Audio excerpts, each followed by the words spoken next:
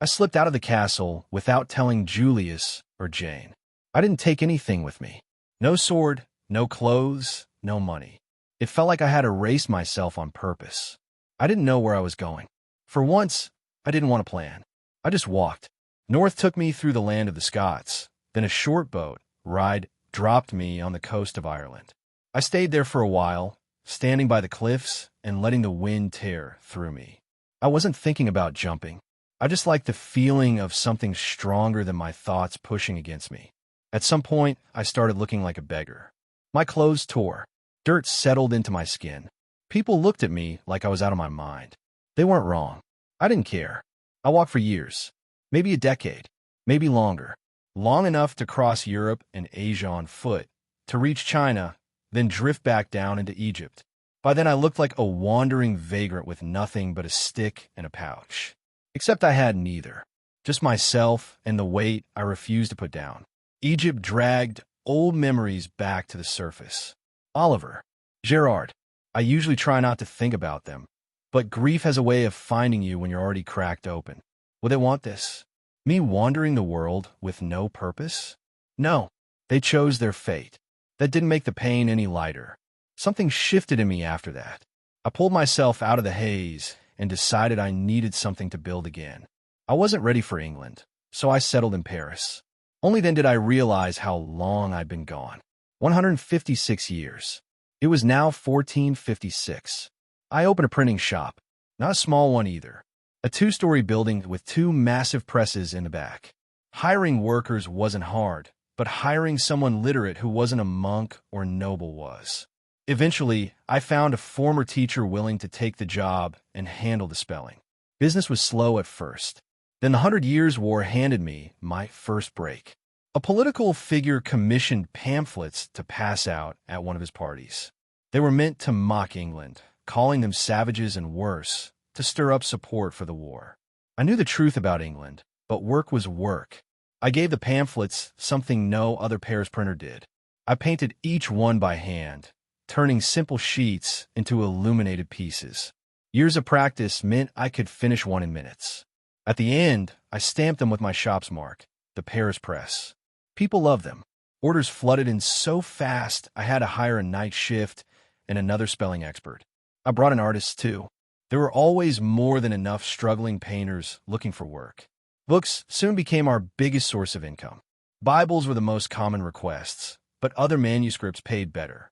Within a few years, I owned 3 press shops in Paris. Once the city was settled and running without me, I expanded again. Rome was the next obvious choice. Before leaving, I changed my appearance. I cut my hair short and dyed it a reddish brown with henna. I didn't want the Volturi or my bank trailing my movements, and avoiding the church's attention was a bonus. By 1471, I had bought an old warehouse near the docks and turned it into a small printing factory. Getting the presses set up took time, but Rome was overflowing with talent. I plastered flyers across the city, asking skilled artists to come for testing. Word of mouth did the rest. By the next day, a long line waited outside. I needed 20 artists. I tested each one, starting with simple tasks and making them harder. Many were talented, but I only wanted the best. By nightfall, I had more than I intended to hire, and decided to take the extras anyway. As I was blowing out the last candles, someone hammered on the door. When I opened it, a fist swung past where the door had been. I stepped aside out of instinct, then stopped myself before reacting. The young man on the other side looked horrified at his near miss. He apologized loudly. I waved it off and asked what he needed. He pulled out one of my flyers. He was here for a job. Unfortunately, all the positions were filled. I told him so. He panicked, insisting he could show the owner his skill. He had just arrived from Vinci. He needed work. I wasn't offended he didn't realize I was the owner. I've been dealing with that all day. I asked for his name and where he was staying, just in case something opened. He stepped forward. My name is Leonardo da Vinci. I'll be at the Greenways Inn. For a second, I forgot how to speak. When I recovered, I told him to come inside. Suddenly, there was space for one more. This was his first day in Rome. He wanted a master to study under, but a job would keep him fed. We clicked quickly. We were both curious and stubborn about art. He wasn't the legend he'd one day become, not yet. but he had the hunger. I taught him everything I could. Shadows, light, technique, the subtle things that separate good from unforgettable. For years, I watched him grow. Eventually, in his late 20s, he said goodbye and left to carve his own path. I wasn't sad, not really. His life was meant to be different from mine. Still, there was that familiar sting that comes with letting anyone go. After he left, I drifted again. I kept my life simple, refused to lean on the bank for comfort, and found challenges where I could. Easy living never appealed to me. It felt pointless without struggle. But slowly, even my businesses stopped needing me. I spent more time trapped behind a desk than doing anything meaningful. Then news reached me. A new land. Some said it was fantasy. Others swore the explorers had hallucinated it. I went to Spain myself. Found the Pinta and the Nina in port. Most of the crew were still drunk in taverns, trading stories for free drinks. Even through the exaggerations, one detail rang true. Columbus had found something real, a new world, and I knew I'd eventually go see it. Julius, 1640. I pulled my cloak tighter as I walked down the steps of Hampton Court. The night had been long, full of speeches and forced smiles. I only wanted to go home, though the ride would take hours. London's throne had dragged me there to beg for more gold. Another venture, another dream, another plea. Our rules were clear. Adam made sure of that. We never funded monarchies. They fought too hard for power and stabbed each other too easily. A servant brought my horse. I gave him a silver and rode out, letting the night air quiet my thoughts. Adam had been gone far too long, longer than any of his usual vanishing acts. One day he was there. The next he was gone. No sword, no belongings, nothing. I had sent word through every branch of our bank. If anyone saw him, they were to leave him alone and simply tell me where he had been. I wasn't foolish enough to think he was chasing adventure this time. His grief over Gerard and Oliver had changed him. All I could do was hope he was safe. Most of the ride was peaceful until the sound of rushing footsteps cut through the night. A blur shot toward me. Instinct took over. I used the saddle as leverage and vaulted upward as something slammed into my horse. I flipped, landed 10 feet away, and saw a figure crouched over my dead horse, drinking. Long, dirty white hair, pale skin, red eyes. Adam, is that you? I called. Nothing. I stepped closer. Adam. The figure's head snapped up. A young man stared back, terrified. This wasn't Adam. I raised a hand. Hello. He staggered back from the horse. His clothes were torn and soaked in something that wasn't just dirt. How did you do that? He asked, voice tight and careful. A newborn. That explained the panic. I'm like you, I said. You're a monster like me? He shouted. I've become the spawn of Satan. We're not monsters, I told him. We're not so different from humans. He didn't believe me. He whispered, I crave the blood of the living. Human blood. For a moment, I wondered if I'd look the same on my first night. What's your name? I asked gently. He swallowed, straightened, and said, Carlyle. Carlyle Cullen. I smiled. I'm Julius, and you're not alone. Carlyle POV 1640. I escaped, but the others weren't as fortunate. I ran blind through the tunnels under London, stumbling through the reeking sewers until the fire under my skin became unbearable and dragged me into darkness. I don't know how long I was unconscious. When I finally woke, everything felt wrong. I rose from the ground as if I weighed nothing. The pitch-black tunnels looked like a dim gray room. Not bright, but far from dark. I could see every stone, every crack, every filthy detail. And the smell, God, the smell felt like someone had shoved rot straight into my skull. I found an exit fast. The half-moon lit the sky as I stepped out. I inhaled deeply, trying to steady myself. Then the memory of the bite hit me. I grabbed at my collar, searching for the wound. Nothing. Only dried sewer grime. Relief rushed through me. Maybe I had imagined it, or been grazed instead of bitten. I bowed my head and pressed a hand to my chest for a prayer of thanks. My hand touched nothing. No heartbeat. No warmth. My skin felt cold and slightly hardened, like polished stone instead of flesh. Panic flooded me. Before I could make sense of it, a drunk wandered into the alley, a bottle in his hand. He slipped and slammed against the wall. The bottle shattered. His palm split open. The scent of his blood hit me like a blow. My mind fractured, my mouth filled with a thick, bitter liquid. I clamped my hand over my nose and mouth, fighting the pull that dragged at every inch of me. The man cursed, blood running freely down his arm, red drops hitting the stones in slow motion. Leave. Leave now. Don't become one of those demons. I tore myself away and ran. The alley stretched and blurred. One step, and I was suddenly at the far end, breathless without needing breath. More people crowded the streets, night drinkers drifting toward taverns. And their scent, sweet, intoxicating, horrifying. I bit my lip hard enough to taste stone instead of blood. I kept my head down and walked. Every second felt like torture, every heartbeat around me like a drum urging me to kill. But I would rather die than hurt an innocent person. It felt like forever before I escaped London. When the city finally disappeared behind me, I ran again, anywhere as far as possible from temptation. Eventually, I collapsed to my knees. What am I? Fear and anger twisted together in my chest. My father had spent his life hunting creatures like the one I had become, and now I was one of them. A pale liquid, not tears, slid down my cheeks as I stared at the moon overhead. Why? Why have I been forsaken like this? I whispered. No answer came. I dug my fingers into the soil and let myself break for a moment. Then my ears picked up the sound of hooves in the distance. Sharp, clear, close. Something inside me snapped. Grief and rage blurred into instinct. My body launched forward before I had fully chosen to move. I sped through the trees, dodging branches like they weren't there, hunting by sound alone. When I broke out of the tree line, I saw him, a boy, maybe 16, on a dark brown horse. Black hair tied back, fine clothes. A sickness gripped me at the thought of ending someone so young. For a heartbeat, I seized control again. I forced my body away from the boy and toward the horse instead, choosing the lesser evil with the last shred of what I had left. Hey everyone, welcome to FanFic Canon. Thanks for hitting play. I'm thrilled to bring this fan-made story to life for you. If you enjoy the ride and want more narrated fanfics, smash, subscribe, and tap the bell so you never miss an episode.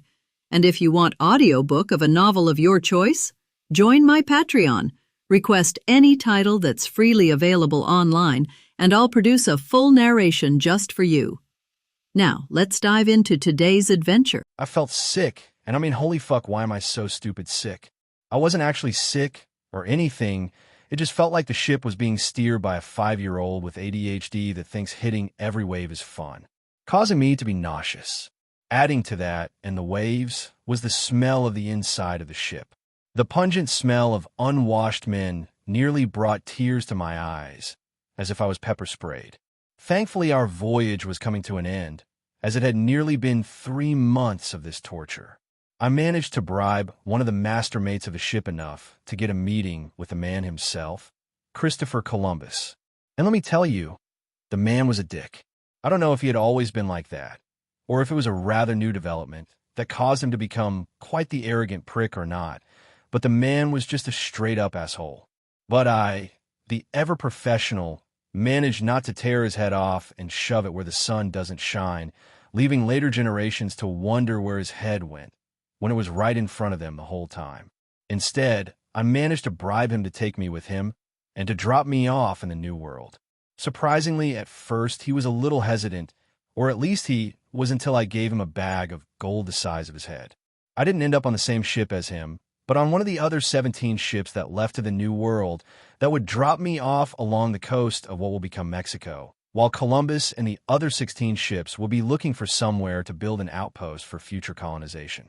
We separated from the other ships about 3 days ago, and land had finally come into sight. Standing on the deck, all I had with me was a broadsword strapped to my waist and some heavy-duty clothes that would last longer than regular fabrics. Other than that, I had nothing else to bring with me. Everyone on the ship thought I was insane, but I didn't care. I was finally coming back to the Americas. By this time, my hair had also reverted back to its usual white color from the 3 months I didn't re-dye it. Thankfully, none of the men on board were particularly religious men and left me alone. The ship stopped a good distance from shore, so I was brought to it by a small rowboat. The water was crystal clear, and the golden sand under it gleamed in the sun. As the small boat hit the sand, I leaped from it, hit the sand with my boot-covered feet. Some 20 yards from ashore was a long line of dark jungle. Giving the rowboat a hand to get them off the sand and back in the water, I watched as the rowboat made its way back to the ship, giving them a wave as they left. After a few moments, I turned to look at the jungle behind me. Looking at my systems map, I found I was dropped off towards the middle of Mexico. Tecolutla, scattered in all directions, were different blue dots, resembling places of population. But there was one not too far from myself that seemed to be the biggest one. So now, with a destination in mind, I headed in that direction. The tropical landscape reminded me of India with its thick green tongueless. Slowly making my way into the jungles, I listened to the buzz of the wildlife all around me, from the bugs to the chirping of birds that flew from tree to tree.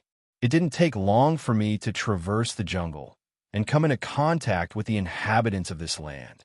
It seemed I'd been found by a hunting party of young men, all of whom had spears and small bows. To say they were startled would be an understatement. Most of them were smaller in stature, around 5 feet 4 inches, with wide facial structures and black hair with brown eyes.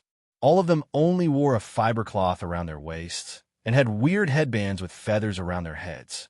I had heard them long before I had even seen them. With the thick tropical brush in their way, it was like a small stampede was heading straight towards me. I stood still and waited for them to see me, which wouldn't have been hard. I stood well over 6 feet tall and had white hair. I couldn't have stuck out more than a kangaroo in a dinner jacket at a fancy dinner party. When the man leading the group first caught sight of me, his first instinct was to react, which was to bring a tube-looking thing to his lips and blow a dart right for my chest. Likewise, I acted on instinct. Catching the fast projectile with my hand, I brought the dart up and looked at it, while the group of hunters looked at me in astonishment. The dart looked to be a thin piece of wood shaped like a nail with a dark blue feather on the back of it. Looking up at the group of younger-looking me, they seemed to freeze when they saw me. Dropping the dart to the ground, I lifted a hand to wave at them. "Hello," I said, trying not to seem threatening to them in any way. They all looked at each other when I spoke, all in clear confusion at my words. Tapping my chest, I spoke again. "Adam, friend," I said slowly, knowing they didn't understand my words. The first to respond was the one who had shot the dart at my chest, who I guessed was the leader of the group. He only took one step forward, making sure to keep a spear at the ready, just in case I decided to do anything funny. Even though if I wanted to kill him, his spear wouldn't slow me down in the slightest. The man seemed to be in his mid to early 30s, with a few scars running along his arms and on the side of his face. He spoke to me in a language I had never heard before and resembled no language I knew. But he did hit his chest a few times, so I guessed at what he was saying. "O Cullens," he said again, tapping his chest. "O Cullens," I said, pointing at him. He nodded his head and a smile grew on his face.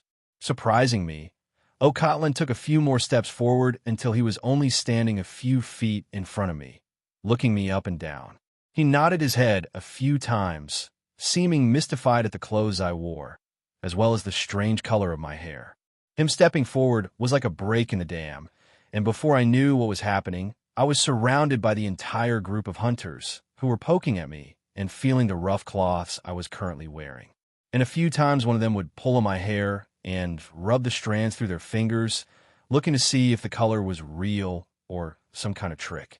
But once one of them went to pull my sword from my side, that's when I decided to put an end to whatever was happening. Grabbing the handle of the sword, I pushed it back down into the scabbard as I took a step back and away from the group. They seemed confused at what had just happened and why I had stepped away from them. That's when Cullens started speaking to the group again, and from the sound of it, he didn't sound happy about something and was chiding the group. The verbal beating only lasted a few moments before he turned to me and spoke again, more than likely an apology. I just nodded my head and smiled. From there, he started to wave at me to follow the group, which I did. For close to an hour, I followed them through the hot jungle until we got to the top of a rather large hill, and I got my first sight of their home. What I saw truly baffled me. Sitting in the middle of a lake was an island with a massive city on it, with 3 bridges connecting it to land. The island had thousands of houses on it, and from where I stood, I could see a total of 6 large pyramids on it, with one truly massive one in the middle. They weren't as large as the ones in Egypt, but the biggest one got pretty close to the smaller ones that had been built over there. Making our way to one of the bridges, we started to pass others who were going about their days. All of them stopped to stare at me as we passed. Most of them, man or woman, wore tunic-looking shirts that went to their knees with belts to keep them on, with sandals on their feet. And it also surprised me to see not one of them was over 5'5", making me feel like a true giant among normal people. The farther into the large city, the more impressed I was. Because unlike what I had experienced in Europe and other places, this city seemed to actually be planned and well laid out, with dirt streets and one-level homes in perfect placements. But when we passed a massive market that had thousands of people walking about, was when I truly had to take a moment to soak everything in. But I couldn't think for long, because people were starting to notice me, and they wanted a closer look at me. Swarms of people started to appear all around me in a mob, all wanting to look at me. Thankfully, Cullens and his other hunters used their spears to keep them at bay. Pushing me along, Cullens pointed towards the pyramids as a destination for us to go. So, with a large mob of people following, we continued, until we were standing in front of the largest pyramid. Standing in front of it was a group of older men who seemed to have been warned of my arrival. They all wore more beads and other knickknacks than anyone else I'd seen so far. They also had large headdresses on them that had large feathers of different colors with gold inlays on the metallic headbands. But standing in the middle of them was a man that had the same kind of headdress, but all it had was green feathers and a pure gold band on it, with a jewel right in the middle. He seems important. I couldn't help but think as he looked me dead in the eyes for a few moments. But wanting things to get too awkward, I lifted my hand and spoke. "Hello." As soon as I spoke, it was like my interactions with the hunters. Whispered conversations spread over the crowd, while the man in the green headdress turned to the other men by him, while they whispered in his ear. After a few minutes of this, the man in the green headdress raised his hands into the air and spoke. To me, it seemed he was quieting the crowd of people, and within seconds it was quiet again, allowing the man to speak again. I couldn't understand what he was saying, but it was like he was giving a speech before he pointed at the clear blue sky, then yelled a few more words. His words seemed to send the crowd into an excited frenzy before they all started to chant. And to be honest, it sounded kind of eerie and haunting. Then a middle-aged man eagerly stepped from the crowd and approached the group of men in headdresses. As soon as everyone saw this, they let out a loud cheer that made me go deaf for a moment. I was confused as all of this happened, until Cullens stepped up beside me and smiled up at me and spoke in his language. But I still couldn't understand. But he tugged my arm and led me to the man in the green headdress, and before I knew what was happening, I was led to a large stone building that I guessed was a small palace and was taking a bath in heated water. By the time I was out, the sun was starting to lower, and I was led back to the pyramids, which by this time was lit with many torches and was nearly completely surrounded by people. I was led to a shaded area that had nice wooden chairs with the man in the green headdress seated. When he saw me, he gave me a wide smile and pointed to another chair next to his, which I gladly expected. By this point, I figured he was the ruler of these people, and I should just do as he says. As I sat, a pretty woman came by with clay mugs of an aromatic-smelling drink, which I soon found out tasted like mangoes and had an alcoholic aftertaste. I couldn't help but down the drink in one large gulp, as a flavor I hadn't had tasted in thousands of years touched my tongue. When the leader of these people saw this, he pointed at the woman again and told her something. But shortly after she came back with a jug of this stuff, I couldn't stop myself from grabbing the entire thing from her and downing even more of it, which made the man in the green headdress laugh loudly. Holding my second jug in my lap, I now sipped it instead of chugging it, when another lady came by holding bowls of fruit, which she handed her leader with a bow, then myself also giving me a bow. What I saw in the bowl was an assortment of different fruits like banana, mango, papaya, and guava. I couldn't help but let out a smile as saliva filled my mouth at the sight. because for so long I had only eaten bland foods that never really had a sweetness to it. But now I was practically in heaven as I started to eat with my hands. 9 whole bowls later, something started to happen at the top of the largest pyramid, as a large flame was lit at the very top. Setting my bowl down, I took another long sip of my fruity mango beverage as I watched what was happening. With my perfect eyesight, I was able to see perfectly what was happening. Standing all the way at the top of the pyramid was the middle-aged man from earlier today, as well as the other men with headdresses. They seemed to be talking when he was led to a pedestal by the stairs. Then, to my bewilderment, they started tying him down, so his head was right over the stairs. That's strange, I thought. That was before one of the headdressed men pulled out something that looked like a long paddle with sharp ends and started chopping the man's head off. Choking on my fruity drink, I couldn't help but be startled at the sight of butchery that was taking place so suddenly. In 2 solid swings, the man's head was cut clean off and started bouncing down the many steps, while blood spurted from his headless neck. "Oh fuck," I said as I watched the head bouncing. "Ooh fuck," the leader of these people said, next to me as he gestured to the skeptical. In the days after that, I managed to put the pieces together of who these people were. It took me so long, because being someone from the far northeast of America, Aztec cultures wasn't exactly a common top. At first I couldn't tell if this was an Aztec city or a Maya. But I heard they called themselves the Mexica, which sparked a cloudy, almost forgotten memory in my head about a Joe Rogan podcast I hadn't listened to in a while about ancient civilizations in Mexico, and the man who was explaining an Aztec city deep in the forest that had been covered completely by the forest, he refused to them as the Mexica people. I know Joe Rogan did have a podcast about this topic, but I don't think that was ever brought up. Thankfully, they didn't have any more sacrifices while I stayed there, but even if they did, I wouldn't do anything about it. This was their way of life, and I had no right to stop them from doing something that was part of their culture. I ended up staying for roughly a month before I decided it was time to continue my journey. So late at night, I gathered all I had gotten while here and left, not leaving a trace to be tracked. I ended up continuing south, where I ended up running into the Maya people, where something like what happened with the Aztec people happened. I was led to a large city, where a sacrifice was done on a large pyramid, and a celebration ensued. Again, I didn't stay too long, and continued south, running into other much smaller groups of people and tribes. I lost track of time as I finally made it to the bottom of the South American continent and got a look at the gleaming blue sea. To get here, I had to travel through some of the harshest terrain I had ever experienced before, and I couldn't have been happier. I managed to see some crazy wildlife up close and be the first person from the outside world to come into contact with certain tribes. It took another year for me to make my way back up to Mexico, where I made stops at some of the Maya and Aztec cities before I continued north after passing the Rio Grande River. As soon as I was on the other side, I could help but fall to my knees and give the dirt a kiss out of pure excitement. I started my journey by going through Texas at a westward angle, hoping to make it to the Grand Canyon. At the moment, I was walking next to Tony, my alpaca, who was carrying the cool knickknacks I had collected over my journey, as well as my food and water skins. The reason I was using an alpaca to carry everything instead of a horse was because, to my surprise, there are no horses in the Americas yet, or at least there might be, and I just haven't found any.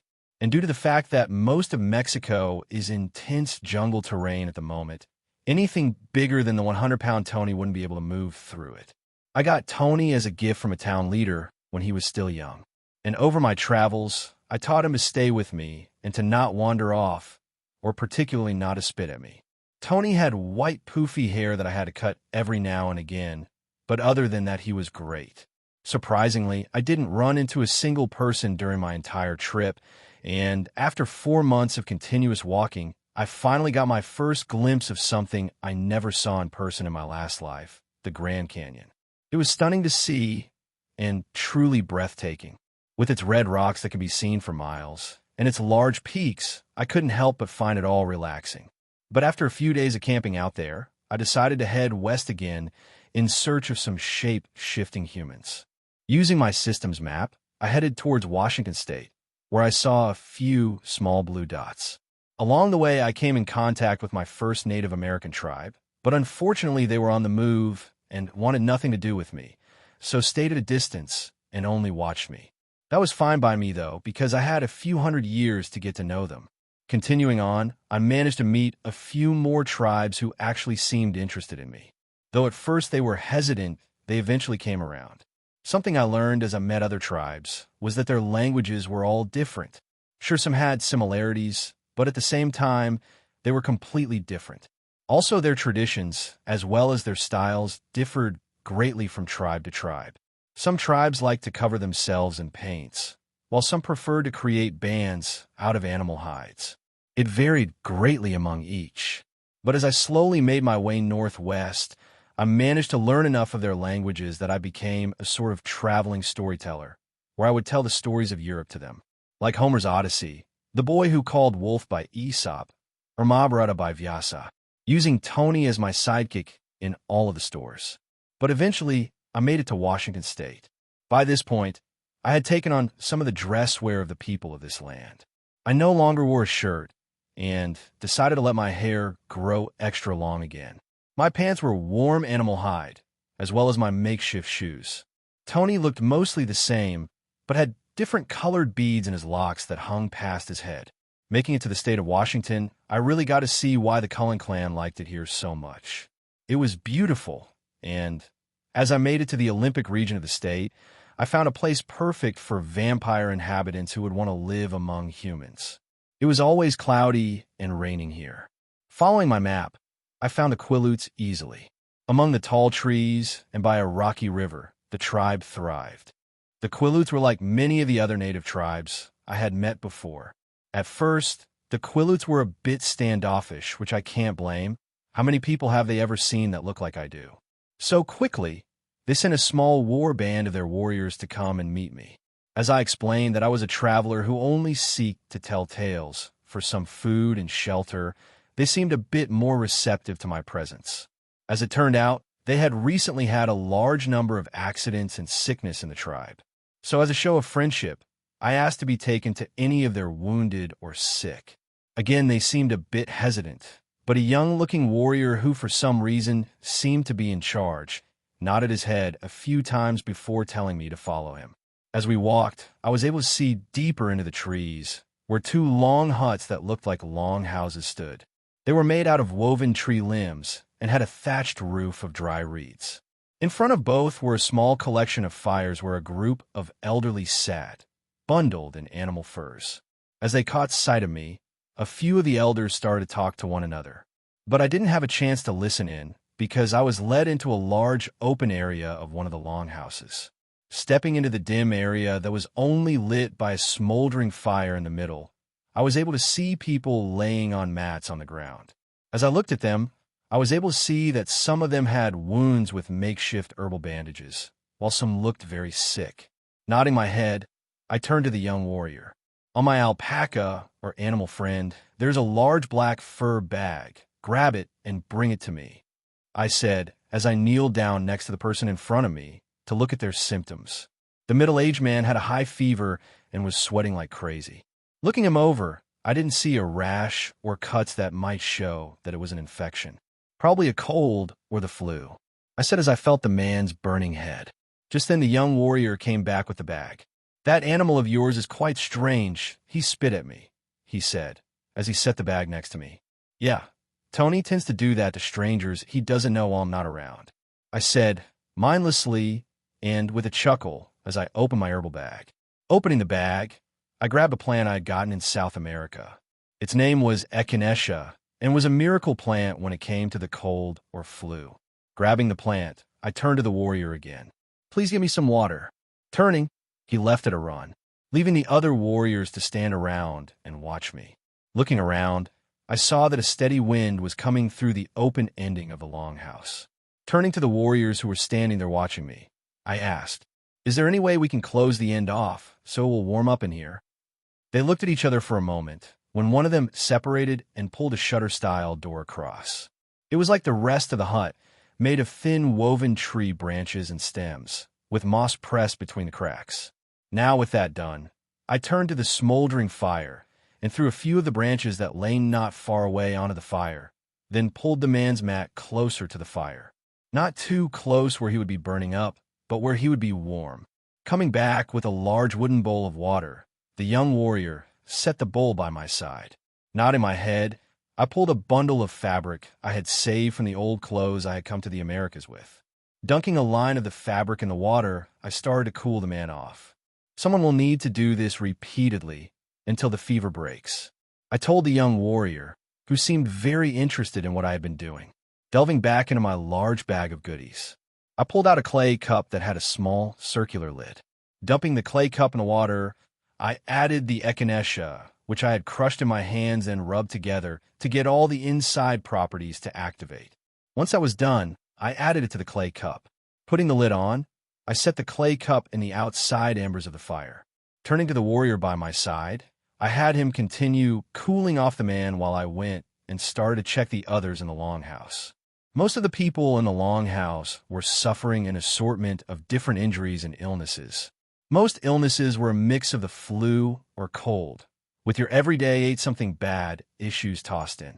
But those with injuries were the real issues. Cuts and the occasional twisted ankle were sprinkled in with those who had severe injuries. One man had fallen off a tree and had a broken arm I would need to reset, while another had a run-in with a bear and ended up with a couple of deep claw marks before the rest of the hunting party he had been a part of could reach him and ward off. For the rest of the day and half the night, I and the young warrior worked to bring these people back to wellness. At one point, the young man, who seemed to be in charge, ordered the others who had been watching us to help. And even a few of the women and girls of the tribe contributed by bringing fresh water as well as anything else we would need. With my bag of herbs and my knowledge, we broke the fevers of many of those in the longhouse by giving them herbal teas to fight any infections or illnesses they had. While those with injuries, I helped the best I could.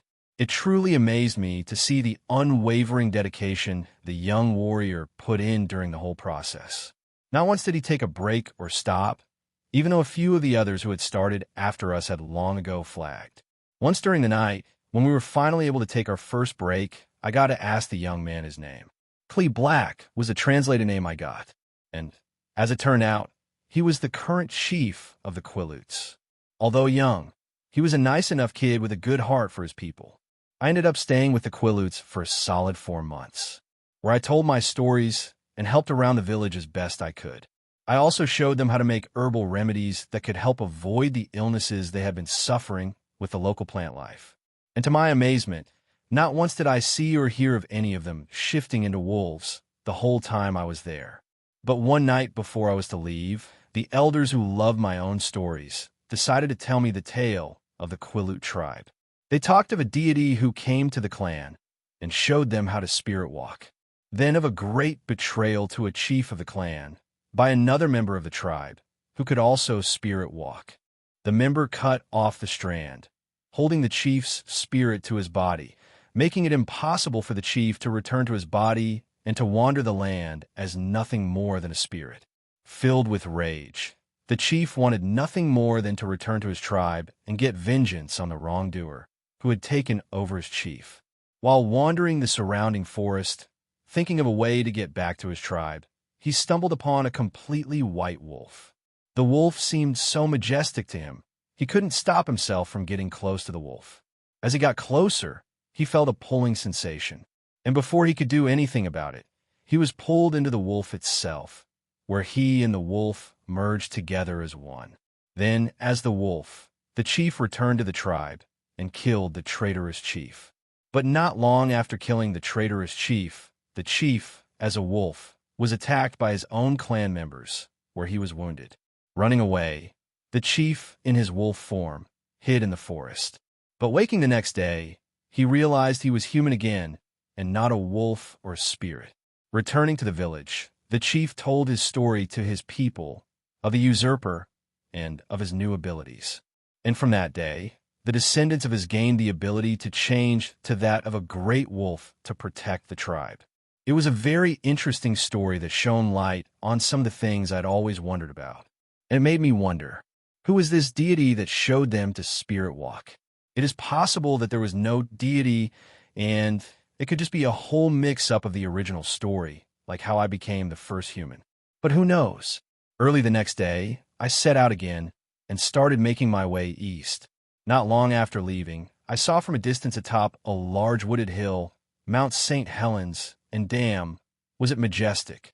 Continuing east, I made a sort of zigzag, going to anything interesting that I saw and could remember, like Yellowstone with its hot springs and the numerous other incredible places across America that I never experienced before. One of my favorites was the Great Plains and the massive herds of buffalo that could be in the hundreds of thousands. Or when I got to Niagara Falls, which was way bigger than I imagined. But unfortunately, Tony got sick around that time and passed away. I was sad, but how many alpacas have traveled as much as he ever did and lived such a good life? I kept the beads of his and made a bracelet from them. I wasn't sure why his death affected me so much compared to the other numerous animals I have had and have passed away before. Maybe it was because he was the only constant that has been with me throughout most of my travels through the Americas, or maybe it was because I was tired of being lonely. April 5th, 1641. 5,641 years in world. Thank you truly, Mr. Gotts. I don't believe we would have made it through this voyage whole without your help. David Jones, the captain of the ship I had just departed from, said, as we shook forearms. Of course, Captain. I couldn't let my chance of finally getting home turn back. I said with a laugh. When the Pilgrims first arrived in Massachusetts, I had been waiting for them. Talk about a bunch of bewildered people. But with a very well-rehearsed backstory, I managed to gain their trust. My story was that I was shipwrecked and that I was the only survivor of the ship. The fact I looked mostly like them and could speak perfect English persuaded them enough to trust me. I decided to help them come in contact with the Wampanoag tribe, otherwise known as the tribe that helped the Pilgrims through their first winter here. I had long since come to terms with the bad side of what will happen when more European settlers come to the Americas. It's inevitable that more will come, and no matter what I do, more and more people will still come. My hope of introducing the Pilgrims to the natives and telling the Pilgrims of the natives' culture was to curb some of the fighting that might arise from misunderstandings. But truthfully, I didn't have high hopes that it would really change anything. The diseases that will wipe out an untold number of native tribes were impossible to stop, just like the fighting. But that didn't mean I would let the natives be wronged like they originally were in my old world. So I ended up staying longer than I had originally intended, being the peacekeeper between the two groups. But after I managed to teach a few of the Europeans the native language, as well as English for some of the natives, I decided to let things play out. I want to always be around to hold their hands. On the return voyage to England, we had been forced through 2 massive storms that would have done extreme damage to the ship if it wasn't for me. Thankfully, the main mast didn't break, but a few of the boards below did, sending geysers of water into the belly of the ship. But with my strength, I was able to plug the leaks in minutes while it would have taken the other crew members much longer, allowing us to keep going instead of turning back. Are you sure you don't want to pay for your work? Captain Jones asked as we released our grips. I'm sure, I said, picking up my 2 large bags from beside me. I should get going, though. Let the family know I'm still kicking, I said, with another laugh and a wave, as I turned and started walking. As I traversed the bustling streets of London, I couldn't help but be amazed at all the new structures that filled the now massive city, as well as the numerous shops that filled the narrow streets. It was clear that there was no rhyme or reason for any of the streets, making it clear that there was no planning involved with the mishmash and confusing street layout.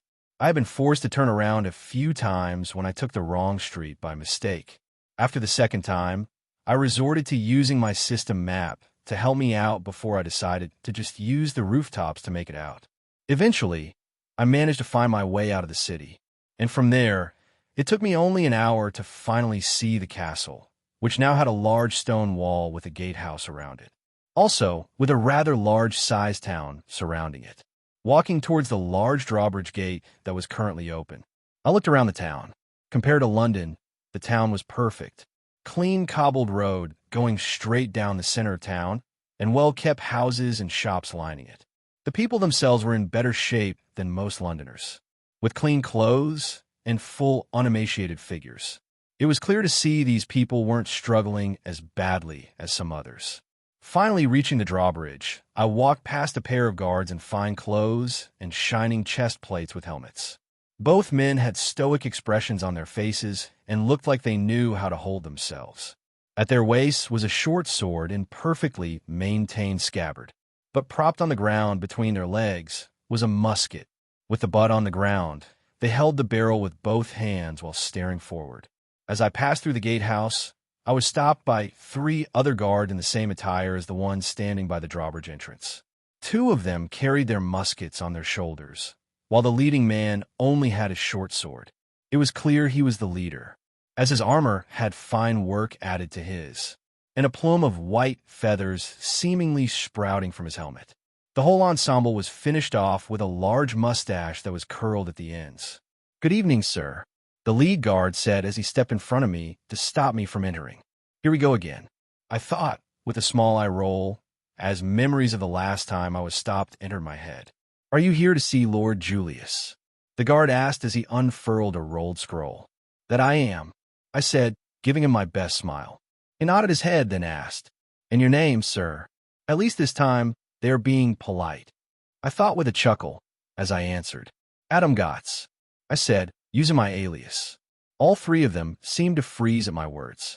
"Hey, Adam," the guard asked as he looked up from his scroll, then at me. I nodded my head. "That's me," I said with a raised eyebrow. The guard's eyes flicked up to my hair and seemed to widen even more.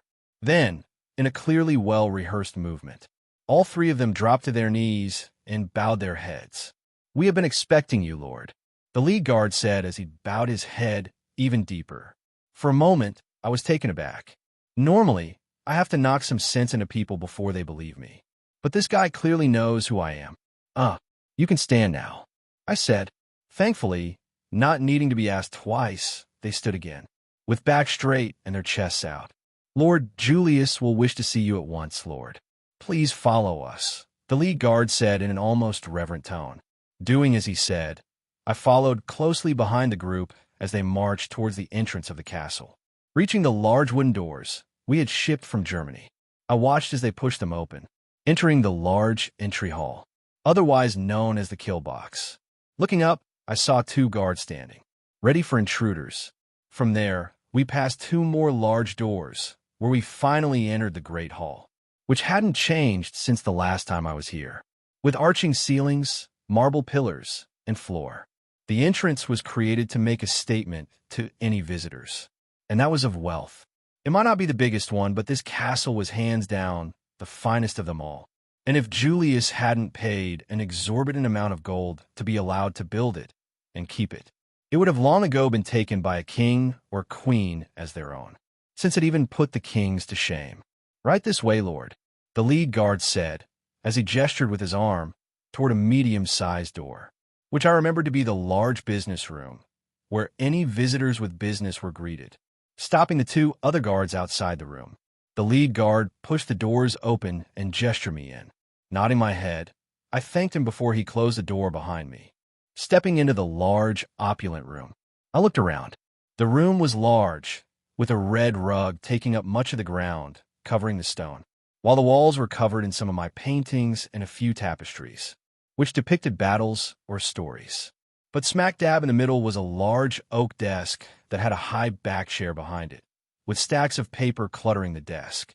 But what caught my eyes was the figure sitting behind that desk and in that chair.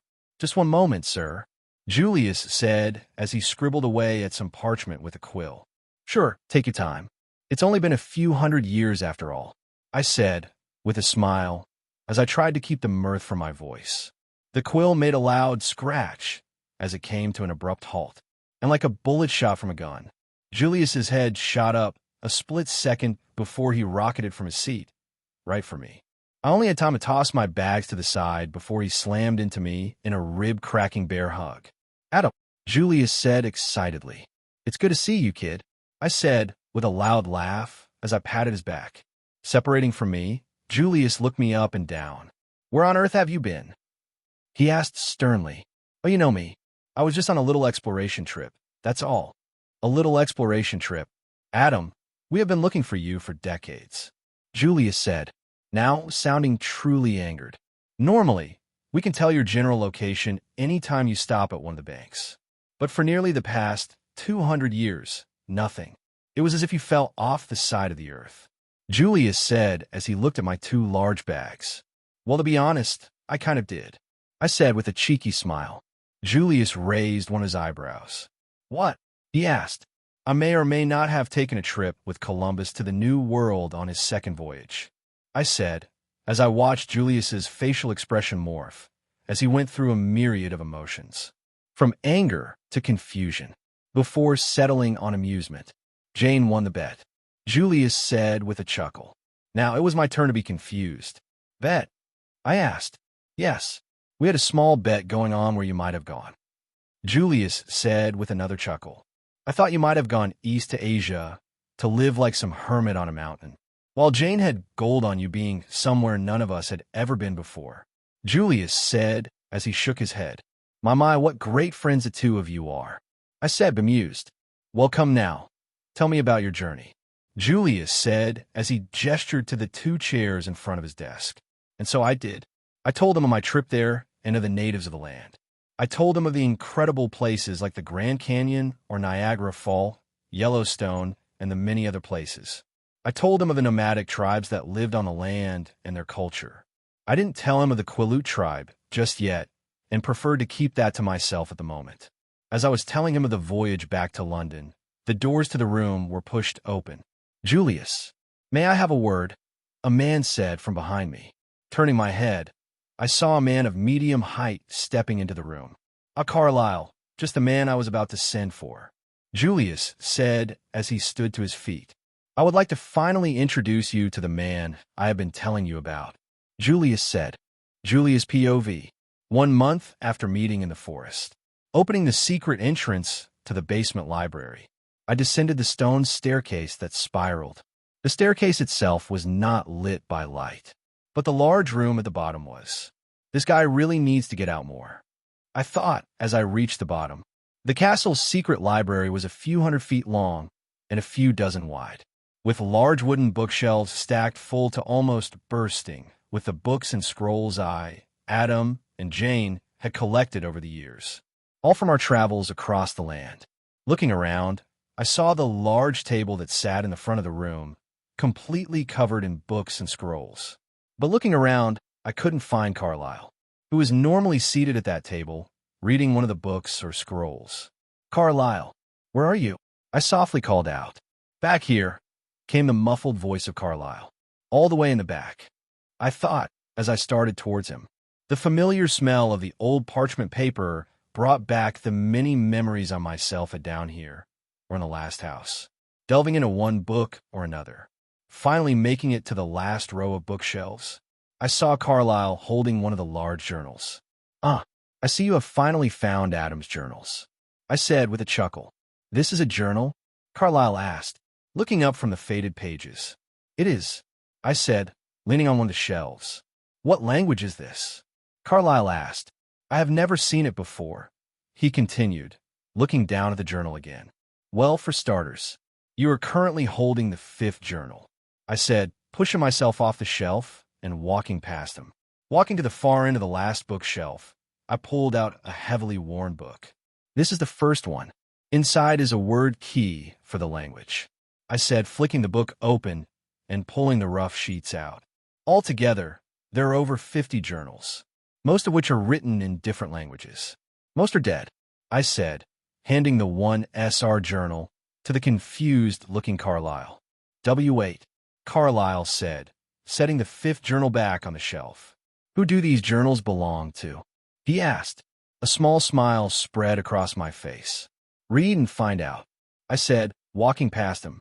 I will be back shortly. Tonight, we will be going for a hunt, I said, as I made my way back to the stairs. Reaching the top, I closed the secret door behind me, so none of the servants stumbled upon it.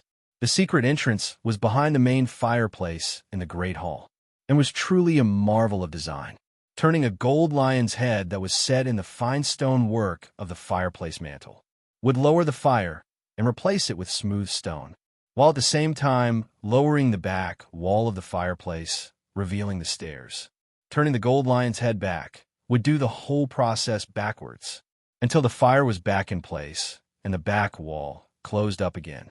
With that done, I made my way back to my and Jane's chambers. Opening the door, I stepped into a well-lit room.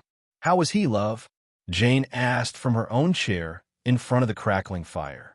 "He is well, reading as usual," I said as I walked up next to her and leaned down to kiss her.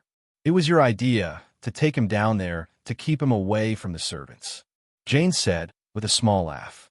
"True, but I didn't think I would need to drag him out of there every few days so he could feed," I said, plopping down in my recliner. "Yes, he seems to enjoy the books," Jane said while flipping the page of the book she was reading. "He just found Adam's journals, so I don't think we will be able to get him away from those for some time, after he learns how to read them," I said, looking into the fire. Just then, the scratchy sensation of thirst started to grow in my throat. I remember the first time I read those. "So I must agree with your words," Jane said with a smile. "It is good he found them. We had to tell him eventually," Jane said, closing the book she had just finished. "Yes, knowing Adam, he will just show up out of the blue as if he hasn't been gone for nearly 200 years without a word," I said, shaking my head. "Can you blame him, Julius?" Both Oliver and Gerard were like his children, and all he could do was slowly watch them perish. "Could you imagine the pain that put him through?" Jane asked. No, I can't," Julius said quietly. "He is probably just on one of his trips, trying to handle the guilt and sadness he feels about them," Jane said, standing. "I still think he's living on some mountain somewhere," I said with a chuckle. "Perhaps, but only time will tell, and we have all the time in the world. He will be back eventually, so stop worrying about him," she said. "Now, I don't know about you, but I'm feeling a bit peckish," Jane continued, giving me a mischievous smile. "For dinner or dessert?" I said with a coy smile. "I've always liked my dessert first," Jane said, turning to the walk towards the bed. In a blur, I was out of my chair and heading for the bed while tearing my clothes off. A few hours later, the scratchy sensation in my throat was finally becoming an annoyance. "As much as I would like to stay here with you, my dear, we need to feed," I said, sitting up in our bed. "Me as well," Jane said. Getting dressed was only the work of a few minutes. "I will get Carlisle and wait for you in the foyer," I said, as Jane was busy getting dressed. Going back to the fireplace in the main hall of the castle, I repeated my earlier actions, turning the lion's head, then descending the stairs. Reaching the bottom, I saw what I expected. Seated at the large table was Carlisle, nose deep into the journal. "Having fun?" I asked as I reached the table. Startled, Carlisle's head shot up. "Oh, Julius back already?" he asked. "It has been some time. We're almost out of time for a hunt, so we need to get going," I said. "All right, yes," Carlisle said as he stood from his chair. "Make any progress?" I asked him as we went up the stairs. "Yes, the language is quite simple, so it didn't take me long to learn it," Carlisle said from behind me. I let out a laugh. It took me a whole day to learn it. The same goes for Jane. And here you are, learning it in less than a night. Closing the secret entrance, we stood waiting on my beloved. "So who is this Adam?" Carlisle asked. That's a tricky question," I said, turning to look at him. "In what way?" Carlisle asked. "To me, he is my oldest friend, and in all reality, might as well be my brother," I said with a smile.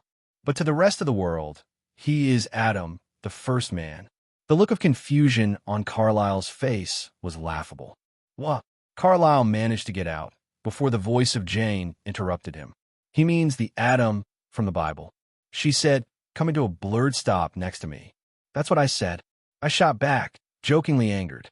"No, you were being vague, hoping to drag him along," Jane said, stomping down on my hope for a little fun. "Wait," Carlisle said, now cutting off my and Jane's banter. That can't be possible," Carlisle said, now sounding angry. "Oh, but it is," Jane said, while grabbing onto my arm. Then that means if I die, what? That you will go to hell?" I asked. Carlisle slowly nodded his head. "And where exactly did you come up with that idea?"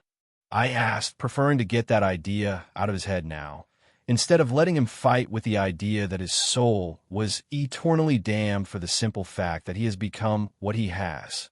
Where? We are the living dead who crave human BLO. I interrupted him. You think because we can drink human blood that we are just soulless beings? I said with a chuckle. I have a question. I said, taking a step towards him. Do you still have emotions? Do you still feel happy, sad, angry? I asked. Carlyle's brow creased. I do. Some seem to even be more intense. I snapped my fingers together and pointed at him. Well, there's your answer. I said in a happy tone. I don't understand. My hands fell to my side, and I let out a sigh. If you didn't have a soul, Carlyle, then you wouldn't feel emotions.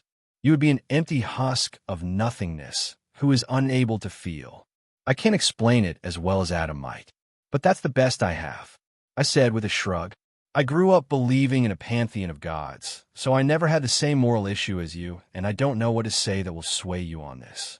But the best I can say to you now is to wait for Adam to return. He has been gone for quite some time and will hopefully be back soon and able to talk with you. I said, but for now it's time to hunt. I said, Carlyle POV, April 5th, 1641. Years as a vampire, 1. The scratchy pain in my throat was no longer as bad as it had first been, especially now that I have had some practice with Julius and Jane. Today was a cloudy day with a scattering of rain, allowing me to walk the crowded streets of London by myself. I didn't have a destination in mind or a need to buy anything. I just decided to put myself to the test some more around all of these people while I slowly drifted into my thoughts. The conversation between me, Julius, and Jane had reemerged in my thoughts and replayed themselves, which still amazed me. Before I'd been turned, I was smarter than most, which to my folly is what allowed me to actually track down a real vampire with some others of my deceased father's parish, who convinced me to lead their little group of monster hunters in my father's place. But now my mind was on a whole new aspect of reality. Any memory I have had after awakening in the sewers is crystal clear in my mind's eye, from the most infinitesimal detail. I seem to be able to recall it at a simple thought. Breaking from my thoughts, I looked up at the loud bong.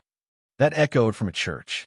The church was large and made of large gray stone blocks in a Gothic design, with its pointed arches, ribbed vaults, and large stained glass windows.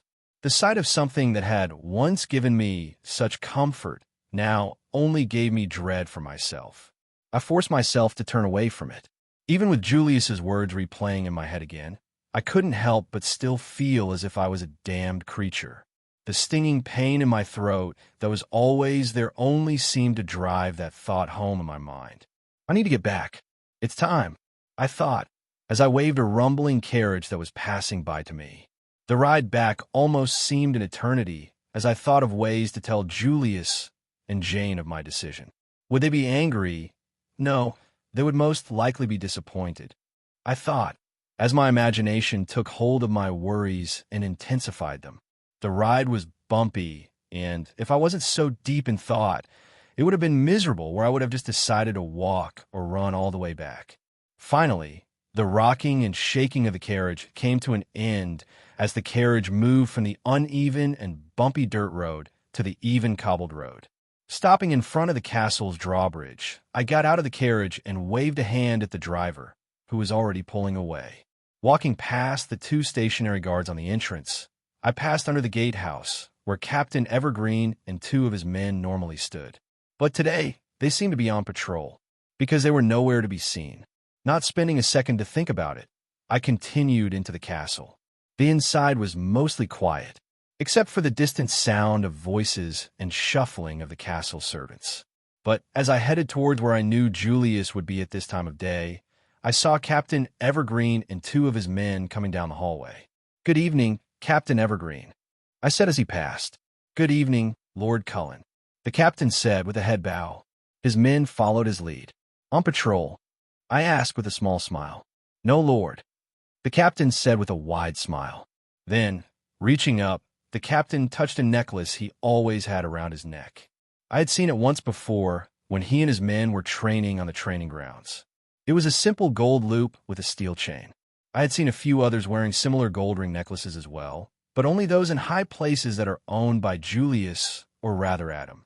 "Ah, well, I should be on my way, Lord," Captain Evergreen said, with a quick salute before he and his men started to walk by. I watched him go, in confusion. Turning back, I continued down the long hall until I reached the large wooden doors of Julius's office. Stopping in front of the large doors for a moment, I readied myself for the conversation I was about to have. Julius and Jane were very nice to me and guided me through this new reality of mine. I felt no pleasure in separating from them. But at the same time, I felt that I needed to leave to learn more of what I am and who I am now. Taking a step forward, I pushed the doors open. "Julius, may I have a word?" I asked before the door was fully open. Carlyle, just the man I was about to send for," Julius said, as I finally took a step inside his large office. As I stepped in, I saw that Julius was not alone. A man was seated in one of Julius's chairs with a relaxed posture.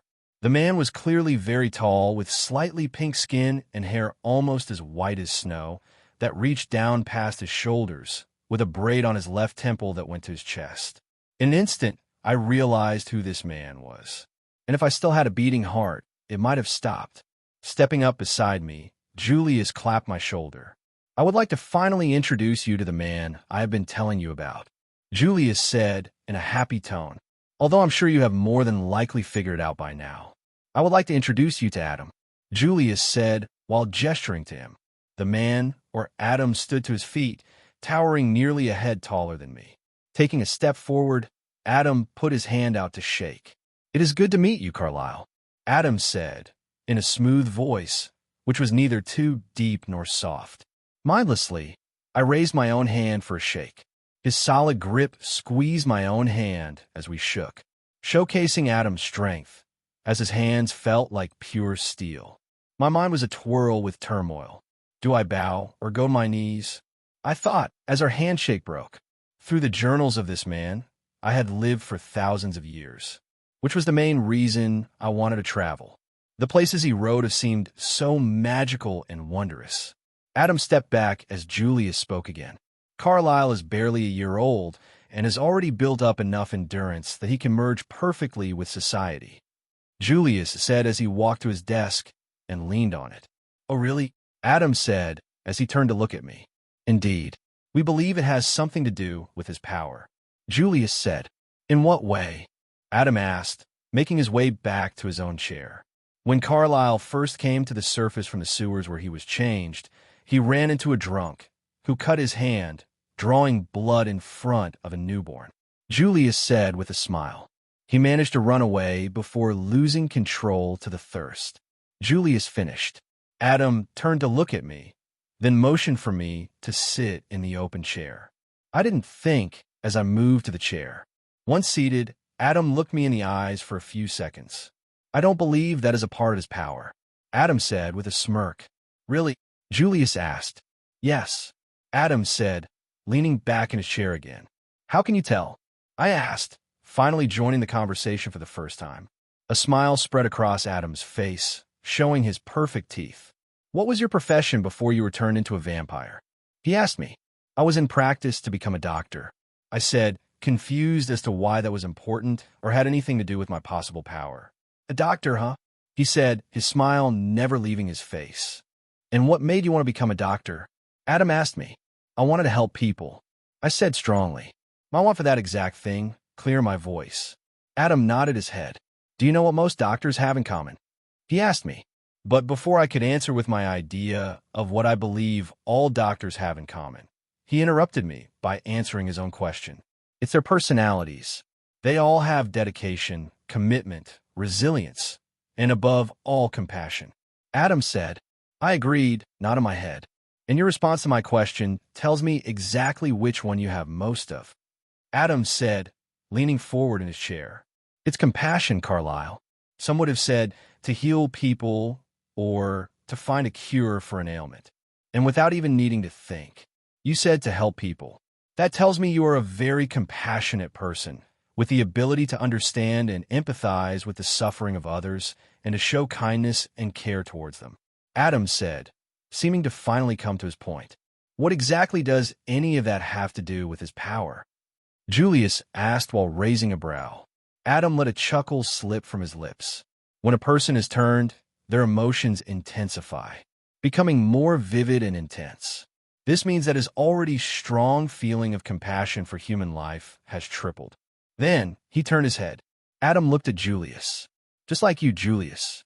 When you first turned, you were able to fight the urge for blood with your own intensified emotions. Adam said, with a laugh. Later that night, I was currently seated on the stone parapet of my room's balcony, soaking in the late-night rays of the moon. From where I sat, I could also see right over the walls that were around the castle and into the still, bustling town. As I sat watching a drunkard stumble his way down the main road of town, I slipped into my thoughts of earlier. Adam's appearance threw off the plans I had originally intended to enact today, which was to tell Julius and Jane of my soon-to-be departure. But after the conversation about my intensified emotions, Adam and Julius seemed to be more focused on reconnecting with each other while I sat there and listened. I wasn't sure if he was the true Adam from the Bible. He matched perfectly with the description of Adam from the Bible. But in his journals, Adam not once wrote of it, which I felt wasn't right. I would expect the first man to exist would at least bring it up at least once in his journals. But as I had that thought, I felt a gust of wind brush by me with a scent. Beautiful night, is it not? The voice of Adam said from beside me. I reacted on instinct. In a blur, I was on my feet and ready to run. But what I saw was Adam leaning on the parapet smiling at me. I didn't even hear him. I thought in astonishment. Since my transformation, it had been impossible for anything to get within a few hundred feet of me without me hearing it, be it bugs, humans, or vampires. Relax, Carlisle. I just came to talk, Adam said as he waved a hand at me to relax. My apologies, Adam, I said as I stepped down. It's all right, Carlisle, Adam said as he looked up at the full moon. We stood in silence for a solid minute before Adam spoke again. Julius tells me you have the idea that vampires don't have souls, he said, looking away from the moon and at me. Adam POV. I turned and leaned on the wall from my side to look directly at him. Don't worry, Carlisle, I said, giving him a smile. You are far from the first to think this way. Carlisle put his elbows on the stone wall and let out a sigh. Can you blame me for it? Carlisle said. No, I can't, I said with a chuckle. But most vampires I have met don't exactly have this dilemma. So this is newer territory for us. Carlisle looked over at me with a raised brow. So most vampires don't care that they are condemned to hell? He asked in a bewildered tone. Not really, no, I said, shaking my head. When I first met Julius, he was like you, except he was more afraid of becoming a monster, instead of a fear for his soul. I said, in fact, when I met him, souls were not really a concern for most. Carlisle looked at me. When did you meet Julius? I know he is old, but you never exactly dated your passages in your journals. Carlisle said, we have known each other for close to 1,500 years now. I said with a shake of the head, boy, does time fly. Carlisle shook his head. That is a long time, he said in a bemused tone. Then, turned to me, he said, but not as long as the creation of Earth itself, huh? I looked at him, but didn't say anything. Something Julius told me was the fact that Carlisle was actually a rather religious person, who, at the moment, was on a search for religious comfort, as in that he wasn't a damned person for the fact that he was now a vampire. After a few moments, I responded, no, not that long. After that we got quiet again. But from the distance, we could hear what sounded like a band starting to play from a tavern. A smile came to my face. Turning to look at Carlisle, I asked him a question. Have you ever done anything spontaneous? He looked at me confused. No, he asked questioningly. I don't believe this is a good idea, Carlisle said as we walked down the cobbled street. Oh, and why do you say that? I asked with a laugh. Because what if something happens, Adam? Someone got hurt, and I can't control myself? He asked. I laughed again. I will be there, and stop you if you do, but I have faith in you, I said, patting his shoulder. At the moment, we were wearing the clothes of the common man. For me, that was my normal wear. But for Carlisle, I could tell he felt like a fish out of water, which was the point of all of this. Getting closer to the tavern, the music grew louder with the boisterous shouts and cheers of the patrons. Stopping in front of the well-kept front of the tavern, We could see inside and the heated party going on inside. Here goes nothing, I said as I put my hand out to open the door, but was stopped as a very drunk man slammed the door open as he stumbled out, singing a church song as loud as he could. Stepping to the side, I let the drunk man, who didn't even notice us, go by.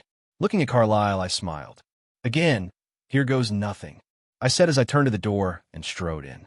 The inside was lit by hanging lanterns and a large chandelier that had candles lit in holders in a circle. In the far corner of the room, a group of people played a fast beat and exciting tune that made you want to tap your foot. Filling the tavern was the working class man. Some were standing, while others were sitting at tables scattered around the room. Sprinkled in with them were the tavern wenches and beer maids. Came on, Carlyle. It's time for something spontaneous, I said, as I walked to the first table in front of us, which had 3 men seated at it. I thought we were already doing something spontaneous just by being here, Carlyle said as he followed behind me. Pulling a chair from an empty table, I pulled it with me as I approached the table. As I slid the chair in front of me to sit, I saw they were playing a game of dice. Good evening, gentlemen, I said boisterously. They all turned to look at me. Evening, one of the bearded men said as he shook the wooden cup holding the dice. Slamming the cup down, he lifted it. Damn it be all, he yelled as he saw the count. Ha ha, a gray-haired man said as he laughed at the losing man. That be the 3rd in a row. He wheezed. The damn fool doesn't know when to quit, the 3rd younger-looking man said. And in quick succession, we had traded names, and before even I knew it, I was holding the cup and dice. How much is the bet? I asked as I looked at my 3 new friends. How much you got? The older man asked. I shrugged, then pulled my coin purse from my side, clunking onto the table. A few of the gold fell out. That much, I said with a laugh, as I saw the wide eyes of the 3 men. That'll do, all 3 said in unison. Thought so, I said as I started to shake the cup. Slamming it down, I leaned the cup to look at the count. Wait, what game am I even playing? I thought. Closing the cup, I looked at the 3 other players. And what game are we playing exactly? I asked. It be called numbers, he said as he looked at the cup, then back up to me. Whoever rolls the highest number wins, he said with a wide smile. We free made it ourselves, the older man said with a wide gap-filled smile. Sounds simple enough, I said as I lifted the cup. 3 6s and 2 4s. 26, I said happily as I tapped the table with my palm. Good roll, loser said with a smug smile. But just you wait till it'll be my turn. I'll show you a good roll, he continued. Shut your gob, would you? Your yappin' be distracting, the old man said as he collected the dice and cup. As the old man shook the wooden cup viciously, a beer made with rather large assets brought a large wooden mug to the table for me. Here you are, love, she said sweetly as she delivered the beer. She was pretty-ish for a place like this, but definitely wasn't my type. Too much cleavage and not enough teeth. But maybe in the 21st century and proper dental care, she might have been a true looker. As I picked up the mug to take a sip of the foam, I realized all 3 of the men at the table were staring at me strangely. What? I asked as I finally took a sip of the dark brew. Slamming the wooden cup down, which he had been holding up by his head in a shaking motion, the old man yelled. Ow! His face was beet red, and steam almost looked to be streaming from his ears. You been here, not any more than a piss, and Betty be bringing you ale. Calm yourself, Tom, before you have another chest pain, the younger man said while pointing a finger at the older man. The old man, who I learned was named Tom, looked at the younger man. But James, I've been coming here every day for years, trying to get Betty to even look at me, boo. Enough, you geezer.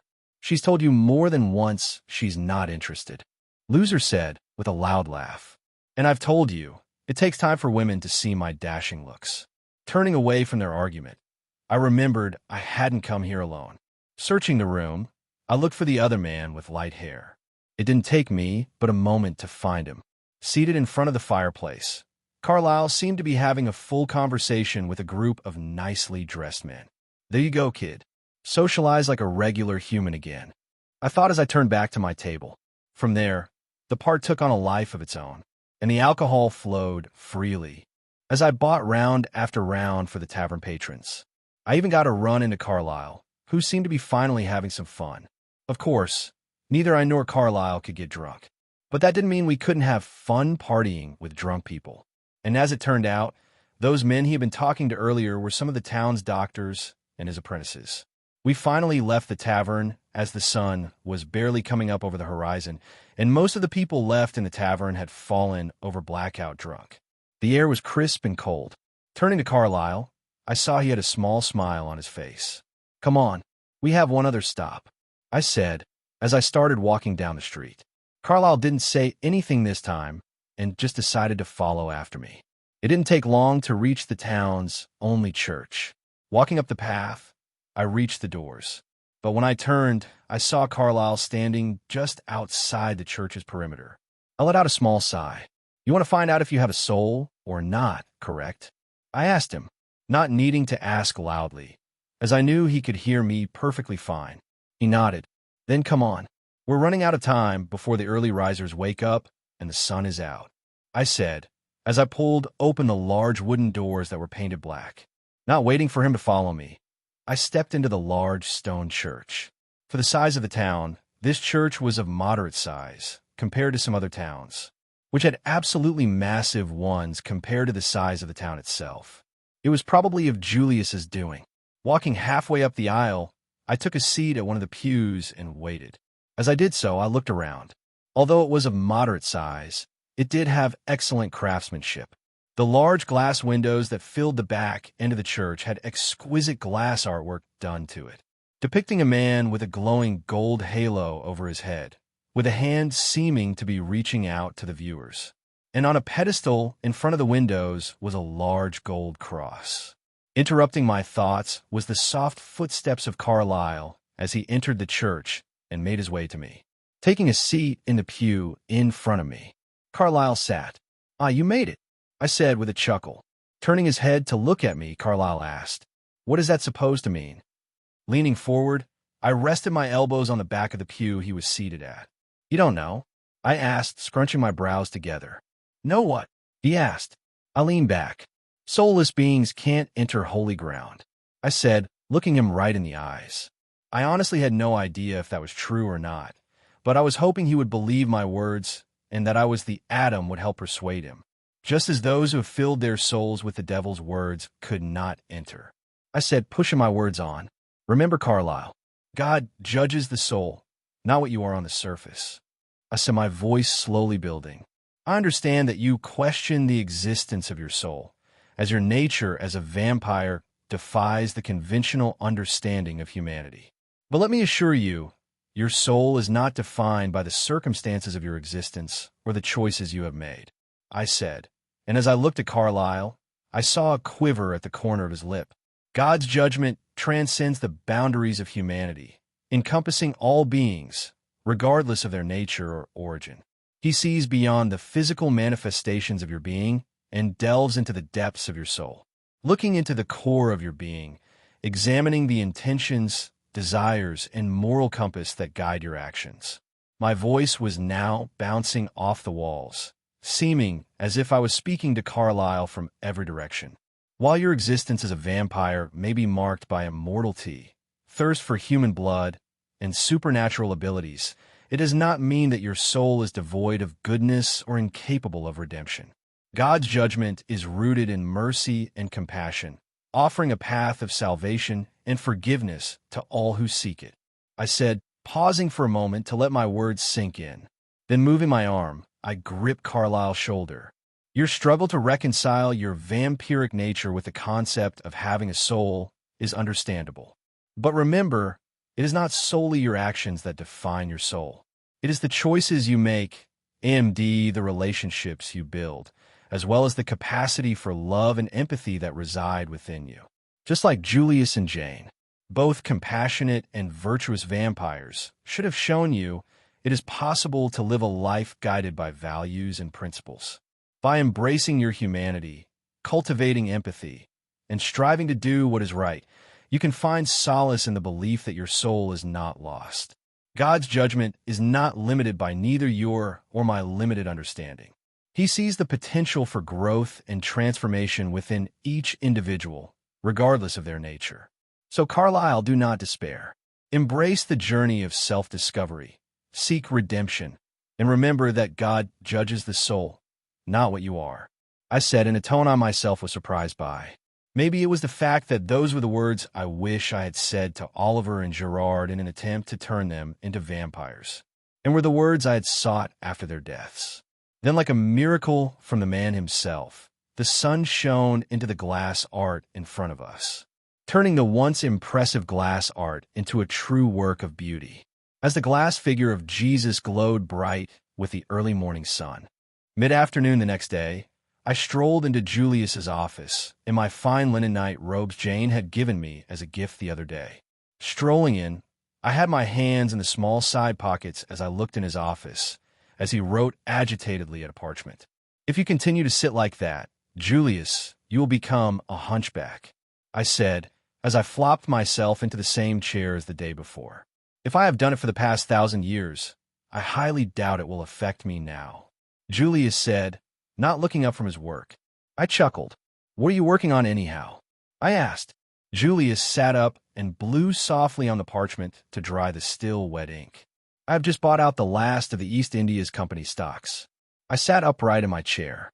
"Say what now?" I asked, startled at the familiar name. "It is a joint stock company that was given a royal charter from Queen Elizabeth I, granting it a monopoly on English trade in the East Indies," Julius said, finally looking up at me. "Yes, I know that," I said, slowly sitting back again before I continued. "What made you want to take over the East India Company?" "For one, it is a bountiful opportunity to make gold, as well as a perfect way to boost trade in England," Julius said as he set the parchment down on his desk. "And I did not like the way they were growing as a company." He continued. "What do you mean?" I asked. "They're starting to think of themselves as the owners of India itself, enacting heavy tariffs, taxes, and levies on the local population of certain areas," Julius said, shaking his head agitatedly. "The reports I have been receiving from the bankhead in India confirms just as much." He continued by pulling a few tattered sheets from the massive pile on his desk. Handing them over, I read through the paper. Yes, it seems they were starting to get more involved in the political and militaristic side of things instead of focusing on trade and friendship," I said, setting the parchments back on the desk. "They were well on their way to becoming an occupying force if I didn't step in," Julius said as he leaned back in his chair. "It was only a little over 4 million gold, so it wasn't that big of a problem, but it was certainly heading in that direction." I couldn't help but smile. "You did the right thing, Julius," I said, standing.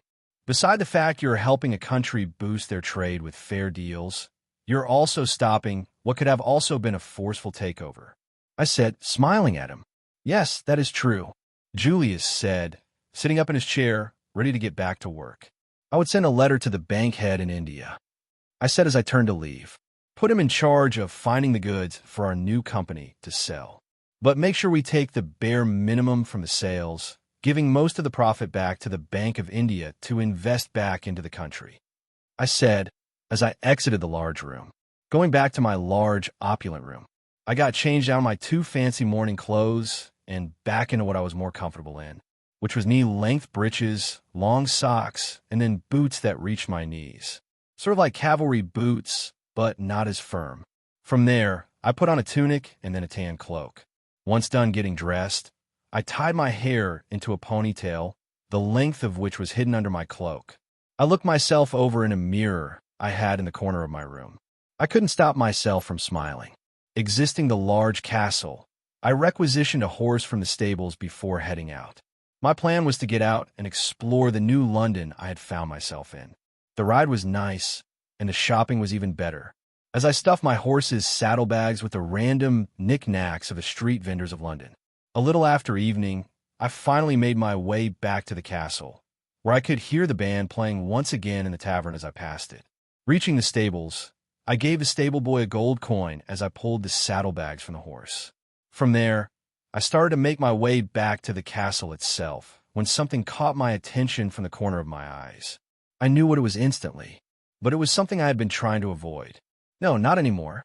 I need to face this, I thought, as I turned on my heels and made my way to the castle church. Slowly pushing open the wooden door, I saw that the church was empty. Closing the wooden door behind me, I laid the saddlebags over a pew as I walked down the aisle towards the altar of the church. Stopping in front of the marble altar, I read the words chiseled into his side out loud. In perpetuum unity, in perpetuum memorati, in perpetuum gray. Forever united, forever remembered, forever gray.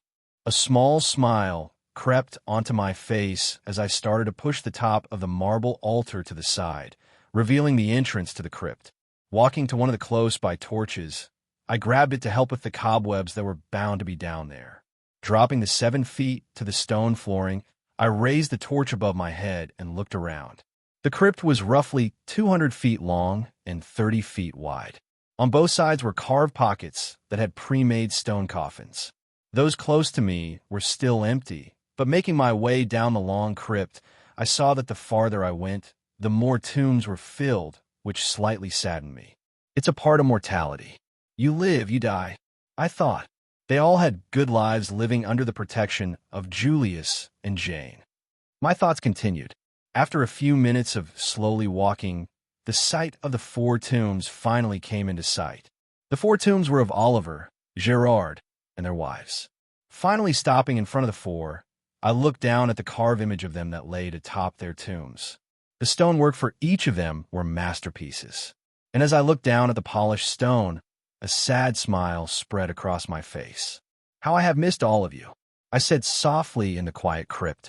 As much as it hurt me, I knew this would more than likely be far from the last time I would come down here late at night. Because I knew to heal, I needed to accept the fact that this is my life, and those I love will die. Loved ones, friends, foes, immortals, and mortals will all one day be nothing more than dust, while I will have no other choice but to continue on. Right? There is perfect, I said as the group of men set down the large instrument. Thank you, gentlemen, I said to the trio of sweating men.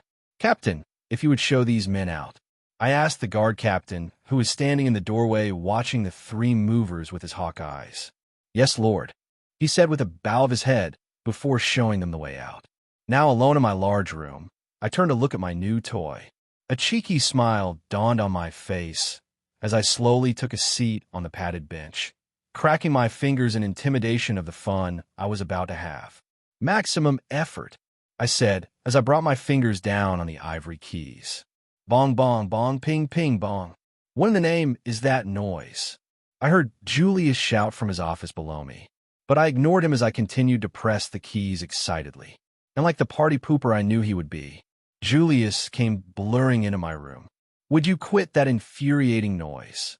Julius said as he held his hands over his ears. What? I said loudly, pretending not to be able to hear him. Stop that, Julius shouted. Fine, I said, finally stopping the sound. Lowering his hands from his ears, Julius gave me a stern look. What in the blazes is that thing? Julius asked as he looked at my purchase. It's called a harpsichord, I said as I pressed a few of the keys again. And why is it here? Julius asked, annoyed. Because I want to learn to play it, I said with snark. Julius rolled his eyes. Why do you want to learn something that makes such a racket? Learn to play the harp, or perhaps the violin? Julius asked as he gave a peeved look at my harpsichord. I will in due time, Julius, I said with another smirk as I pointed past him at the corner of my room, where a large pile of this century's instruments were stacked. Oh, you have to be joking, Julius said as he looked at the large pile. Yes, I said evilly. What was that sound? Jane asked as she entered the room. Julius turned to look at her, then at me. It would seem Adam has decided to become a bard, he said. It's called musician, Julius. Nobody is called a bard anymore. That went out of fashion half a century ago, I said with a snicker as he gave me a scowl. Yes, well, that's nice and all. But the reason I came up here is because Carlyle wants to talk to all of us, Jane said as she turned to leave. That's strange, Julius said as he looked at the lights streaming from one of the many large windows in my room. Normally he's nose deep in one of the old books in the library at this time. He finished. Well, let's not sit here and wonder what he wants, and instead go and find them, I said as I stood. We found them in Julius's office. both seated in the 2 chairs in front of Julius's large desk. "Afternoon, Carlyle," I said as I entered. "Good afternoon, Adam," Carlyle responded. Walking to the desk, I leaned on it, while Julius sat in his large chair. "So, what's going on?" I asked as we all looked at Carlyle. Looking at him, I could tell he was nervous about whatever he wanted to talk about. I want to leave," Carlyle said haltingly. I looked at him, then at Jane and Julius. "That's what this is about?" I asked for the rest of us. "Yes," Carlyle said as he looked at Julius.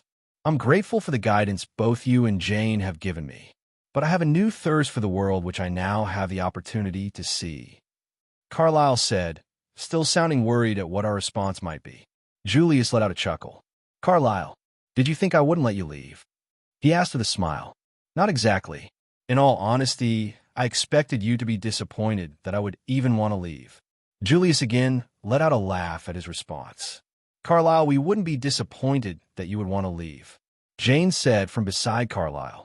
"We ourselves wanted to explore the greater world at one time," she said with a smile. "Yup, and I dragged them to some of my old stomping grounds," I said with a smile as Carlyle looked at me. "Of course, many of those places aren't there anymore, or they are completely different by this point." Julius tapped the table a few times. "Why don't you take him?" he asked. I looked at him in surprise. "I just got back, and you're already trying to get rid of me?" I said to him in a fake affronted voice. And in honesty, a part of me didn't want to leave, which confused me. Was it just because traveling has finally gotten old? Or was it because I was tired of being alone and separated from my adopted family? I stood to my feet and looked at Carlyle, who hadn't said a word in protest to me joining him. "And where did you have in mind?" I asked him. "Well, from here in London, we could take a ship and start in Germany," Carlyle said, clearly rehearsed. "Then from there we could go west to France, then down to Italy," Carlyle continued, slowly picking up speed after every word. "And then?" I asked. Carlyle raised one of his brows. "I haven't decided where to go from there," Carlyle admitted in a sheepish tone. "I don't see a problem with that," I said with a smile.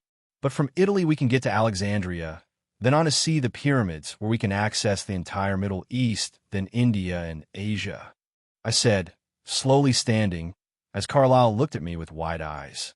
"It's always good to expand your horizon." 1673/France.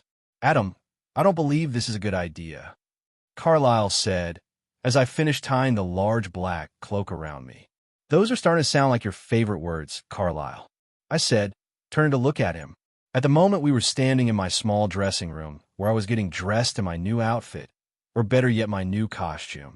My outfit was a completely black cloak that had a large hood. Underneath that, I wore completely black underclothes to finish off the intimidating ensemble. I don't know if you know this or not, but I'm a person who does fun things as I find them. This just so happens to be my newest interest, I said, as I turned and opened an ornate wooden box. "You call this fun?"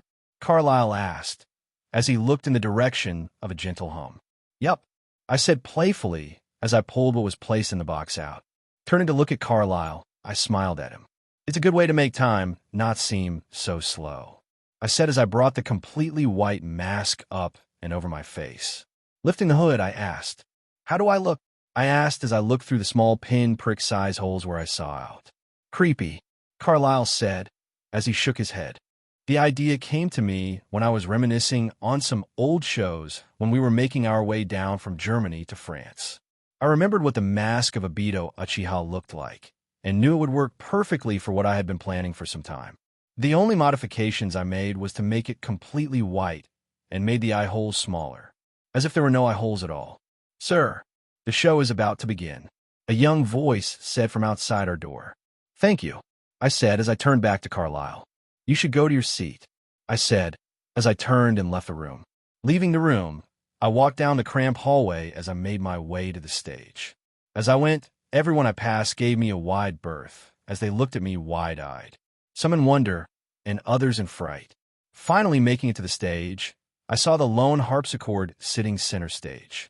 At the moment the curtains were drawn closed, allowing me to approach it while I heard the semi-loud murmur of the crowd who were seated on the other side.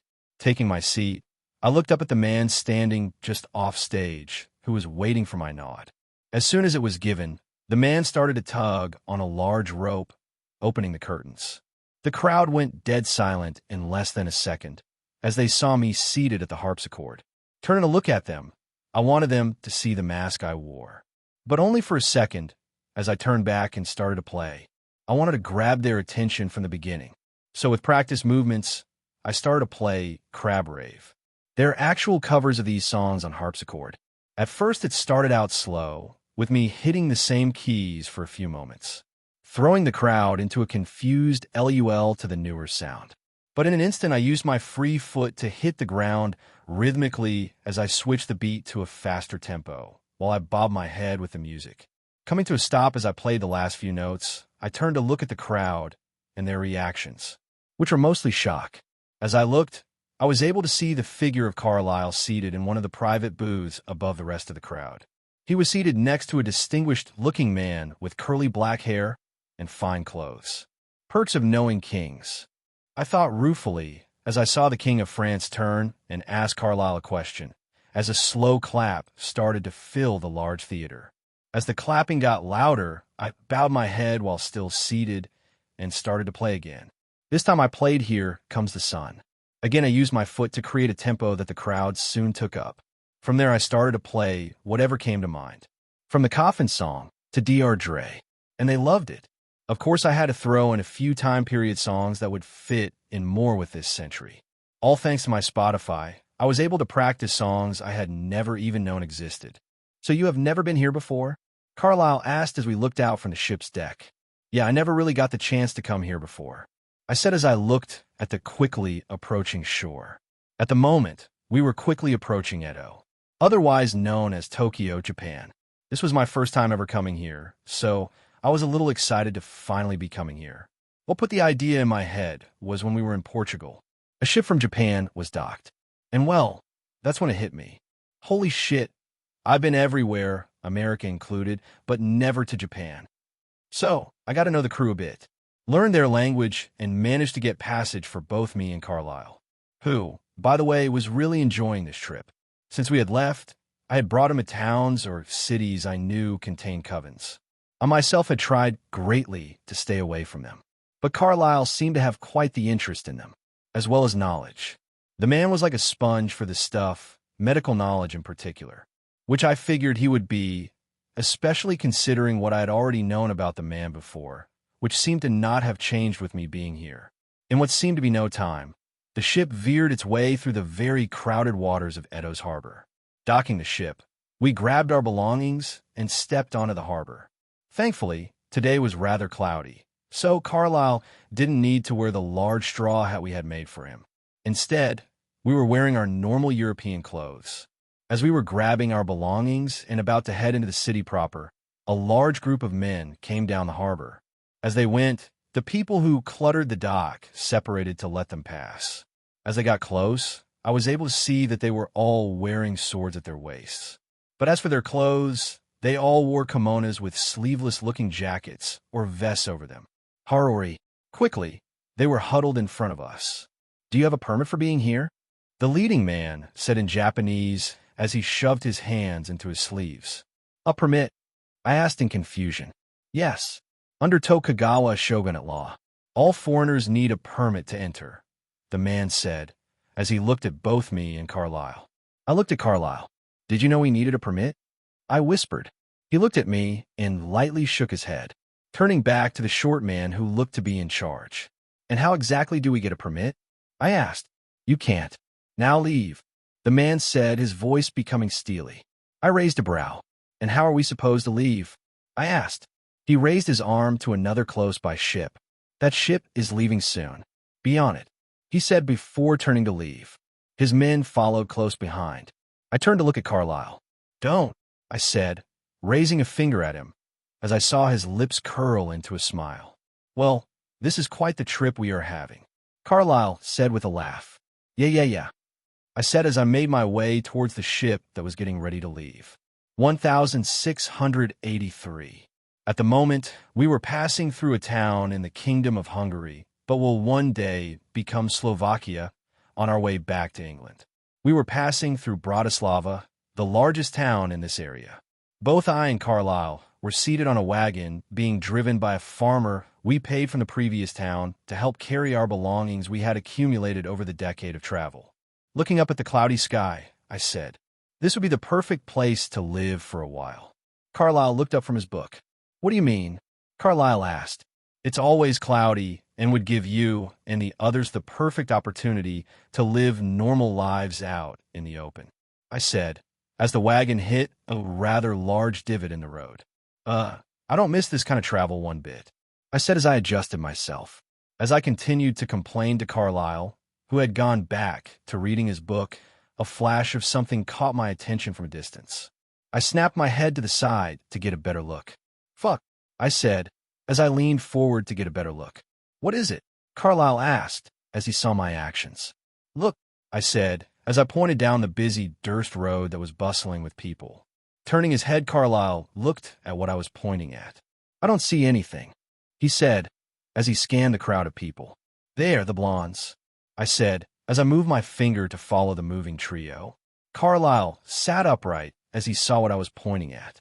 "Vampires," Carlisle said, as he saw the perfect features of the three women. "Yeah," I said as I nodded my head. Turning to look at me, Carlisle asked, "Do you know them?" "No," I said, turning to look at him. "Then why such a reaction?" he asked. It's because I know of them," I said, turning back to watch as the three walked down the road in our direction. "Really?" Carlisle asked. "Yeah. Ever wondered where the idea of succubuses came from?" I asked.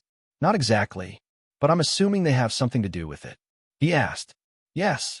I know the way they feed is by luring men in with their looks. Then in the throes of passion they strike." Carlisle raised a brow. "I see." Then before I knew what was happening, Carlisle was jumping from the back of the wagon. "Carlisle, what are you doing?" I whispered, but he didn't even look at me as he approached them. "Damn it," I said as I grabbed a gold coin. "Here, we will be right back," I said to the farmer as I also jumped from the back of the wagon to follow Carlisle. I quickly managed to catch up with him. "Are you trying to get yourself killed or something?" I asked in a peeved tone. "No, but I knew you would follow," Carlisle said cheerily. The stupidity of youth," I said with a shake of the head. "I'm over 60 now," Carlisle said as he looked at me. "And I'm nearly 7,000 years old. You're not even a speck of dust on the age scale," I said as the Denali's finally caught sight of us. All three of them came to abrupt halts as they saw us. All three of them had their golden blonde hair on display and were wearing dark brown cloaks around them. "Hello," Carlisle said in a normal tone, even though we stood at most 10 feet apart. Not one of them moved a muscle as they looked us over as well. It was clear neither I or Carlisle were regular humans. Carlisle, pale, with perfect-looking features, was clearly a vampire, while I, on the other hand, was more than likely strange to them. Let alone my hair, I also had the same perfect features as a vampire. I also stood out because I wasn't pale, and I'm sure I had a scent they could smell, telling them I was human. "We don't want trouble," I said, stepping slightly in front of Carlisle. "We were just passing through," I said in their native language. "Who are the both of you?" The leading woman, who, if I remembered correctly, was named Tanya, asked sternly. "My name is Adam," I said, pointing at myself. "And this is Carlisle." I finished, pointing at Carlisle. "What are you doing here?" The other sister, Irina, asked, also sternly from beside her sister. Like I said, we were just passing through, I said, putting my hands up as people walked past us. "Why are your eyes gold?" The third sister, Kate, asked, sounding confused while also intrigued. "It's from the way I feed," Carlisle said, passing by me to stand in front. "What?" Tanya asked as she tilted her head to the side.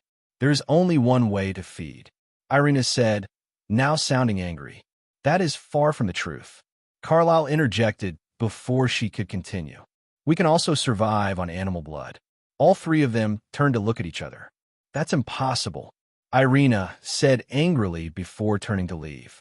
The other two looked at each other for a moment, then at us once more before turning to follow their sister. "Well, that was interesting," Carlisle said as we watched them leave. I said before I grabbed Carlisle by the shoulder. "Now, what were you thinking?" I asked as I whirled him around. You can't just approach other vampires like that. Most who stay in one area like them are very territorial and might have tried to kill you on sight. All these witnesses be damned. I said sternly, chiding him like a little kid. Yes, I realize that now, Carlyle said, looking at the regular people who were passing by us, then down at the ground. I acted on instinct. I let out a long sigh. Come on, we need to get going, I said as I turned back towards a cart while glancing over my shoulder. Later that night, when we were sitting in front of fire on top of one of the many large hills in this region, Carlyle spoke. I'm sorry, Adam. I looked up from the fire and at him. Since the incident earlier, we hadn't said more than a few words to each other. I know, Carlyle, I said, rotating the goat meat I had kebabbed on a metal rod with fresh red beets I had gotten from a vendor before we had left the city limits and our driver. And I'm not mad at you if that is what you were thinking. I said. I saw Carlyle's head slowly look up at me. I'm mad at myself. I continued. I should have known you would want to meet other vampires and should have gone over some important rules with you, I said as I brought the sizzling kebab up to inspect. When you were with Julius and Jane, they taught you control over yourself, but never went over the rules and politics of vampire society. So we have been going about this whole trip as if there are no risks out here that could affect us. I said, let me start with the whole political side of this and go from there, I said as I finished off the last of my food. Tossing the metal rod I was using as a square to the side, I leaned back on my pack and began. All the way at the very top of the vampiric food chain is the Volturi, I said as Carlyle nodded. I have read about them in one of your journals, he said. I nodded. Then you know they're a bunch of megalomaniacs who are currently the ruling faction of the vampire race, I asked. He nodded. Good, I said with a smile. But don't get the wrong idea of them. They might be a bunch of jackanapes, but they do hold a firm hold on the vampire world, keeping unnecessary death from occurring, as well as keeping vampires hidden from humans, I said, while Carlyle nodded his head while listening intently. Below them, you have the stationary covens. Those are the larger groups of vampires of maybe 10 to 15 who principally stay in the larger cities. Yes, there's smaller ones who are stationary, like the group we just met. But those are rare and far between, I said. The Volturi allow such groups? Carlyle asked. I nodded. They do, so long as they don't grow too big to possibly become a threat to their power or draw too much attention to themselves. After the stationary covens are the nomads. These groups are small, mostly numbering up to 3 or 4 members at a time. They travel from city to city or town to town, never settling down in one spot, and normally don't come into contact with other vampires. I said, how come? Carlyle asked. Well, most of them are sole survivors of their covens, I said with a snort. The Volturi are big on letting one live to spread word of what happens to covens who go against RO's rule, I said as I shook my head. But what they are actually doing is slowly building a mass of vampires who want to see their fall. For the rest of the night, I continued to talk to Carlyle about vampire politics, as well as the importance of the vampire race staying hidden from humans. We also decided on visiting a few covens I had heard of, which were friendlier than some of the other covens. I myself never exactly try to find them, and I just left them alone. But Carlyle seemed adamant about it, so I agreed. But I did put my foot down on Carlyle meeting with the Volturi, who knew what they would do to him just to get back at me, knowing he was close to us. So, instead of continuing east of France, we headed northeast to Germany. 1705 New York. Don't say it, Carlyle, I said, as a large ship was being tied to the docks. He turned to look at me. Don't say what? He asked with a chuckle. At least we don't need a permit, I said in my best imitation of Carlyle's voice. He grinned at me. I would never, Carlyle said in a fake, abashed tone. Sure, I said, giving him a look. Since our talk in Slovakia, we have met with 4 covens in total. 2 in Germany, 1 in France, and another one in Spain. Are you excited? I asked Carlyle as we waited for the ship to finish docking. I am, Carlyle said with a smile. And are you sure you'll be okay? I asked. He turned to look at me. Yes, Adam, for the 4,000th time, Carlyle said with a chuckle. What? I asked. I'm just 4,000th checking, I said with a laugh. It's not every day a vampire opens their own medical practice. I continued as I shook my head. I have been practicing on our travels while you were off doing whatever it is you get up to, Adam. I have long since been able to handle blood. Carlyle said as he patted my shoulder. After another few minutes, we were finally able to get off the ship. At the moment, all we carried was one large pack each. The rest of our belongings we had shipped back to Julius and Jane at the castle for storage. What I also sent was a letter asking Julius to deliver a large chest of gold for any expenses we might need to pay. We had on us a nearly king's ransom in gold, but you just never know what life might throw at you. Like what I saw when I stepped onto the dock.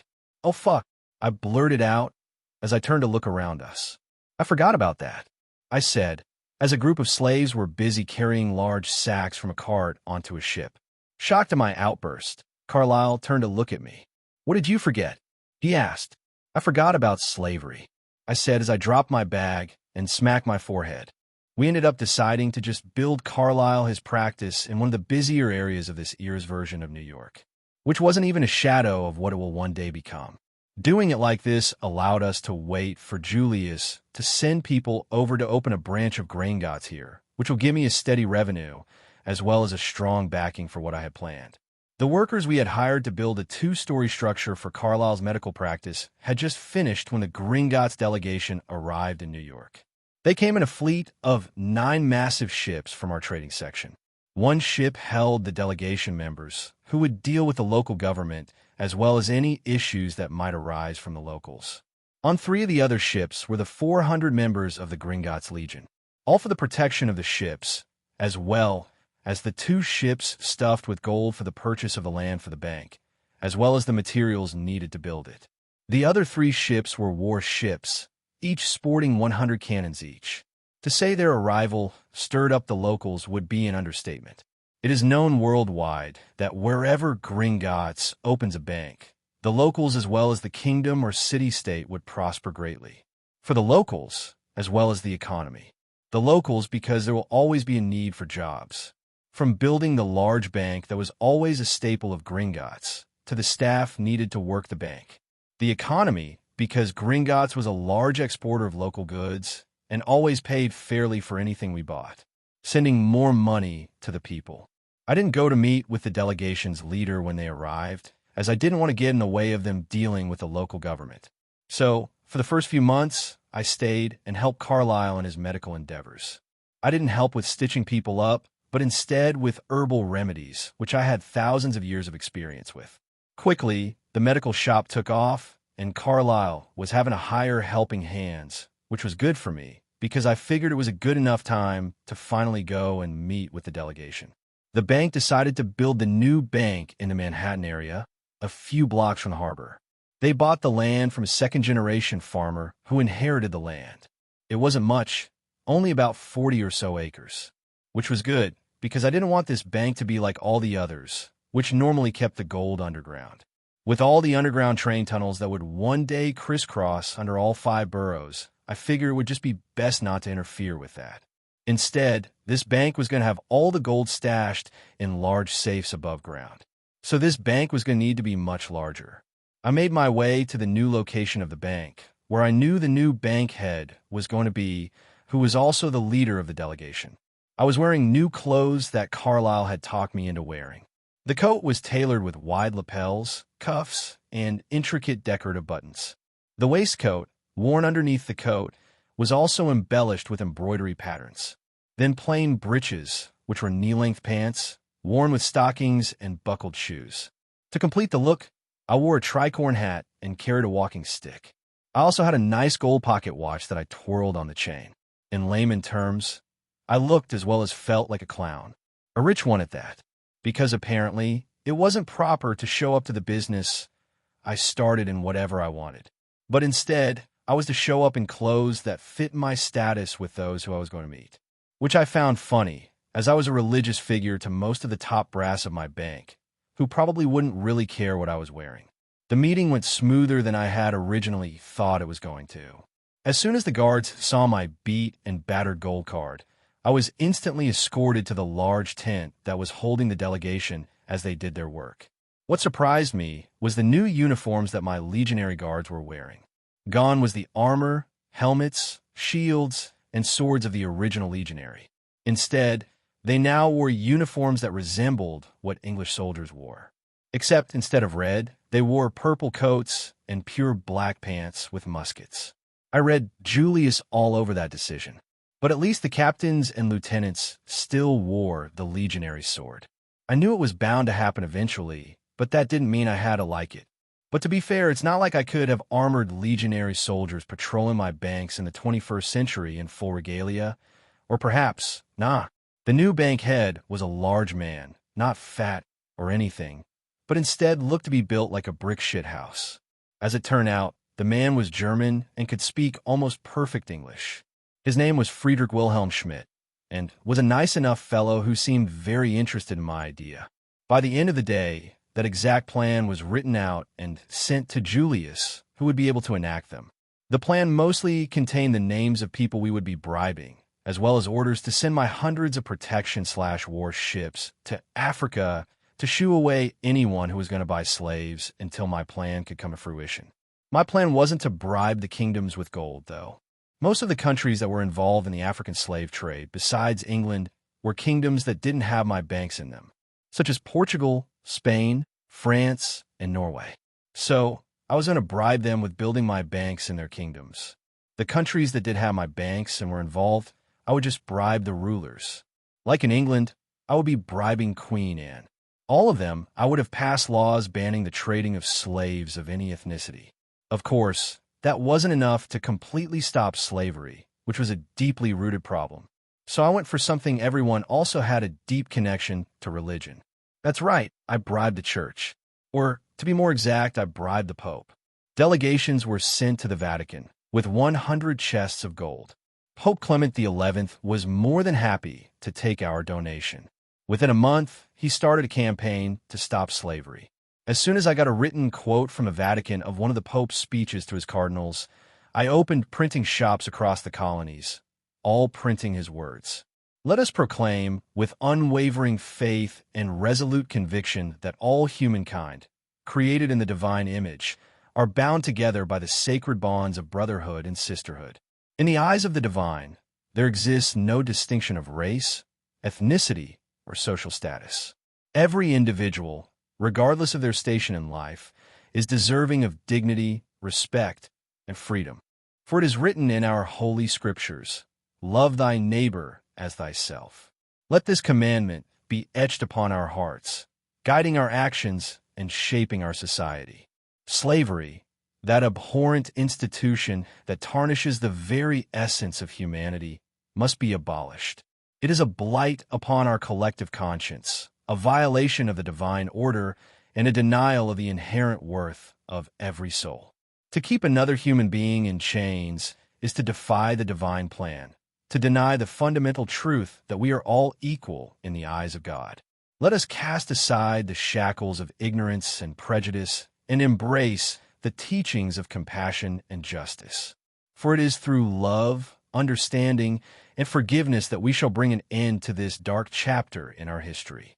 As followers of the faith, we are called to be instruments of liberation and advocates for justice.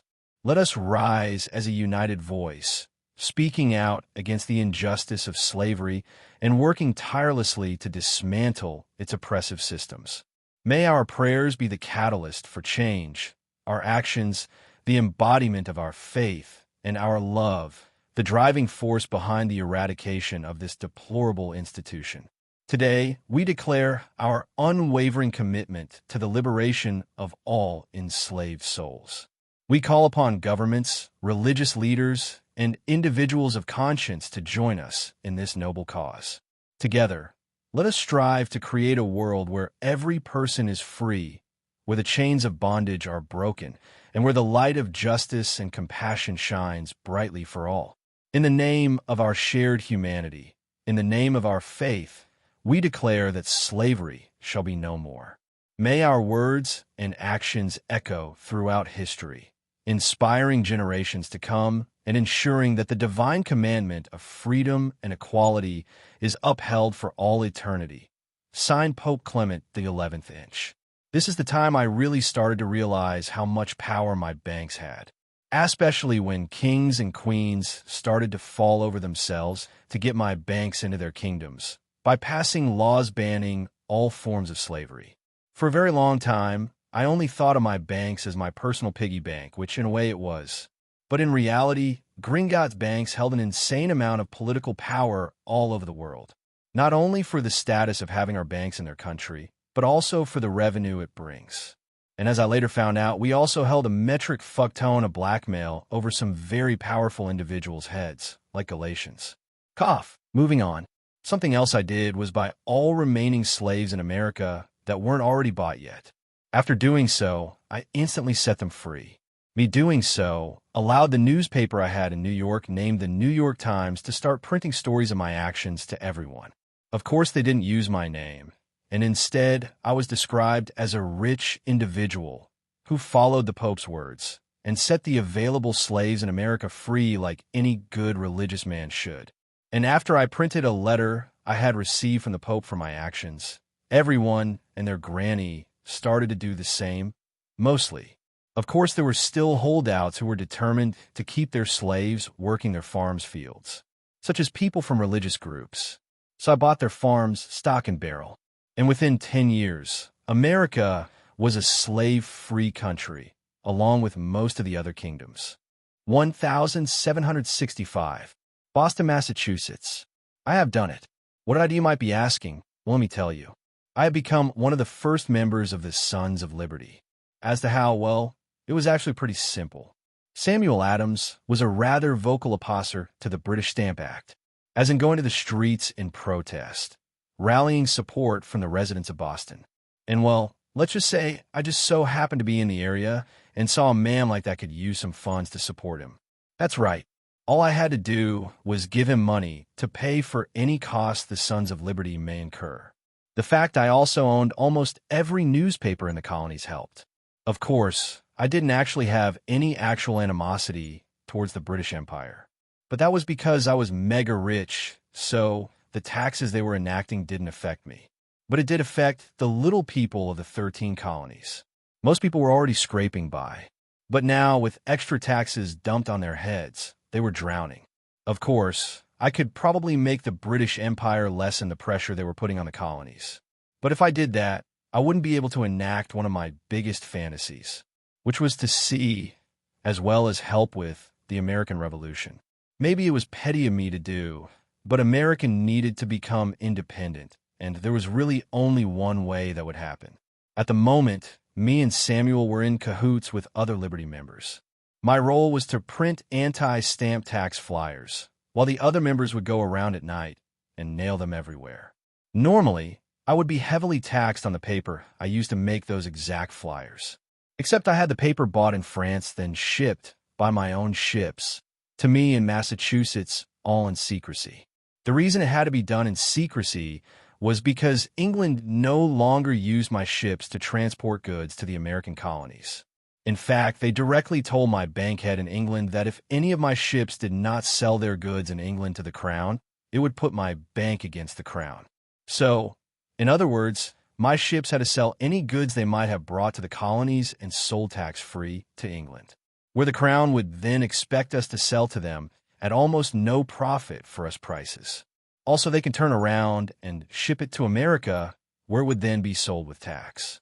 My guess was since they didn't have India under their thumb, it made them a lot poorer than in the original history. But that did not mean they were weaker. England still held a very impressive army that was well trained and hardened to battle in places like Austria, Quebec, and again, the Spanish to the south of the colonies. If I didn't want the American Revolution to happen, I would have been more than happy to pull my bank, along with all shipping from England. But only God knows what would happen if I did that, especially with a mad king at the helm of their kingdom. It also wasn't that big of an issue for use. We still had the Indian sea trade that we could take to other kingdoms who would be glad to buy from us, like France, who was in the middle of a rather shaky part of their history. 1770. Over the past 5 years, I had become quite the notarized person in the city of Boston, as well as the colony of Massachusetts. It wasn't hard to see I was a like-minded man to Samuel Adams and the other members of the Sons of Library, to the people who knew of me, especially when my papers continued to slander the crown and the actions they were taking to push down on the great people of the colonies. During this time, I took on my oldest alias of Adam Gotts, one of, if not the wealthiest men in all of the colonies. Of course, I was without a doubt the wealthiest man in the entire world. But the everyday Joe didn't need to know that fact. Since joining the Sons of Liberty, I have built an entire persona for myself. To the world, I was a wealthy young man of above-average intellect who inherited a fortune from my father, along with nearly every printing shop of any worth in all the colonies, as well as a significant amount of land with active farms with resident farmers, paying me yearly. It was also well known that most, if not all, of the money I got from my farms and printing shops went back into the colonies as donations to the colonies from myself, Adam Gotts. These donations were put in use for the betterment of the citizens of Boston, building new schools and roads, and I even collaborated with Benjamin Franklin to build a large library for the residents of Boston. And let me say, the man was smart, but at the same time a little snobbish, arrogant, and quite the womanizer. 7. I took a larger part in the limelight after I and a few other significant figures managed to halt the Boston Massacre from happening. I intervened by bringing Mr. Samuel Adams and his cousin John Adams with me for a late-night stroll where we mistakenly came upon a riot. Doing it like this allowed Samuel, his cousin John, and myself, all notable figures in the community, to defuse the situation. But that didn't mean we didn't later bash and let everyone in all 13 colonies know what the Redcoats were about to do to the innocent men, women, and children who were present during the protest. This happening this way didn't get people immediately up in arms. Instead, it was a slower burn, but in the end, I knew it would still end up with the same result. 1775. Well, it has finally begun. The first battles of Concord and Lexington have happened. Unfortunately, I could not be there, as I had to go to Philadelphia, as I was now a part of the Second Continental Congress, with notable figures such as Samuel Adams, John Adams, George Washington, Benjamin Franklin, Thomas Jefferson, and John Hancock. I was chosen along with Samuel Adams, and John Hancock by the Provisional Massachusetts Congress to represent Massachusetts. The main reason I was chosen was for my reputation in the colonies and the substantial donations I had made to the Commonwealth of the colony. Unfortunately, I wasn't a part of the First Continental Congress because at the time, I was in New York dealing with the whole England wanting to buy all of our trade for pennies on the quarters. June 22nd, 1775. We need money to finance this new army. Someone shouted, "Money we don't have," they added. The room filled with affirmative grunts of those who agreed and the snorts of others. "It doesn't matter how you look at it, gentlemen," I said, my voice filling the large courthouse the Continental Congress was delegating in. "Yes, these men believe in the cause for liberty just like the rest of you," I continued as I stood to my feet for all to see. "But you cannot feed yourself and your family with just a cause," I said, turning to look at the filled room. "I may have what seems to all of you like an infinite amount of money," I said, getting a few chuckles from those who knew of me. "But that is far from the truth." I lied. Even if all of us here put every last coin we had together, we could not pay for the weapons and supplies needed to support the army for more than a few months, I said, turning to look at George Washington, who was currently seated off to the side of the room. "General Washington, how much will it cost us to fund the army every month?" I asked the infamous figure. General Washington sat for a moment as he pondered my words. Then, standing to his feet, he glanced over the room for a quick moment before responding. "It depends," the general said in his deep voice. "Without any unforeseen needs, it could be 300,000 Spanish silver," he said, pausing for a moment to let that massive number sink in for all in the room. "But undoubtedly, there will be unforeseen needs." The general continued. "So to be safe, I would estimate it to be 500,000 Spanish silver a month." As soon as the general finished speaking, the room exploded with overlapping shouts as he sat back down. "Quiet in the room," John Hancock shouted over the loud frenzy in the room while he slammed his gavel on his table.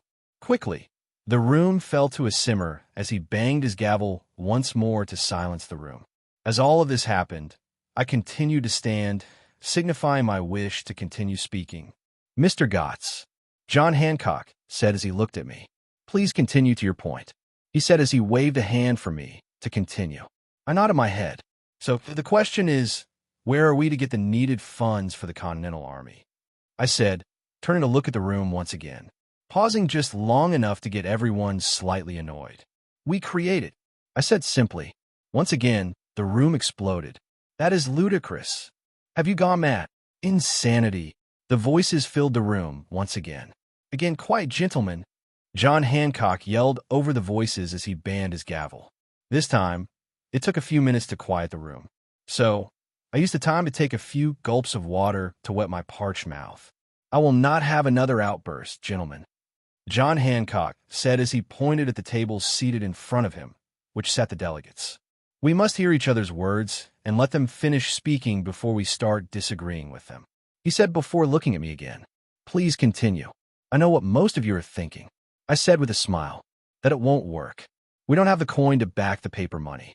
People won't trust the money," I said, using air quotes, "which are all reasonable worries." I continued, "But I believe I know someone who would be more than happy to back the paper money." I said, "And who would that be?" "Benjamin Franklin," said, from the table beside me. I again paused for a moment as I let them all guess. "The bankhead of Gringotts." Every man in the room stood to their feet as I said those words. I didn't wait for John Hancock to quiet the group and instead shouted over them. I have even gone so far as to already invite him here, as soon as the prospect of printing paper money arose. But before they had time to explode once again, the doors at the back of the large room were pushed open, revealing the current New York bank head, Friedrich Wilhelm Schmidt. Every man in the room was startled at his abrupt appearance, as well as the large size of the man himself. Friedrich was still as massive as ever, but the gray hairs were more prevalent in his bushy beard. Striding with confident strides, Friedrich made his way to the front of the room, nodding his head at John Hancock, who sat behind his desk in shock and astonishment that someone of such standing would even be interested in such matters. "Good evening, sir," Frederick said as he stood in front of the still-seated John. "A good evening," John said, startledly standing to his feet, finally getting himself back together. The two shook hands and had a quick whispered conversation. "And how did you manage that, Adam?" Samuel Adams asked from beside me. Turning in my chair to look at him, I touched my nose. "That, my friend, is a secret," I said with a chuckle as he rolled his eyes. "You truly think you will help us with your harebrained idea?" John Adams asked as he leaned on the table to look around his cousin at me. I smirked at his words. "That I do," I said with a smug smile. "Call it intuition." Turning back to the front of the room, I watched as Friedrich and John Hancock separated from their whispered conversation. "Attention!" John shouted over the hum of the room. Quickly, the room silenced as everyone present wanted to see what would come next. Stepping in front of his desk to stand next to the towering Friedrich, John spoke. "It has come to my attention that just the presence of Mr. Friedrich," John said as he gestured at Friedrich, "could cause massive problems for the bank if his presence were to be revealed to the masses that he, a member of the Gringotts Bank, was here," John said as he looked the room over. "We all know of the inability to transport their goods to our docks because of the pressure placed on them by the English crown," John said, as grunts and words of affirmation filled the room. "Then all of you know that just him being here could cause a conflict between the crown and Gringotts that would best be avoided." Again, the room filled with words and grunts of affirmation. "So, it is of the utmost importance that word of his presence does not leave this room until after we come up with a possible solution," John said, with steel in his voice. Again, the room filled with noise. John turned to Friedrich and nodded before stepping behind his large desk again to allow Friedrich to start speaking. "Good evening, gentlemen," Friedrich said, his lightly accented, deep voice filling the room. "I have come here at the request of a good friend of mine," Friedrich said, gesturing to me. "Mr. Gotts. He has told me of the need to finance your new Continental Army," Friedrich said. and that the idea of a paper currency has arisen in the discussions. He continued, which I must say is a good idea, although it is very easy to mess up. For the rest of the day, the discussion revolved around how we would print the money, ways to keep the money from decreasing, and to keep inflation from occurring. By the end of the day, we came up with a plan. The Continental Congress would give Gringotts the right to print continental paper money, which would be backed by actual hard gold, silver, and copper coins from Gringotts.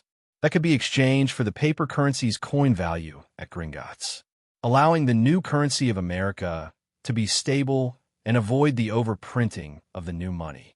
Later that day, when the sun was starting to set, I had finally reached my home that I had bought here in Philadelphia. The home was a 2-story red brick home that had windows on top and bottom, as well as a chimney on the side. Stepping inside, I started my daily tasks of lighting the house and then starting dinner. Of course, I could have had a servant do all of this for me, like a butler or a maid. But that would be so boring. To spend all my eternity having someone else do everything for me would defeat the purpose of enjoying life for me. Because I didn't want my life to be easy. Instead, I wanted the challenges of everyday life to fully immerse myself in. As I finished roasting a large turkey on a metal spit that was bolted into the stone on the large fireplace in the kitchen, I heard the loud banging on the front door of my home. Moving quickly, I put the turkey on a plate and set it on the island table that sat in the middle of the kitchen before I made my way to the front. Reaching the front door, I turned the metal knob and saw my guest for the night. Good evening, Samuel," I said with a large smile as he stood in front of me. "You as well, old friend," he responded as we shook hands. Standing behind him was his cousin John and the one and only George Washington with 2 guards. "Good evening, gentlemen," I said, as I let Samuel pass me and shook the other men's hands, including the guards. After they were all inside, I spoke again. "The food is nearly done, so if you would like, over there is my study where you can read a book or have a glass of good brandy while you wait," I said as I turned and headed back to the kitchen at the other side of the house. "You cook your own meals?" Samuel asked. Turning to look at him, I raised a brow. "Of course. Who else would?" I asked with a chuckle before turning to leave again. As I stood in the kitchen, I lost myself in the preparation of the food while I listened to the conversations of the men as they walked around my study. "Good God," John said as I heard his feet come to an abrupt halt. "Look at this, Samuel. It's the entire collection of the First Folio by Shakespeare," I heard John say before the quick footsteps of Samuel. "It is," Samuel said. "I have never seen a full collection before," he added. For minutes, they continued to go around my study, looking at all of the interesting books that stuffed the floor to ceiling bookcases. But eventually, they came to an ornate-looking box that had glass on all sides. "What is that?" John asked as he bent over to look inside. "It is a sword," the deep voice of George said. "But look at the design of it. Have you ever seen such craftsmanship?" John asked. "No, I haven't. It must have been made by a master of their trade." George continued on. "The blade they were looking at was one of my own designs. I named it Excalibur. It was a Templar sword with a gold guard. Running all the way from the tip to the hilt of the sword, there were intricate patterns I carved into the blade on both sides." "What does the plaque say?" Samuel asked. "I don't have my spectacles," he added. "It says Excalibur," George said, and for the first time since I met him, sounding anything but completely calm. "Do you believe?" John asked, confused. "I highly doubt it, John," Samuel said with a chuckle. "Those are just kids' stories. Make-believe." "He is correct. This sword is most likely a creation of the fictional blade," George said. "After all, the original was supposedly returned to the Lady of the Lake," he added with a chuckle. By this point, I had already set the large oak table I had in my dining room. Stepping into my study, I saw all 3 of them still huddled around the sword. "The food is ready," I said from behind them, startling all of them, including the guards that stood by the entrance of the study. All of them collected themselves quickly before following me into the dining room. "I set a plate for the both of you as well," I said to the 2 guards. After a few more minutes, when we were all seated with glasses of 50-year-old wine in hand, we started the night's discussion. "So, Adam," Samuel said as he took a sip of the red wine, "what was this document you spoke of?" He continued. I leaned forward and crossed my fingers together as I looked at all of them before I spoke. It's called a Declaration of Independence. Here you are, Adam, John Hancock said, after he finished signing his name boldly onto the paper. I smiled at him as I grabbed the quill. I see you followed through with your plan to write your name big enough that King George won't need his spectacles to see it all the way from his throne in England. I said for all to hear, with a smirk. The mass of men who stood behind me laughed at my words, as I took the step forward to the table with the important document. Being a part of the founding of my home country was an experience I truly enjoyed and loved to do. At the moment, my work was far from done thought, and I was starting to run out of time. I have been a known figure to many people for a bit over 2 decades, and it was starting to become obvious that I haven't changed in those years. Spending most of my days with some of the smartest people in the colonies didn't exactly help either. Every now and again, someone would say that exact thing. You still look as young as the day we met. They would say it as a joke, but it was only a matter of time before they actually asked that question, wanting an explanation as to why. Of course, I didn't just stay the same. I used tricks, and some might know how to make small changes to myself to make me seem older. I had a fake belly made to make it seem like I had put on some weight. Then, using the practically medieval makeup that was available to use at the moment, I learned to make small crease marks on my face like wrinkles at the corner of my eyes. And instead of using my natural hair, I cut it short and started to wear a powdered wig. I also didn't move the way I used to. Instead, I started to lean more on my cane as if I had a bad leg, which most people above the age of 40 in this time period always seem to do. Dipping the quill into the ink while that was placed on the table, I leaned over and signed my name. Adam Gotts. I used a fancy style of cursive with flourishes. I see you felt the same as me, John Hancock said with a laugh. Stepping back, I handed the quill off to the next in line as I stepped away. Going back to my seat to wait, I leaned back in the creaking chair as I started to think of what changes will be made from my original history when we can finally get to making the Constitution, which I had long thought about. The most important additions would need to be a clear and explicit statement affirming the equality and inherent rights of all individuals, regardless of race, gender, or social status. This would lay the groundwork for a more inclusive and equitable society from the very beginning. But unfortunately, I knew it would be anything but easy to add, especially with all of these hard-bitten men who were easier to convince that slavery was wrong than that women should have more rights than they currently had. But I knew I could manage to squeeze out a few good additions for the future, under regardless of race, gender, religion, or social status. I would also get added. All such individuals cannot be hindered from the right given by God to own or acquire property, education, or fair legal representation. This was for all people of any race or gender. Of course, I would have liked to add much more, but what I knew would avoid many problems in later years and wished to add was to the rest of the delegates a radical mindset. So I would take what I could. Why such a look all of a sudden? Samuel Adams asked as he sat in his chair next to me. I looked up, just realizing how much more there is that needs to be done. I said with a small sigh. He nodded his head. Yes, I feel the same, Samuel said with a chuckle. But that is the burden we must carry, so that one day we will have a prosperous nation of individuals freed from tyrannical monarchy. Samuel said, slowly building to a fervor. I raised my hands to slow him down before he started to go on one of his rants. I get it, Samuel. There's no need to explain it to me again, I said light-heartedly. He harumphed as he turned back to watch the last man write his name down. Later that day, I went about my normal routine. Once done for the day, my personal carriage was waiting for me with the driver. From there we would swing by a large market, where I would buy the needed food for dinner, especially since Carlyle was to be joining me tonight. I had sent him a letter asking for him to join me tonight since I hadn't seen him in some time, and would like to catch up with him. From the market, I was taken home. Stepping from my carriage, I waved at the driver as he pulled away. Going up the stairs to my door, I froze as something wafted to my nose. A light scent drifted to me from the door. Someone is inside, I thought, as I set my fresh groceries down. And it isn't Carlyle. Quickly taking out the key to the door, I unlocked it and swung the door open. Slowly, The large oak door opened quietly on their well-oiled hinges to reveal the foyer of my large home. Slowly stepping in, I opened my senses to full blast. Over the many years I have been alive, I have come to learn that if I didn't at times block some of my senses, I would go mad from them. Of course, that wasn't exactly true, but the constant focus needed to keep my senses contained to just one area to stop my senses from picking up the rushes of information from half a mile in all directions could at times be too much and annoying to deal with. So instead, I learned to turn it off. Focusing my senses, I aimed them all at my house.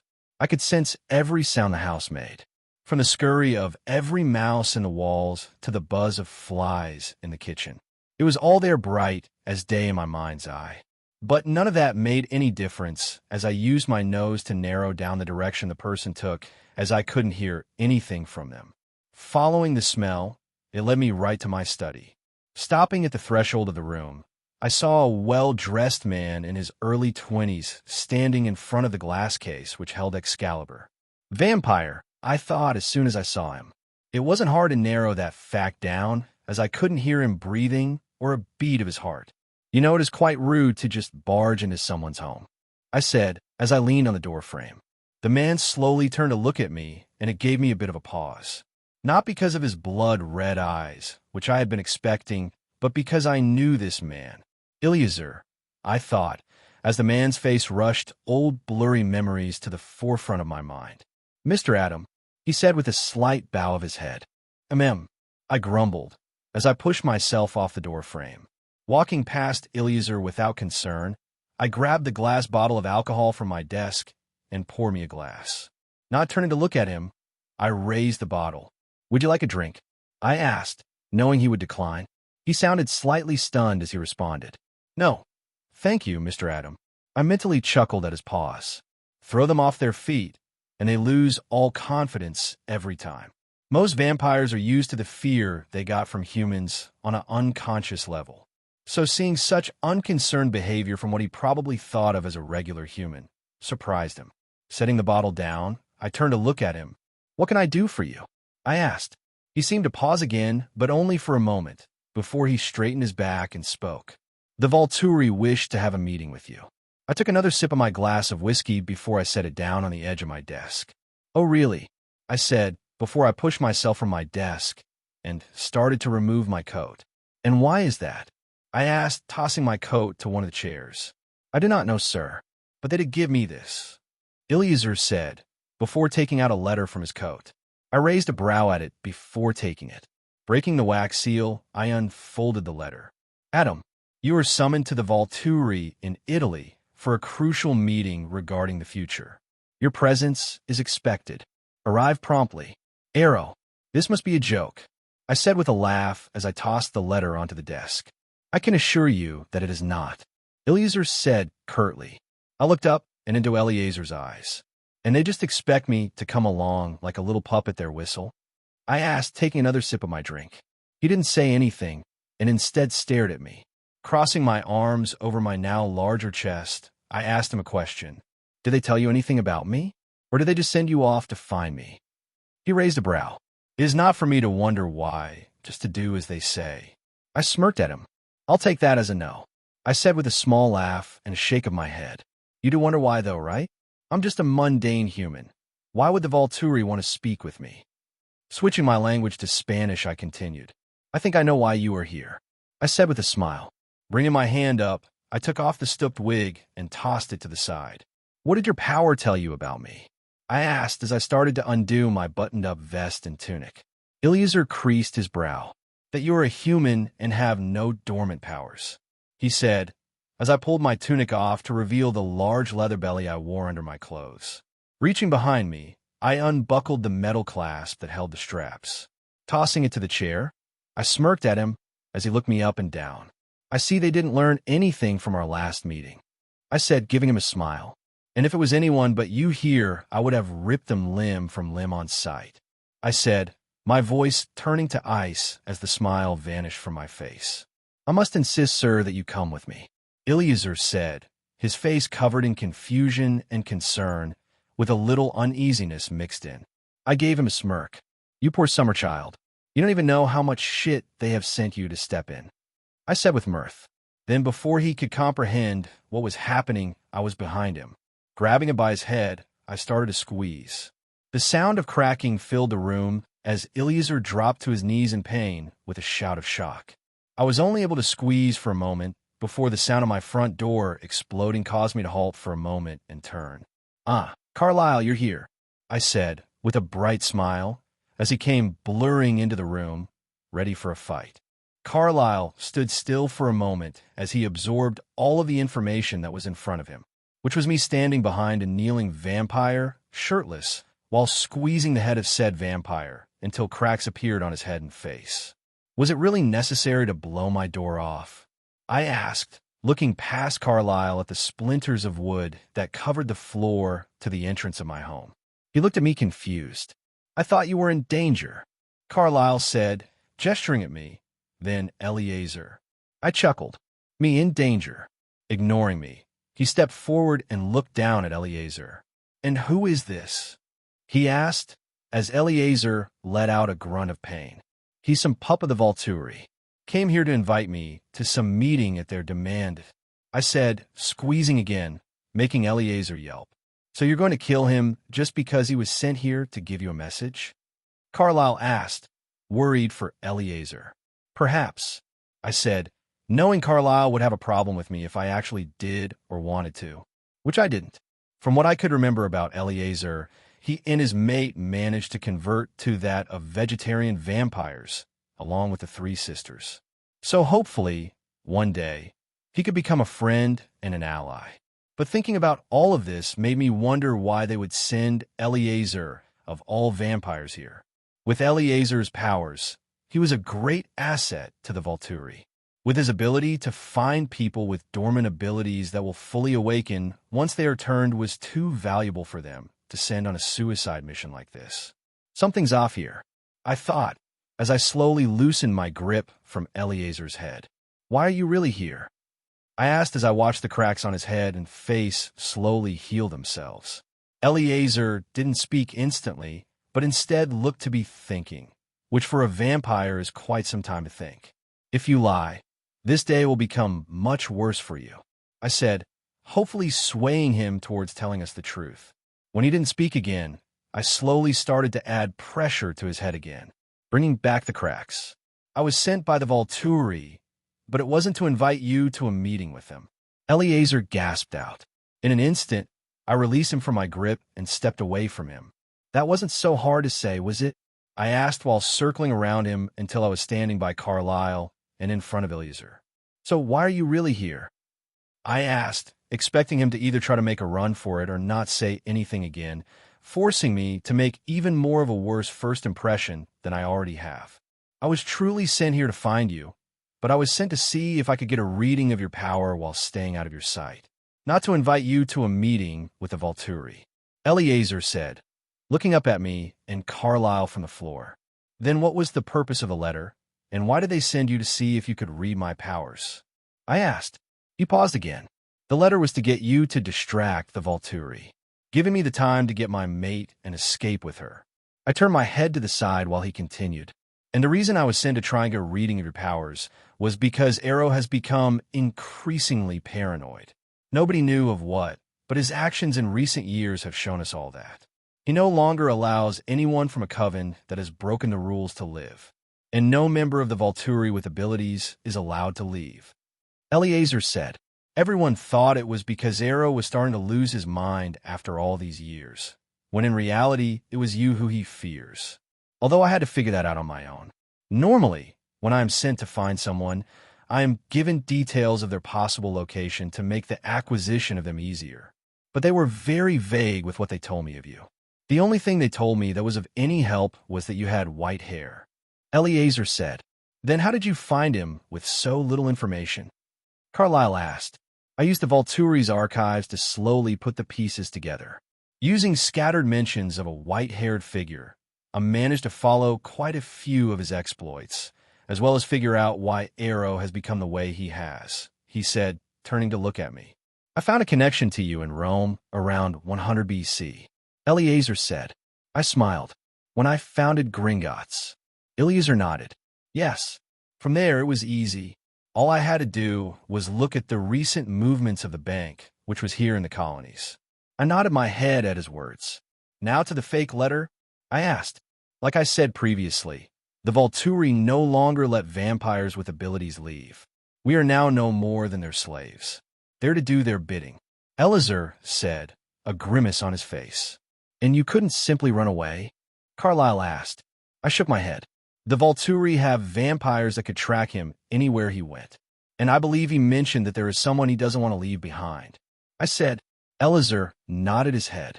My mate Carmen, she is still in Volterra.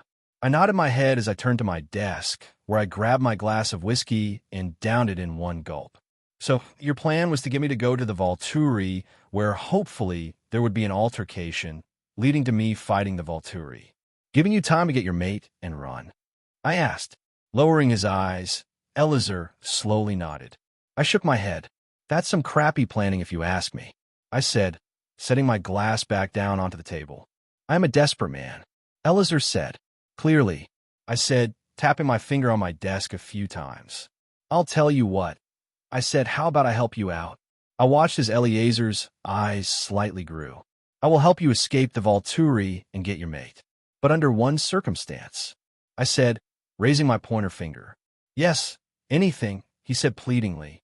Lowering my finger to point at him, I said, you and your mate will no longer drink human blood.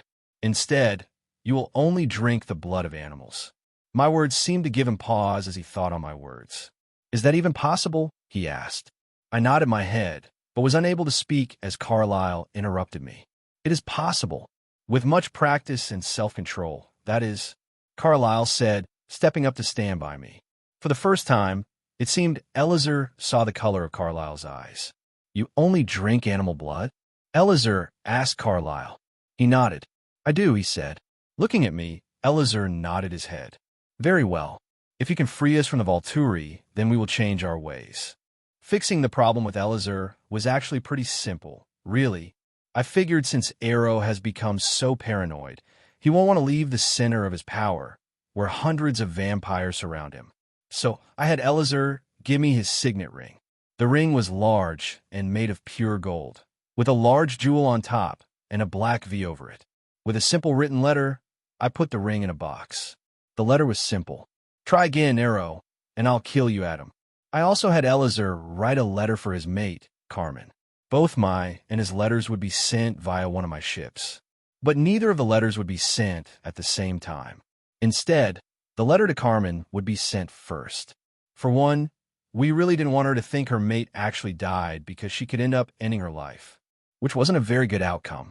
Instead, her letter held details of how she would disappear into the night. Of course, that's after a note is left behind telling whoever found it that she sensed the death of her love and how she can no longer go on. From there, she would make her way to my Gringotts bank in Rome, where she would then be put on a ship almost immediately and sent here to the colonies. It was simplistic and easy, which I have found normally works the best. Too many plans in history have failed because they trip and fall over the details. My hope is Arrow won't want to find out exactly where Carmen went, but instead will be too worried about me coming for him to send vampires out to follow her. Even if he did and had her scent followed to Gringotts, he isn't stupid enough to make any move against the bank for one vampire. Simply because the banks were mine and he knew it. Of course, it would probably just make him even more paranoid, but I didn't care. It took 2 months to get word back that the plan worked smoothly with the arrival of Eleazar's mate Carmen. In those 2 months, Carlyle had become the main teacher to Eleazar in the training of restraint. And to his credit, he had taken to it like a fish to water. I believe it was so easy for him to change to that of animal blood, so easily because he had already decided in his mind that he was tired of all the killing of innocent people. While all of that was happening, I was neck deep in paperwork, which was fine by me, because unlike the previous history, America was actually holding their own, sort of. Thanks to the secret shipment of supplies my ships were bringing in for the Continental Army, they were well stocked with the needed clothes, guns, powder, and food. The issue was the fact that most of the people willing to fight were farmers and your everyday guys, not soldiers. Of course, those farmers and regular people could be trained. The issue was that the British were practically doing a rolling human/cavalry blitzkrieg. Fast coordinated attacks that caused mass confusion while dividing forces, making it impossible for troops to be trained to a good enough standard to fight the British. And with the British now circling New York City, it seemed the Continental Army would still need to fall back to grow and train their forces. I didn't know what I expected when I decided to partake in the sneak attack with Washington over the Delaware River. Oh wait, I'll tell you. It was of George Washington standing stoically at the tip of the rowboat with the American flag fluttering just behind him as the sun was just rising over the horizon. Yeah, it was nothing like that. In reality, it was pitch black, freezing cold, and wet. Luckily, though, I was in the same boat as George, and we had a good long talk about strategy while everyone else rowed. I didn't partake in the battle, as much as I might have wanted to, but currently, I'm playing the part of a rich congressman, not a soldier. The only reason I'm actually here was because I'm the one that convinced George to actually go through with this harebrained plan. As I strode without a care in the world around, I watched as the startled Hessians quickly started to fight back against our overwhelming forces. The battle was relatively quick, and by the end of the day, we had 900 Hessians as prisoners. Slowly, time seemed to start creeping by again, with my life taking on a routine of its own. 1787. It is finally done. Our new country now has a constitution. And boy, is this one different than the one from my old life. For one, there is now way more in here to avoid some big issues later on. I'm mostly focused on adding safeguard against corruption since other congressmen were adding laws for equal rights for people of other ethnicities, religions, or gender. For Native Americans as well. My most important addition was an emolument clause that could not be contested. Emoluments clause refers to any form of compensation or advantage from foreign or domestic entities. I wasn't sure if there was one in my old history, but even if there was one, mine was certainly different. The purpose of including this emoluments clause in the Constitution is to prevent conflicts of interest and potential corruption among government officials, particularly Congress members and even the president. The emoluments clause aims to ensure that public officials act in the best interest of the country rather than being influenced by foreign governments or individuals seeking to gain favor through gifts, payments, or benefits, including from lobbyists or charities. The inclusion of an emoluments clause in the Constitution is important because it establishes a clear standard of conduct for government officials, providing a framework that prevents conflicts of interest and potential corruption. It helps to ensure that public officials prioritize the interests of the American people rather than personal gain. In essence, the emoluments clause is designed to uphold the principles of good governance, maintain the public's trust in government, and protect the integrity of the democratic process by preventing the undue influence of foreign or domestic entities on public officials. Now, having all of that is good and all, but I know very well politicians can be some sneaky bastards. I didn't even need to try and remember what politicians were like before I came here. Because even in this day and age, some of the congressmen that were a part of the Congress at the moment were big on the whole behind-the-curtain dealings. I'm sure that's why they didn't like me when I got the emolument clause added, which I couldn't have cared less about. But to piss them off even more, I got a new agency created. Normally, this wouldn't have been something that could have been done so easily, but I carried a lot of support in the benches, meaning I got majority vote. So IEC was born, otherwise known as the Independent Ethics Commission. IEC was a public agency that was tasked with the oversight of government officials. Now, when I was creating it, I had to come up with a metric ton of ideas with just foresight, as this was all new and had never been done before. My main focus was on how to keep it from becoming corrupt itself, and how to keep it independent. For starters, I started with how they would be funded. I did that by opening a fund. Doing so allowed me to dump about $50 million in U.S. currency every year from Gringotts banks into it to fund IEC. Of course, others can add to this fund for tax deductions like a charity, making IEC a self-supporting public agency. Next was, who in the hell was going to run this ship? Since I could appoint the first director of IEC, I figured I would go with a person I knew and trusted wouldn't be corrupted. So naturally, I went with a retired bank head. Mr. Schmidt himself. Now, in his mid-60s, the man was more than happy to take up the challenge. I had him bring in trusted people who wouldn't be swayed by money or influence with him. And that's exactly what he did. He brought in other members of the circle to become some of the other founding members, who would start the hiring process for other employees, which would be a long and rigorous process on its own. Now, as to what IEC would be doing, its role is to ensure that officials adhere to ethical standards and uphold the principles of integrity and transparency in their actions. By doing the following: Code of Conduct Enforcement. The Ethics Commission would enforce a code of conduct specifically designed for governmental officials. It investigates any alleged violations of ethical standards by these officials, whether it be conflicts of interest, misuse of public resources, or other unethical behavior.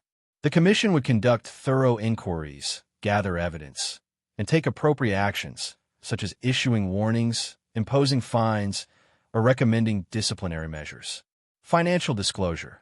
The Ethics Commission would require governmental officials to disclose their financial interests, assets, and liabilities. This disclosure would help identify potential conflicts of interest and ensure transparency in their dealings. The Commission would review these disclosures and investigate any discrepancies or potential violations. Training and education. The Ethics Commission would provide training and educational programs to governmental officials to enhance their understanding of ethical principles and their application in public service. This would include workshops, seminars, and courses to promote awareness of ethical standards, prevent misconduct, and encourage ethical decision-making. Whistleblower protection. The Ethics Commission will establish mechanisms to protect and encourage whistleblowers to come forward and report any unethical or corrupt practices within the government. It would ensure the confidentiality of whistleblowers and provide legal safeguards against retaliation. Compliance monitoring. The Ethics Commission will monitor the compliance of governmental officials with ethical standards on an ongoing basis. This could involve regular audits, reviews of financial transactions, and performance evaluations to identify any patterns of unethical behavior or potential violations.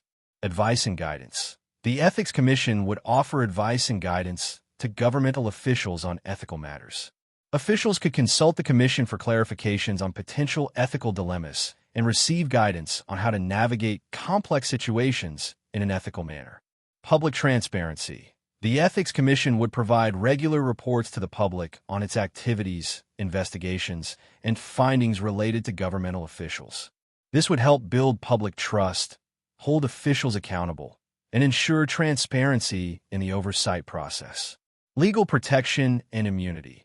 Any commission members would be granted legal protection and immunity from political interference or retribution for carrying out their duties diligently and impartially. This protection ensures that they can operate without fear of reprisals or pressure from powerful individuals or entities.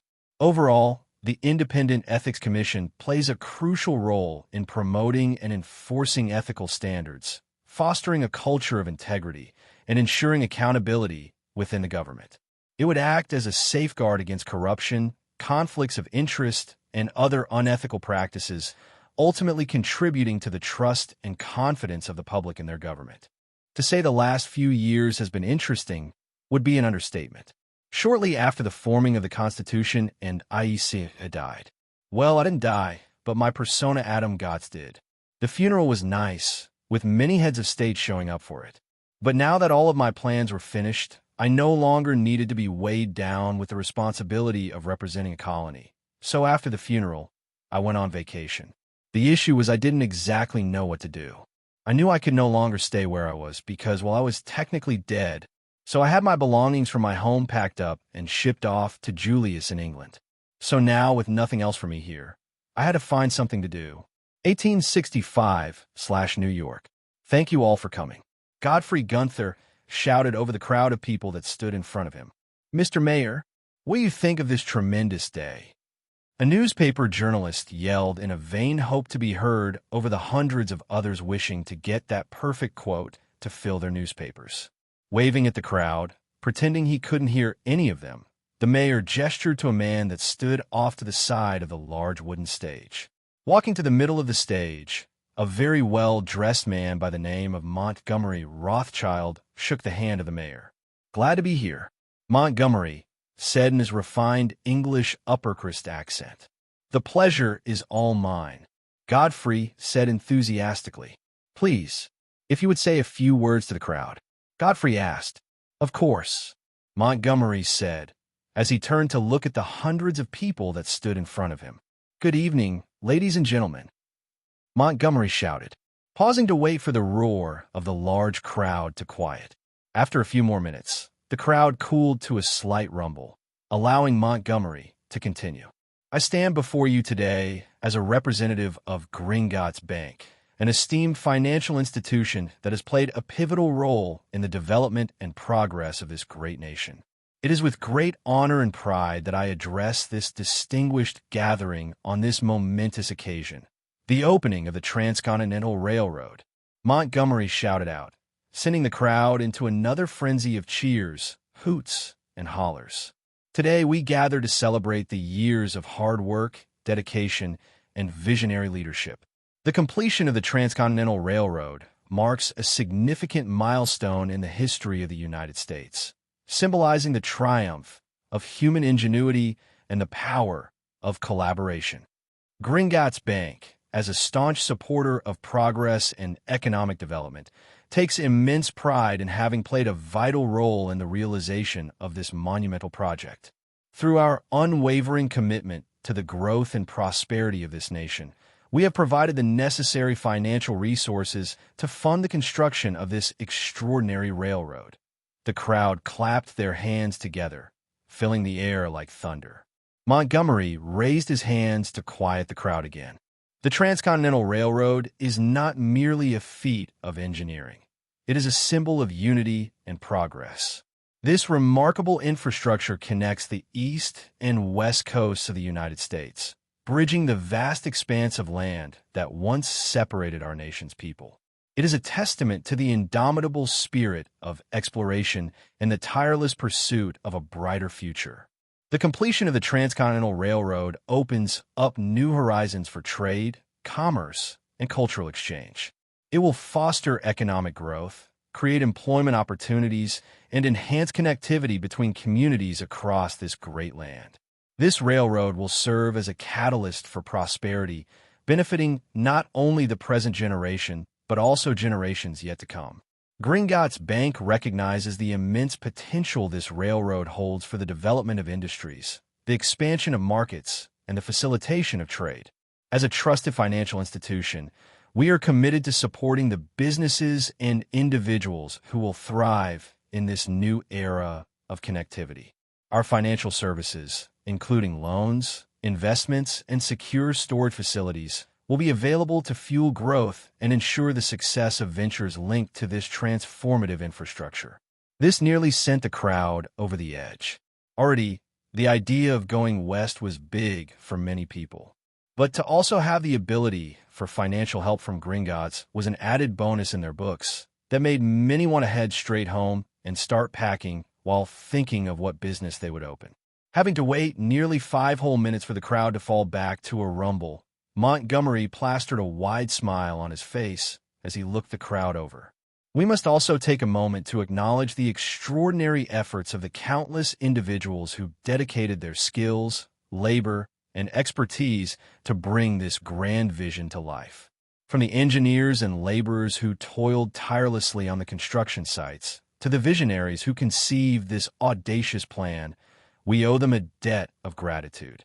Their unwavering commitment and determination have made this historic endeavor a reality."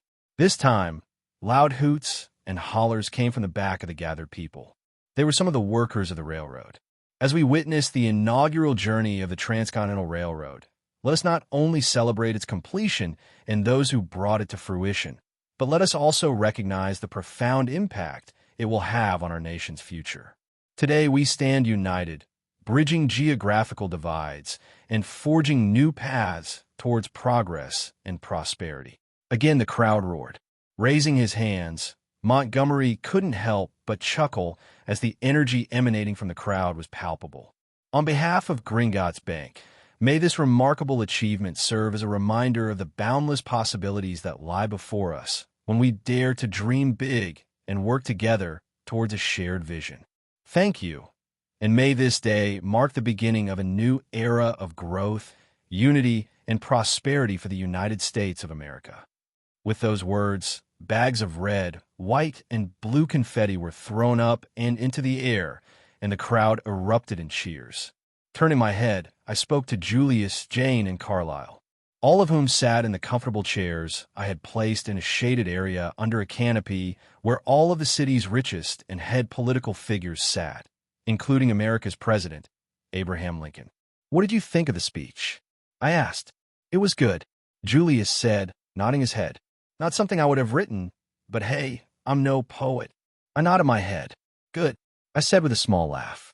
It was meant to get the crowd riled up, not to lull them to sleep like poetry would have. He gave me a deadpan look. "You know you're not funny, right?" he asked, leaning forward to look past Jane, who was seated between us. "Yeah, I have my moments." I chuckled, as all of the aristocrats that surrounded us stood from their seats and started to make their rounds. Turning, I watched as Montgomery waved at the crowd as he walked off the stage. He is quite skilled. Carlyle noted from my left. I looked at him. Not only is he skilled in his speeches, he is also a prodigy when it comes to business. I said with a smirk, "Has there ever been a Rothschild who has never been a prodigy when it came to business?" Carlyle chuckled. "Not that I know," I said, also chuckling. "Adam, how was your trip to Russia?" Jane asked from my right side. "You spent a little over 2 decades there."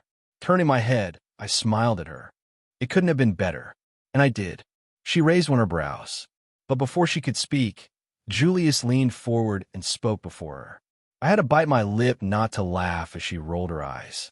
"Yes, Adam, you never mentioned why you wanted a bank built there," Julius said as he scooted forward in his chair.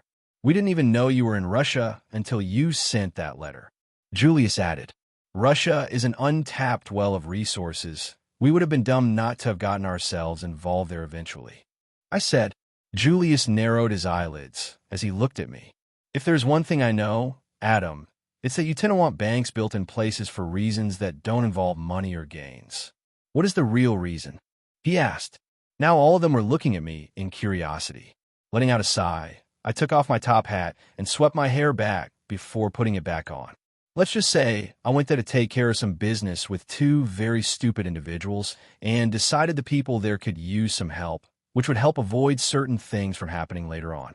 I said simply, "Good evening, gentlemen and miss," a deep voice said from our left. Turning our heads, we all looked up at the large figure of the 16th president, Abraham Lincoln. Standing to our feet, we greeted him.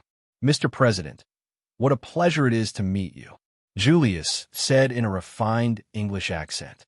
"Ah, Mr. Meneses, it is an honor," Abraham said, as he and Julius shook hands. Unlike previously in my old history, there was a notable lack of stress in his life. Because unlike previously, there was no civil war that weighed heavily on his presidency. Instead, he was at the helm of a much smaller war, which was in the process of coming to an end after the U.S.'s numerous victories. "And this must be your wife," Abraham said, as he delicately took Jane's hand in a quick shake. "Yes, this is my wife, Jane." "A pleasure," Abraham said. "I must again thank you for your foundries and the steel they sent here for the creation of the Transcontinental Railroad." Abraham said, "Not at all, Mr. President." Julius said with a wide smile. "Adam, if I may have a word," Carlyle said from beside me, taking my attention away from the conversation Julius was having with one of the most significant presidents the U.S. ever had. I turned to look at him and saw a slight bit of worry in his eyes. "Sure," I said as I followed him. By this time, the sun was starting to fall over the horizon. That added with a slight cloud overcast, we were able to walk out from under the canopy. Stepping away from any groups of people, Carlyle started to talk. "I have a question, Adam." "What is it?" I asked. "I wish to start my own coven," Carlyle said in a rush. I took a moment at that. His own coven? Is this it? The creation of the Cullen coven. I thought in wonder. "Why do you wish to start your own coven?" I asked, playing the part of the unknowing. "There is a longing in my heart," Carlyle said, before he paused to gather his thoughts. You, Julius, and Jane are like family to me. You, Adam, are a well of wisdom and experience that is like an older brother to me. Julius is like the serious middle child who takes everything seriously, Carlyle said with a laugh. And Jane, she's the caring sister. I nodded my head at his words. But I wish for more. A true family, Carlyle said. I gave him a small smile. I understand, Carlyle, I said simply. My response seemed to surprise him. Really? He asked. I nodded. Yes, Carlyle. You wish to start your own family, I said, patting him on the shoulder. How did you? But he stammered. I let out a laugh. Carlyle, you are hands down the most compassionate vampire I have ever met. It was only a matter of time before you made this decision. And I can't blame you for wanting more. I added. Me, you, Jane, and Julius might be as close as siblings, but we aren't exactly a coven. I tend to disappear for decades on end. Julius is too in love with running Gringotts to be interested in actually being part of a real coven. And Jane is simply content where she is with Julius. So I can see why you would want more, I said with a grin. I didn't think you would be so receptive to this, Carlyle said. I gave him a raised brow. Carlyle, when have I ever stopped you from doing something you wanted to do? I said, giving him a playful shove.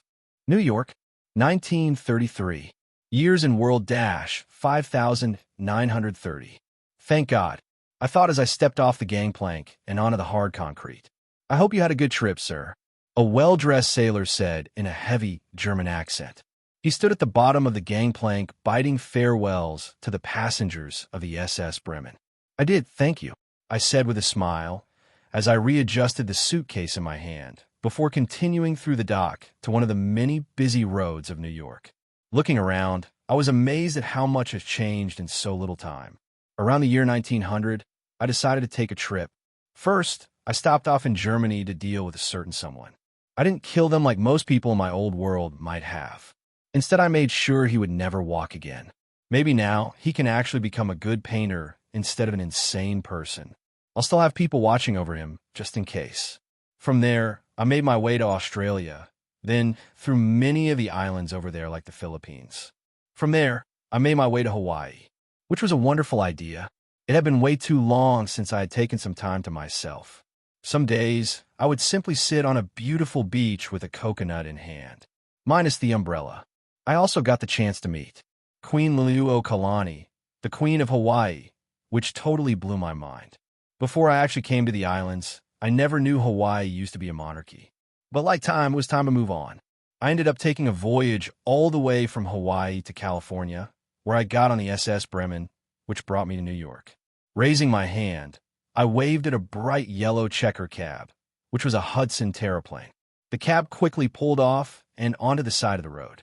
Giving the driver a quick nod of the head, I opened the back door and slid my suitcase across the seat before sliding in. Where to, mister? The driver asked. Fifth Avenue, please. Sure thing, the man said. Where are you from? I asked the man in Italian as I looked him over, using the rearview mirror to do so. Turning his head, the man glanced at me over his shoulder for a moment, giving me a wide smile. I'm from Sicily. What about you? He asked as we stopped at an intersection. I used to live in Rome for some time, I said, not telling the man it was nearly 2 millennia ago. Lived? You're not Italian? He asked. I shook my head as he looked into the rearview mirror. No, I said with a small chuckle. I just used to live there for a number of years. The man nodded his head a few times. You must be good with languages, because if you didn't say anything, I would have thought you were an Italian. The rest of the ride was filled with small talk about Italy and how nowhere else on earth could make a better wine than them. He even mentioned how it was still adjusting to being in America. When we pulled in front of the building I had instructed him to park in front of, I took out a large bundle of bills from my suit pocket and removed 4 $100 bills. Here, I said, leaning forward. The man stared at the bills for a solid minute before he looked at me. Sir, he asked, confused. Take it. It's for you. I know it's not easy starting a new life in a new country, I said, shaking my hand with the bills. Are you sure? He asked. I nodded my head. Take the money, would ya? I said with a chuckle. Slowly raising his hand, he took the bills.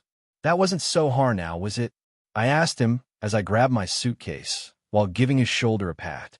Have a good day, Mr. Angelo. I said quickly as I grabbed my suitcase and slid out onto the sidewalk. Sir, the taxi driver's voice stopped me. Turning, I watched as he continued to crank his window down. I won't forget this, he shouted over the loud street noise. Raising my hand, I tapped the edge of my cap as I bowed my head. Then maybe one day I might need your help, Tommy, I said, giving the man a smile as his mouth opened in surprise. He had never told me his first name, but I figured it out. Turning back, I entered the building through ornate revolving doors. Stepping in, I looked at the opulent lobby filled with finery. From the polished marble floors to the wooden walls and golden inlays on the ceiling. Walking to the reception, I waited in line for a spot to open. Good evening, sir. How may I help you today? A young brunette asked, as she gave me a wide smile. Not seeming to be affected by her charm, I spoke. Yes, I'm here to meet a Mr. Carlisle Cullen. Could you tell me which room he is in? I asked her, setting my case on the ground by my feet. I'm sorry, sir, but it's against policy to give away our residents' apartment numbers. But I can give him a call. If he says it's okay, I would be more than happy to give it to you. I nodded my head as she picked up a rotary phone and started spinning the dial. Good afternoon, Mr. Cullen. Sorry for disturbing you, but I have a gentleman here who is here to see you. Really? And what is the name of this man? I heard Carlisle ask through the phone. Dropping the phone to her shoulder, the girl gave me a small smile as she asked, And what is your name, sir? I smiled back. Adam Gray. Bringing the phone back up, she told him the name. The phone went silent for a moment before Carlisle gave her the affirmative to send me up. He is in the apartment's sweat suit on the 43rd floor, the girl said as she gestured to the elevators on the side of the large reception area. Thank you for your time, I said with a small smile as I grabbed my suitcase and made my way there. Reaching the top floor, I walked down the hall that only had one door in it. As I walked down the hall, the door swung open, and a smiling Carlisle stood there beaming at me. It's been too long, Adam, he said as I made it to the door, and we embraced in a tight hug. That it has, I said, patting his back a few times before we separated. How have you been, kid? I asked. I've never been better, Carlisle said with a wide smile. I can see that, I said with a laugh. Just look at that smile, I said as we both began to laugh. Please come in, Carlisle said as he stepped to the side to let me in. There is someone I want you to meet.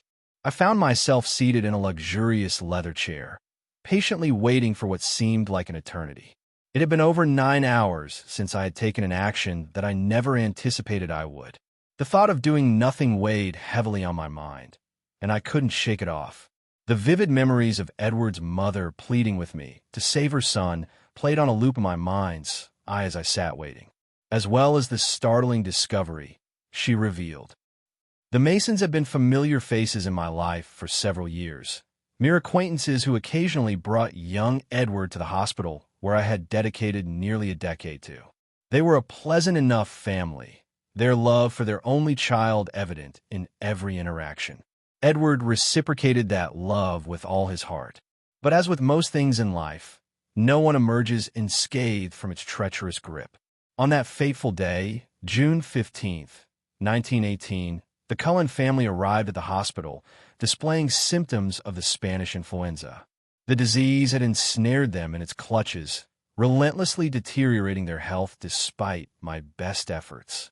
The first to succumb to the illness was Edward Mason Sr. He passed away peacefully in his sleep, his final hours consumed by delirium induced by the fever. The following morning, Elizabeth Mason teetered on the brink of death herself. It was sheer luck that I happened to be by her bedside, assessing her condition when she mustered the strength to confide in me. I know what you are, Dr. Cullen, she wheezed, her breaths labored and lips parched. I looked down at her, confusion etched on my face. I'm sorry, Mrs. Mason, I questioned, hoping to grasp the meaning behind her cryptic words. A whimsical smile danced on her lips as she replied, Don't attempt to deceive me, Dr. Cullen. I know your true nature. Her accusation hung in the air, and I discreetly scanned the hospital ward, ensuring no one overheard her revelation. Returning my gaze to her, I adopted a solicitous tone and inquired, And what am I, Mrs. Mason? Summoning the last vestiges of her strength, She used her elbows to prop herself up from the bed, fixing her eyes on mine, as if peering into the depths of my soul. With a resolute tone, she uttered two simple words that sent a chill down my spine. A vampire. I involuntarily gulped out of reflex. You're not in your right mind, Mrs. Mason. You must rest and focus on getting better, I urged gently, attempting to guide her back onto the bed. However, she gripped my hand tightly like a vice, her nails clawing at my stone-like skin. Do not lie, she exclaimed sternly, her unwavering gaze never leaving mine. My family has known of your kind's existence for generations, she continued, her eyes momentarily losing focus before she drew a deep breath and resumed her account. My grandfather regaled me with stories in childhood. Generations before our arrival in America, an ancestor and his brother were adopted by a mysterious man who saved them from certain death after their town was ravaged by an attack. He raised them as his own, and together they journeyed across many lands until he brought them to England, where they eventually settled. Her narrative consumed my thoughts in an instant. Could it be? I wondered, my mind filled with wonder and intrigue. Her story began to align with one that I was intimately acquainted with. As I looked down at her, I witnessed her life slowly slipping away from her eyes. Kneeling by her bedside, urgency lacing my voice, I posed the only question that mattered at that moment. What is your maiden name? I implored. A soft smile graced her lips as she whispered, Gray. Her eyes grew vacant, and the last remnants of air escaped her lungs. The grip she had on my hand gradually weakened until her hand lay limp in mine. Slowly, I lowered her hand onto the bed, my mind racing with a torrent of thoughts. She was a Gray, a descendant of Adam's adoptive family, I silently thought. Rising to my feet, I strode purposefully across the hospital towards the ward housing the other patients afflicted by the influenza. Passing rows of beds and gaunt faces, the cramped space filled with the symphony of suffering, I finally reached my destination, the room where Edward lay. Drawing the white curtain closed, I turned to face him. It was already evident that he was beyond any help I could offer. The young man emitted a low groan as he clutched at his blanket, beads of sweat glistening on his feverish face. Kneeling beside his bed, I studied him intently. I had watched Edward grow from a young boy into the young man, lying before me now. To discover that he was a descendant of Adam's adoptive family added a layer of complexity to the situation. Uncertainty and doubt plagued my mind. What was the right course of action? Could I simply stand by and let him succumb to this illness? I blinked, attempting to push the memories aside, as I saw Edward's eyes flutter open. He lay perfectly still, his gaze fixed on the ceiling of my home. Then, slowly, his eyes shifted to meet mine, and I was struck by the sight of his blood-red irises and the unmistakable panic etched on his face. Slowly, I raised my hands. It's good to see you awake, Edward, I said calmingly. Dr. Cullen? Edward asked in confusion. What's happening? I took a moment to think of what I was to say.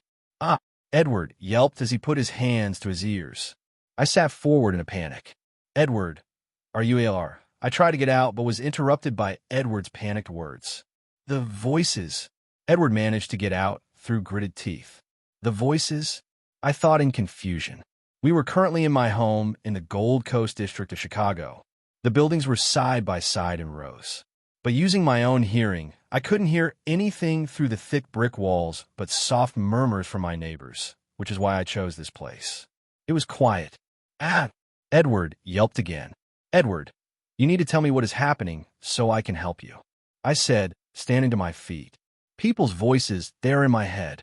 Stepping into the nicely decorated entrance hall, I gave Carlyle a smile. Who would have thought you would be one for the fancier things in life? I said jokingly, as he smiled back at me. What can I say? Forever is a long time, so why not live in a little comfort? And I didn't pick the place. Carlyle added with a small chuckle. Oh, and who picked the place then? I asked as we walked out of the hall and into a large open living room, which was richly designed with finery and expensive-looking furniture. What caught my eye was the youngish-looking woman standing in the middle of the living room, wearing a nice black dress with a waist belt. Adam, I would like for you to meet my mate, Esme, Carlyle said, sounding uncertain. I smiled as I set my suitcase on the ground. Carlyle, I said with a wide smile. Looking at her, I couldn't help but smile inwardly as well. It seems things are still falling into place the way they are meant to. I thought. Taking a few steps forward, I outstretched my hand. It is very nice to finally meet you, Adam, Esme said as she softly shook my hand. Carlyle has told me much about you, he added. And you, Esme, I said, giving her a shake of the hand. I hope Carlyle hasn't been telling tall tales about me, I said with a chuckle. Let me show you to your room, Adam, Carlyle said, gesturing for me to follow him down a hall that was connected to the living room with a smile and a chuckle. Grabbing my case, I followed after them as Esme and him walked down a hallway. Making our way down the hall, I looked at the interesting pieces of art that hung on the walls of the hallway. Hey, this is one of my pieces, I said, surprised. That it is, Carlyle said. The artwork showed the city of Rome, which I painted around 1100 AD. The artwork was still in great shape and still held most of the vibrant colors I like to add to most of my artwork. Right next to the painting that was hung on the wall was a door that was cracked open. Taking a glance through the small crack, I could see shelves of books. Is this your study, Carlyle? I asked as I turned to look at him. Carlyle and Esme both froze for the slightest of milliseconds before they smiled at me. No, that room belongs to Edward, Carlyle said with a small, awkward smile. Edward? I asked, sounding confused, even though I knew well who he was. They looked at each other quickly before they looked at me. Adam, there is something I need to tell you, Carlyle said, now sounding worried. I raised one of my brows at them, curious at what could make Carlyle act so worried. Please, love, let's get him settled before we start, Esme said, turning to give Carlyle a stern look. Yes, good idea, Carlyle said, clapping his hands together to disperse the slight tension that filled the air. My room was nice, with a twin-size bed and a wall closet for my belongings. Gently sitting my case on the bed, I unbuttoned my expensive black jacket and then hung it in the closet before I walked back to the living room. But as I made my way there, I couldn't help but stop and push the door to Edward's room open. Looking inside, I saw the whole of one side of his room was full with books, filling floor-to-ceiling bookshelves. The other side simply held a single-person bed and a lounge chair that looked heavily used. Closing the door, I finished making my way down the hall. Stepping into the living room, I saw Carlyle standing by the window, while Esme walked into the room holding a teacup and saucer. If we knew you were coming, I would have gotten something better than this, Esme said with a smile as she handed me the cup. This was left by the previous owners, she added. This is quite all right, I said, bringing the cup up to smell. Chamomile. It's one of my favorites, I said, taking a sip. Walking to one of the leather chairs in the room, I took a seat. So, what is it you wanted to tell me? I asked, setting the cup and saucer down on a side table. Want to get to the meat of Carlyle, apparent worries. Carlyle turned away from the window and looked at me. It's about Edward, Carlyle said, getting right to it. I raised a brow. What about him? I asked, not wanting him to stall. He is a member of my coven. The first, he said, walking away from the window to sit next to Esme on a fancy-looking sofa.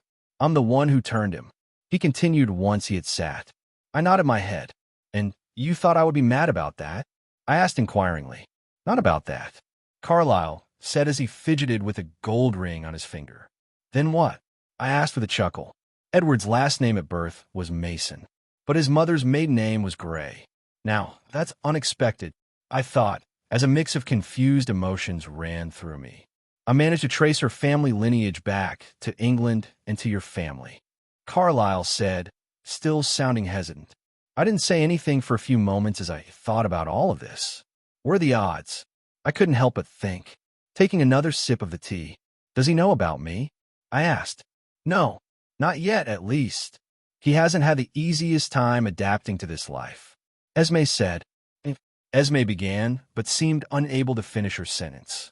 He has the same issue I had when I first turned. Carlyle finished for her.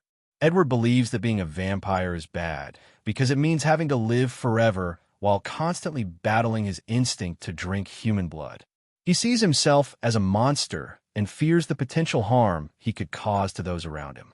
Additionally, having to hide his true nature from a human world makes him feel isolated and disconnected from others. Carlyle said, "And have you tried to talk to him about it?" I asked. "Of course I have, but it's as if my words never stick." He says he understands, but he never seems able to leave his depression. I nodded my head slowly. "And where is he now?" I asked. Both Esme and Carlyle looked at each other. "For the past few months, he has been living on his own." Carlyle said, "Why is that?" "He has begun to drink human blood, so he thought it would be best to be on his own for now." Carlyle said, "He goes after the bad guys, the killers, rapists, and scum that fill this city." Carlyle said as he shook his head, "I guess it's a way for him to feel less like the monster he thinks he is." 1 week later, stepping into the movie theater, I saw the movie was already underway. Taking off my hat, I took a seat at the back of the large theater. The movie was Frankenstein's Bride. The movie had only been out for about a week and seemed to be a hit. I wouldn't know, because surprisingly, I wasn't much for movies anymore like I might have once been. My guess was the over 5,000 years I went without it. Looking around, I looked for the one I had come to find. Like a hawk, it only took me a few seconds to hone in on my query. Seated by the main aisle, I saw the tall, skinny figure of Edward Cullen. He seemed captivated by the movie, but I knew he had more on his mind than just the movie. I had followed him from his apartment in Brooklyn to Manhattan, where we currently sit. Stretching my back, I tried to get comfortable in the small chairs, wishing I had bought some popcorn on the way in. The movie went on for about 30 minutes before a woman stood from her seat, probably on her way to the washroom. As she walked by, a tall, skinny man also stood, following after her. I smirked as I watched Edward. All the way, Edward watched the man move, clearly reading his thoughts, knowing what his sinister plan was. As the man walked out of the theater, Edward was hot in his tracks, following after him. With leisure, I stood from my seat, adjusting my new suit and overcoat. Dusting off my hat, I put it on. Times are starting to get interesting, I thought to myself as I followed Edward. Walking through the ornate halls of the high-end theater, I could hear as Edward struck the man. The slightest gasp escaped the man's lungs as Edward drank from him. Turning a corner in the wall, I saw as Edward separated from the man's neck. Making sure to walk as softly as possible, I managed to get about 5 feet behind Edward before he managed to sense my presence. With the speed of a vampire, he turned in panic to see me standing there. His eyes were wide as he stared into my blue eyes. But as he stared, his eyes only grew wider and wider. "It's good to finally meet you, kid," I said cheerily as I gave him a wide smile. Edward didn't say anything, but instead took on a look of concentration. "I would stop trying to read my mind before you hurt yourself," I said with a chuckle. "It won't work." Reaching up, I grabbed my handkerchief from my inner jacket pocket and held it out. "Here, you have something on your face," I said, gesturing at my lip with my free hand. Edward stared at the handkerchief for a moment before slowly taking it from my grip. Wiping the blood from his mouth, he handed it back. I shook my head. "Keep it. I have spares," I said with a smile as I patted my chest where I actually had 2 others. Confusedly, Edward shoved the handkerchief into his overcoat's pocket. During all of this, Edward had never removed his eyes from mine. "You won't be able to read my mind. Just give a rest, huh?" I said, looking away from him and down at the dead body. "What do you normally do now?" I asked. "Just leave them where they fall, or," I asked, looking back at Edward, who still looked mildly confused. He said, unable to continue. "I'll take that as a leave them as they fall," I said cheekily before looking around. "We should move on. Last thing we want is for one of the movies to end and people find us standing over a dead body," I said, walking past Edward and down the stairs. As I went down the steps, Edward stood still in what I can only call shock. Reaching the last step, I heard Edward start to follow. Stopping, I reached into another of my pockets and pulled out a $50 bill while I waited for Edward. Stopping next to me, I could feel Edward's gaze. Looking over at him, I raised a brow. "What?" I asked, but before giving him time to speak, I started to move again, following the delicious smell that filled the large concession area that filled most of the bottom entrance floor. Walking with purpose, I made my way to the register area where a teen stood.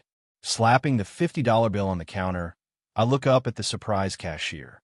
"I'll take your largest popcorn, 3 milk duds, 2 red hots, 1 black licorice, and all the 3 musketeers you have. OH, and all the Kit Kats," I said, pointing out each item as I said their name. To the kid's credit, he managed to grab what I wanted in order and without falling behind. As he rang everything up on the large metal register, I snapped my fingers together. "I nearly forgot. Also add 2 Coca-Colas while you're at it," I said. Grabbing all of my goodies from the counter, I shoved them in all of my pockets. "And here is your change, sir. $40.52. I looked up at the teen's hand, which was holding the change, as I grabbed the 2 glass bottles of soda from the counter. "It's all yours, Marlon," I said, looking down at his gold name tag. Giving the teen a smile, I walked towards the front door, Edward still following. Twisting off the caps of both bottles, I handed one to Edward. "Here, have this," I said. He looked down at it, confused, but still took it anyway. Taking a sip of the sweet beverage, I let out a sound of satisfaction. "Oh, that's some good shit," I said, using my free hand to dig into my pocket, pulling out a box of musketeers. "Who are you?" Edward asked, not needing to look as he moved around a group of people walking by. "I'm Adam. Nice to finally meet you, Edward," I said, not looking at him as I opened the small candy box with the 3 small bars of chocolate. Edward came to a complete halt. "What do you know my name?" he asked, rather aggressively, as I picked up the sound of his bottle starting to crack with his pent-up rage. "Whoa there. Don't waste a good drink," I said, snatching the full bottle from Edward cold grip, replacing it with my empty one. "And to answer your question, I know your name because Carlisle told it to me," I said, continuing my walk east towards the docks of Manhattan. "You know Carlisle?" Edward asked. "Longer than you have," I said whimsically as I took a sip of the new soda. "I'm sorry," Edward asked questioningly. I looked at him. "About what?" I asked. "What you just said," he said, as we walked to the otherwise of a road. "That I've known Carlisle longer than you?" I asked, playing dumb. "Yes," Edward said, getting annoyed. "What about it?" I asked, walking into a dark alley. As we stepped in, I heard as Edward's anger finally bubbled to the surface, causing him to crush the glass bottle under his grip. "Enough," Edward said, grabbing me by the shoulder with a grip that would have broken every bone in a normal human. "Who are you, really?" he snapped. I stayed facing away from him and downed my soda in one go. Finishing it off, I tossed it to the side to crash against the alley's wall. "You know the issue with drinking human blood?" I asked Edward. He didn't say anything. It clouds your mind and judgment, makes you impulsive and quick to anger. Then, before Edward had time to understand what was happening, I broke from his grip and circled around behind him, grabbing the collar of his shirt and jacket like a dog before I jumped upwards between the 2 buildings. Grabbing onto the ledge of one of the buildings with my free hand, I used it to toss us up 10 feet over the building where I dropped Edward to the building. Landing on the hard stone of the building, I turned to look at the city around us, keeping an eye on the crouched figure of Edward from the corner of my eye. "How did you do that?" Edward yelled, standing to his feet. I looked at him with a shrug. "Don't know. Just been able to as long as I can remember," I said with a chuckle, turning back to look over the city. "And how long would that be?" he asked, seeming to get his emotions back under control, even if just slightly. I didn't look at him as I spoke. "Nearly 6,000 years. I could sense Edward's body go dead still. "You're a vampire?" he asked, confused and alarmed. I looked at him like he was stupid. You can hear my heart's beat and the warmth emitting from me. "Then what are you?" he asked, seeming ready to run at any minute. I shrugged again. "Depends on who you ask," I said with a chuckle. "To some, I'm the ancestor to all humans, the great progenitor, while to others, like myself, I'm just some unlucky basted dropped head first into this world with immortality and abilities I couldn't understand." Edward must be just like his movie self because he connected the dots a lot quicker than anyone I'd met before. "Adam, ancestor to all humans," he said to himself, as if I wasn't there. Then I saw it, the moment he understood who I was. I turned to face him as he slowly took a step backwards. "No," Edward said, his eyes ablaze with a sea of emotions. Confusion, rage, surprise, disgust, sadness, then one that surprised me. Hope. You can't be, Edward said, vulnerability seeming to wash over him. I turned my head slightly to the side. Does that scare you? I asked, seeming to catch him off guard with the question. I smiled as I saw the slightest twitch of his right brow. I thought so. I said, Stop it, he shouted. You can't be, he repeated, voice trembling. Yet there was an undercurrent of something stronger, defiance. I stepped closer, my gaze unwavering. Why is that so hard to believe? You've seen more impossible things in your short life than most humans can imagine. Edward snarled, his lips pulling back to reveal his teeth. Don't patronize me. You're just another monster with a fancy story. Nothing more. A chuckle escaped my lips, not out of amusement, but out of a deep-rooted understanding. You're not wrong. But you, Edward, should know better than anyone that not all monsters are created equal. Don't, he snapped, taking a step back. Don't talk to me like you know me. You don't know anything about me or what I've been through. I tilted my head, my expression softening just a fraction. I know more than you think. Carlyle talked about you. He cares about you deeply. Carlyle doesn't understand. Edward spat, the words thick with bitterness. He believes in fairy tales. He thinks we can live without blood, without giving in to what we are. But we're not human anymore. We're predators. And what about Esme? I countered, my voice firm but gentle. Does she believe in fairy tales too? Or does she just believe in you? Edward flinched at my words, a shadow passing over his face. She's too kind for her own good. I nodded slowly. She is. And she deserves better than to see you like this, lost and alone. His eyes blazed with anger. I'm not lost. I know exactly what I'm doing. Do you? I asked, the question hanging heavy between us. Do you really know? Or are you just running from the guilt, the shame of what you've become and done? Edward's fists clenched, the sound of his knuckles cracking echoing in the night. You think you can just waltz in here and fix me? That you can make everything right with a few pretty words? I stood my ground, my eyes never leaving his. No, Edward, I don't think I can fix you. But I'm not here to fix you. I'm here to remind you of who you could be, of what you left behind. A bitter laugh tore from his throat. And what's that? A life of pretending? Of lying to ourselves that we can be something we're not. I took a step closer, my voice dropping to a near whisper. No, Edward, a life of hope. A life where you don't have to be alone. A life where you can still find redemption.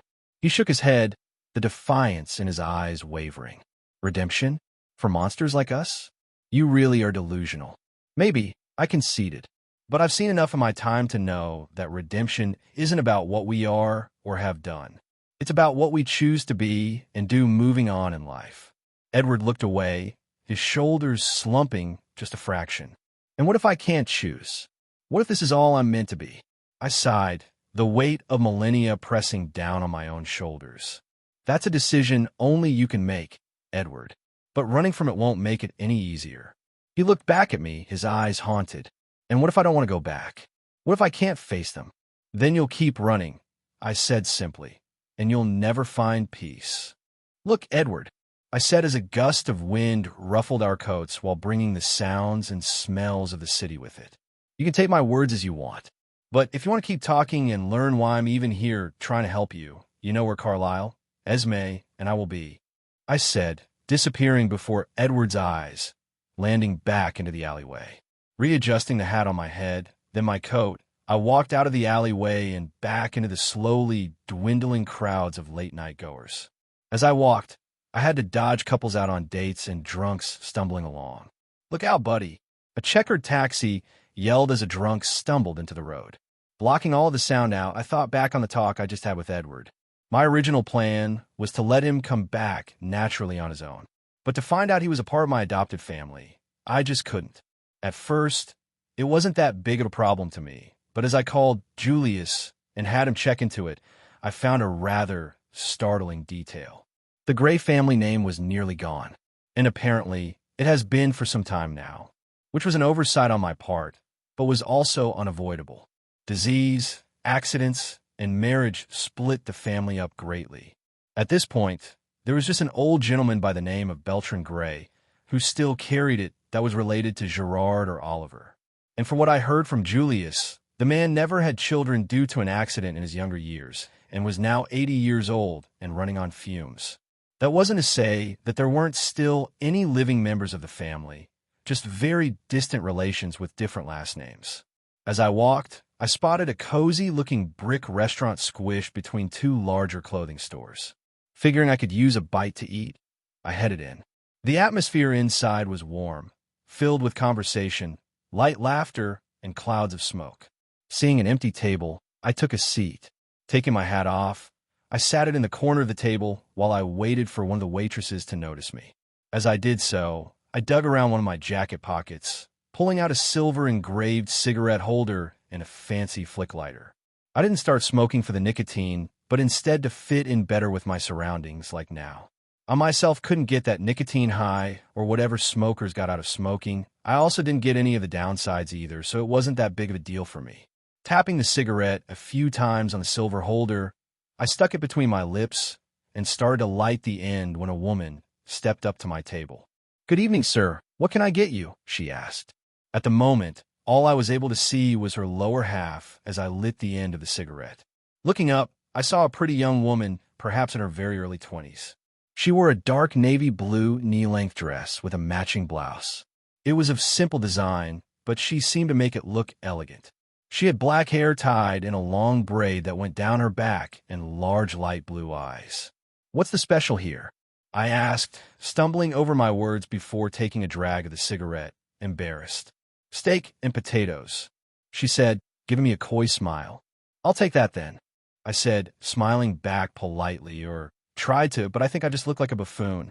"Sure thing," she said with a chuckle. "And what would you like to drink?" I pondered that for a moment. Water was out of the question. I don't know about you, but rusty pipe wasn't a favorite flavor of mine, so I went with the safe option. "Whatever you have on tap will be fine." Giving me another smile and a small wink, the young woman turned and headed back through the crowded room. Talk about a view. Looking over, I saw a newspaper lying forgotten on the table next to mine. Grabbing it, I kicked back and started to read through it as I waited for my food to come out, as well as an attempt to get my mind off the waitress. What can I say? It's been a while since I spent the night with a woman. The news was dry and didn't have anything that really drew my attention, which was good. By the time my food came out, I was halfway through the comic strips that filled the last pages of the newspaper. Setting down the paper, I watched as the young woman set the steaming plate in front of me. "Here you are, sir," she said before walking away, not even giving me another glance. The view was amazing, but so was the smell of my food. For a place like this, their food was pretty good. It wasn't until I was halfway done with my food that I realized I also had a large mug of a dark ale sitting by my plate. I drank half before I continued with my food. Letting out a burp, I leaned back in my chair, taking out a milk dud pack from my pocket for dessert. "You know we sell sweets, right?" The familiar voice of my waitress said, startling me from my after-meal bliss. I looked up at her. "But do you sell milk duds?" I asked, raising the box and shaking it. She put a hand on her hip and looked down at me. And oh my goodness, was she pretty. A few of her hairs had come undone from her braid and hung down over her forehead, giving her a charming, tousled look. "No, we don't have those." And she gave me a smile. "We have something even better." I sat forward in my chair, bewildered look on my face. "I'm sorry, miss, but I just can't see anything ever beating a milk dud," I said, shaking my head, popping another one in my mouth. The truth was that, in my opinion, milk duds were mid-tier candy. They just so happened to be the first thing I grabbed from my pocket. I just wanted to try and start a conversation. She gave me a dazzling smile. "I think I can change your mind about that," she said, turning and walking back to the front bar area, seeming to put a little extra sway in her steps. A moment later, she came back with what looked like a piece of pie. "Oh no, my kryptonite," I thought as she set this plate in front of me. Steam rose up from the dish. "Fuck," I thought, stopping myself from licking my lips. I looked up at her. "You were right." "About what?" she asked with a knowing grin. "You did have something that could change my mind." I woke early the next morning, well rested from my 4 hours of sleep. Opening the door to my room, I ambled along to the bathroom to take care of my morning business. I had long since not cared that everyone could hear the human fact about my life, but when you're nearly 6,000 years old, you tend to have no more fucks to give. Smacking my lips a few times, I looked myself over in the mirror. My hair was a mess, and a line of dried drool stained my chin. Using my hands, I got my shortened hair into a semblance of order, then washed my face. Opening the door, I stepped into the hallway. I could hear both Carlisle and Esme moving around in the kitchen, so I made my way there. Stepping into the kitchen in just my pajama pants, I watched as Esme and Carlisle pulled food, utensils, plates, and other necessities from large paper sacks and boxes that were lining their counters. "What's all this?" I asked, looking around. "Food and cooking supplies," Esme said cheerily, giving me a wide smile as she pulled a large metal frying pan from a white box like it weighed no more than a feather. I nodded my head in appreciation. Walking to the nice refrigerator, I pulled the lever and opened it. "Nice," I said, pulling a large glass bottle of milk from the fridge. Twisting off the cap, I took a large gulp. "Adam, dear, we put glasses in that cabinet over there," Esme said, pointing past me to a part of the kitchen which only had countertop and cabinets lining the wall. Her tone was gentle, but also held a slight, chiding tone one would expect from a mother. I looked at the cabinet, then at the bottle. "Right," I said, giving her a smile as I turned to get a glass. "Least I can do," I thought with a chuckle. "No need to live up to my moniker of barbarian." Pouring the glass, I spoke. "How was the night out?" I asked, capping the bottle and turning to look at the both of them, leaning against the countertop. "I saw that the both of you were out when I returned." "It was good. Managed to get a few deers," Carlisle said, putting cutlery in one of the drawers. "And how is yours?" Carlisle asked, acting as if he was asking a simple question, but I could hear the undertone in his voice. "Better than expected," I said, downing the last of my glass. Both Esme and Carlisle looked up at me simultaneously. "And?" Esme asked, hope gleaming in her eyes. I shrugged. I think for the first quarter, or our talk, he was in too much shock to really grasp what was happening. But there at the end, I think I might have reached him. I said, walking to the sink to rinse out my cup. "And?" Carlisle asked impatiently. I liked doing that to people for some reason, stretching out the suspense until they were practically on the edge of their seats. It was a little game I played, a small pleasure in my otherwise monotonous life. Turning back to face them, I let a slow smile spread across my face. And I continued, savoring the moment. I think I got him to consider coming here to talk. It's not a full commitment yet, but it's a step in the right direction. Esme's face lit up with relief and excitement. Carlisle's expression softened, and he approached me, clapping a hand on my shoulder. "That's more than we could have hoped for," he said, his voice filled with gratitude. "Your ability to connect with people, even after all these years, never ceases to amaze me." I shrugged again, trying to downplay it, but the warmth in their reactions made my heart swell a little. "Well, someone's got to do the talking around here," I joked, winking at Esme. "Besides, it's not like you two could have done it. You're too refined." Esme laughed, a light, musical sound that managed to lift the mood. "You mean we're too uptight?" she teased, nudging Carlisle playfully. Carlisle chuckled and shook his head. "Perhaps, but that's why it's good to have you here, isn't it? To keep things interesting." I grinned, finishing up with the glass and placing it on the drying rack. "Well, I suppose I do have a knack for shaking things up. Keeps me young, you know." Esme rolled her eyes playfully, as if being as old as Carlisle has told me isn't enough to keep you young.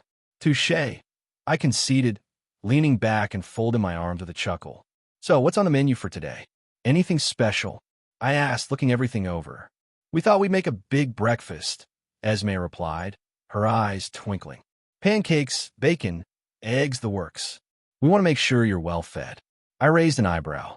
"You know I can fend for myself, right?" I said playfully. "Of course," Carlisle said, "but it's not every day we get to cook for someone. Consider it our way of saying welcome." I nodded, feeling a rare sense of warmth and belonging. "All right then, let's get to it. Anything I can do to help?" Esme handed me a whisk and a bowl of pancake batter. "You can start with this. Just mix it until it's smooth." I took the bowl and started whisking, the simple act of preparing food oddly therapeutic. "So," I said, breaking the silence, "how long have you two been together?" Carlisle glanced at Esme, a soft smile playing on his lips. A little over a decade now. We met in Ohio, if you can believe it. Ohio, huh? I said, laughing. Not exactly the most romantic place. It was to us, Esme said, her voice filled with emotion. We found each other when we needed it most. Sometimes, that's all it takes. I nodded, appreciating the sentiment. Well, I'm glad you did. You seem like a good match. Thank you, Carlisle said, his tone sincere. And we're glad to have you here, Adam. It's been refreshing, to say the least. I grinned. Refreshing, huh? That's one way to put it. As we continued to prepare breakfast together, the kitchen filled with the comforting sounds of sizzling bacon on new pans and the clinking of utensils. It was a simple domestic scene, but for me, it felt like a rare treasure. Eventually, everything was ready, and we sat down at the table, the spread before us looking like something out of a dream. I dug in with enthusiasm, savoring every bite. Esme and Carlisle watched with amusement, their own plates untouched and empty. You know, I said between mouthfuls, you two really should try this sometime. It's amazing, I said jokingly. Esme laughed. We'll take your word for it, she said, playing along with my joke. I smirked. Suit yourselves. More for me. As the meal progressed, we fell into an easy rhythm of conversation, sharing stories and laughter. It was a moment of peace and connection, a brief respite from the endless march of time. And for the first time in a long while, I felt truly at ease. At least for that moment and the next 30 seconds that followed. Knock, knock, knock. We heard coming from the front door. All of our heads turned in the direction of the door, which was on the other side of the apartment, before we looked at each other. Both Carlos and Esme were standing and heading towards the door in a flash. But I didn't. I stood calmingly and started walking like a normal person towards the door. Making my way into the living room, I could see down the hallway where Carlisle was opening the door. Standing, there was a woman who I realized was the same woman from the front desk. Good morning, Mr. Cullen. This package was delivered to the front desk for you, she said, handing over the package. As she handed it over, she glanced over Carlisle's shoulder, where she caught a glance of me standing there, shirtless. I could see as her eyes grew wide in surprise, and her cheeks grew red in a blush. I gave her a smirk as Carlisle thanked her and softly closed the door in her face. Looking at Carlisle and Esme, I could see the sadness in their charred glance. So to distract them, I asked, "So, what's in the package?" Even though I already knew. Walking into the living room, Carlisle set the package on a small desk that was along one wall. Pulling the twine string that was tied in a simple release knot, Carlisle and Esme's eyes scrunched in curiosity. After removing the knot and cardboard paper, they were greatest with a finely lacquered and designed box. They looked at each other, confused. "Open it," I said from behind them, a smile plastered on my face. They both looked at me surprised. "Do you know what it is?" Carlisle asked. "Of course I do. It's a gift from me to the both of you," I said smugly. Esme gave me a warm smile that warmed my heart. "What for?" Carlisle asked, getting clear satisfaction from making me wait to see their reactions for my gift, just like I did to them earlier. I chuckled. "It's a late gift for your partnering," I said using air quotes. "Since you didn't exactly have a wedding, I can't say wedding gift, but that doesn't mean I can't get you a gift like I would have if you did." They both gave me smiles of appreciation. I waved my hand in the air. "Open it already, would ya? We're not getting any younger around here." Carlisle chuckled. "We also aren't getting any older, Adam," he said with a chuckle. "Semantics," I said, waving a hand for them to hurry it up. Pulling down the small gold latch that held the box closed, Carlisle slowly opened the lid. Inside, set on soft dark blue velvet, were 2 items. I could hear the soft intake of breath from Esme and Carlisle in surprise. Stepping close, I looked down into the box and smirked. "Nice, right?" I asked them. The 2 items were made from the finest of craftsmanship of their time. For Carlisle, I got him something I thought fit him well. It was the Patek Philippe Henry Graves Super Complication, which was just made not even 3 months ago. While for Esme, I really didn't hold back. Nestled on the blue velvet in the box was a necklace that could put most others to shame. It was made of silver and held diamonds all the way around. But in the front rested a large light pink diamond, encased in a delicate silver filigree design. The pendant was breathtaking, with its intricate details and sparkling gemstones that circled the circumference of the large pink diamond. As I watched Carlyle and Esme's eyes widen in awe, I couldn't help but let out a chuckle. Esme reached out to touch the necklace with excitement. "Adam, this is absolutely stunning," she whispered, her voice filled with gratitude. I smiled, basking in their appreciation. "I'm glad you like it, Esme. I wanted to get you something that reflects your elegance and beauty," I said smoothly. Carlyle examined the large gold timepiece in his hands, his expression a mixture of surprise and admiration. "Adam, this is an extraordinary timepiece. How did you manage to get your hands on it?" I shrugged nonchalantly. "Well, let's just say I have my ways. I wanted to get you something that symbolizes your precision and dedication to your work." Both pieces were actually shoved in my personal bank vault here in New York. But they didn't need to know that. They both looked at each other, their eyes brimming with happiness. "Thank you, Adam," Carlyle said sincerely. "We truly appreciate your thoughtful gifts." I waved away their thanks. "It's the least I could do," I said with a chuckle. The rest of the morning and afternoon was full of comfortable conversations and stories. Carlyle got me to tell Esme about some of my escapades across Europe and other parts of the world. But as soon as it was dark enough, Carlyle and Esme headed out to do some hunting in the surrounding parts of the city that still held wildlife, while I headed out to a certain diner. Wrangling myself a cab, I made it to the diner just as the sun was setting. Stepping out, I tip her the cab driver before I walk in, wearing a nice suit. Again, like the nights before, the room was full of patrons, laughing, smoking, and eating. Looking around, I saw my table was again empty, so I took a seat. It was only a matter of seconds before the same beautiful young woman, who I suddenly realized I didn't know the name of, came up to my table. "It's good to see you here again," she said, giving me a smile that lit up the room. I returned her smile, feeling an unfamiliar flutter in my chest. Well, I couldn't resist the charm of this place. Or maybe it's just the pie. I quipped, try to keep my tone casual. She laughed, a sound like silver bells. "I'm sure it's the pie. Or maybe it's the company," she said, raising one of her perfectly sculpted brows. I smirked, leaning back in my chair. "Ah, you got me. It's definitely the company. By the way, you never told me your name." "Pretty sure it's not, hey, you or waitress," I said with a chuckle. She smirked, placing a hand on her hip. "It's Evelyn. Evelyn Russo. And you?" "Adam," I said, extending my hand. "Adam Smith." I mentally kicked myself for the unimaginative alias I for some reason felt I needed to say, but she didn't seem to mind. She took my hand, her grip firm and warm. "Nice to officially meet you, Adam Smith," she said with a chuckle. Her eyes sparkled with curiosity. "So, what brings you to our quaint little diner 2 nights in a row?" I chuckled, releasing her hand reluctantly.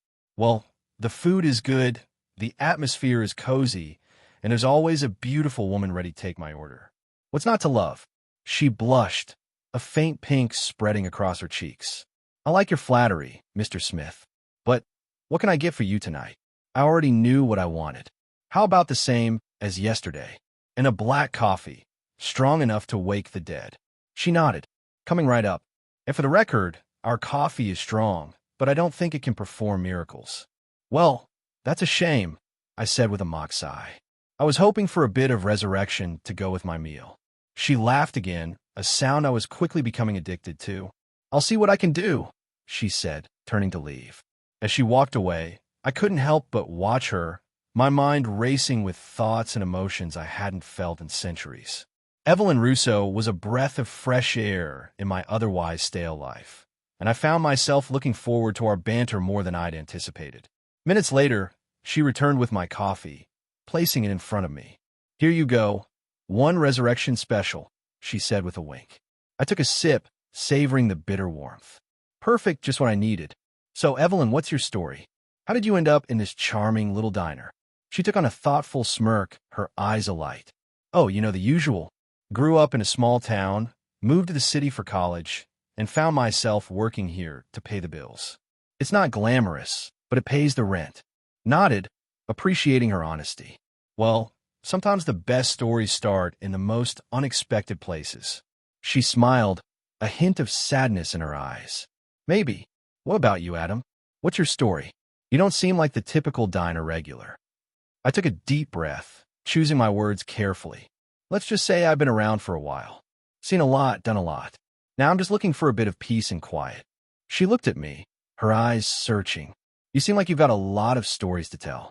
I shrugged, taking another sip of my coffee. Maybe one day I'll tell you some of them. Her smile returned, brighter than before. I'll hold you to that. Now, let me go check on your food. As she walked away, I felt a strange sense of contentment. For the first time in a long time, I felt like I belonged somewhere, even if just for a fleeting moment.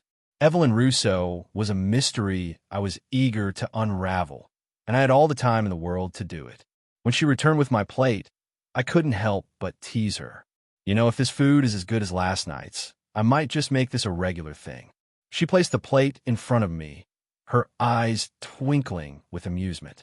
Well, in that case, I'll have to make sure it's perfect every time.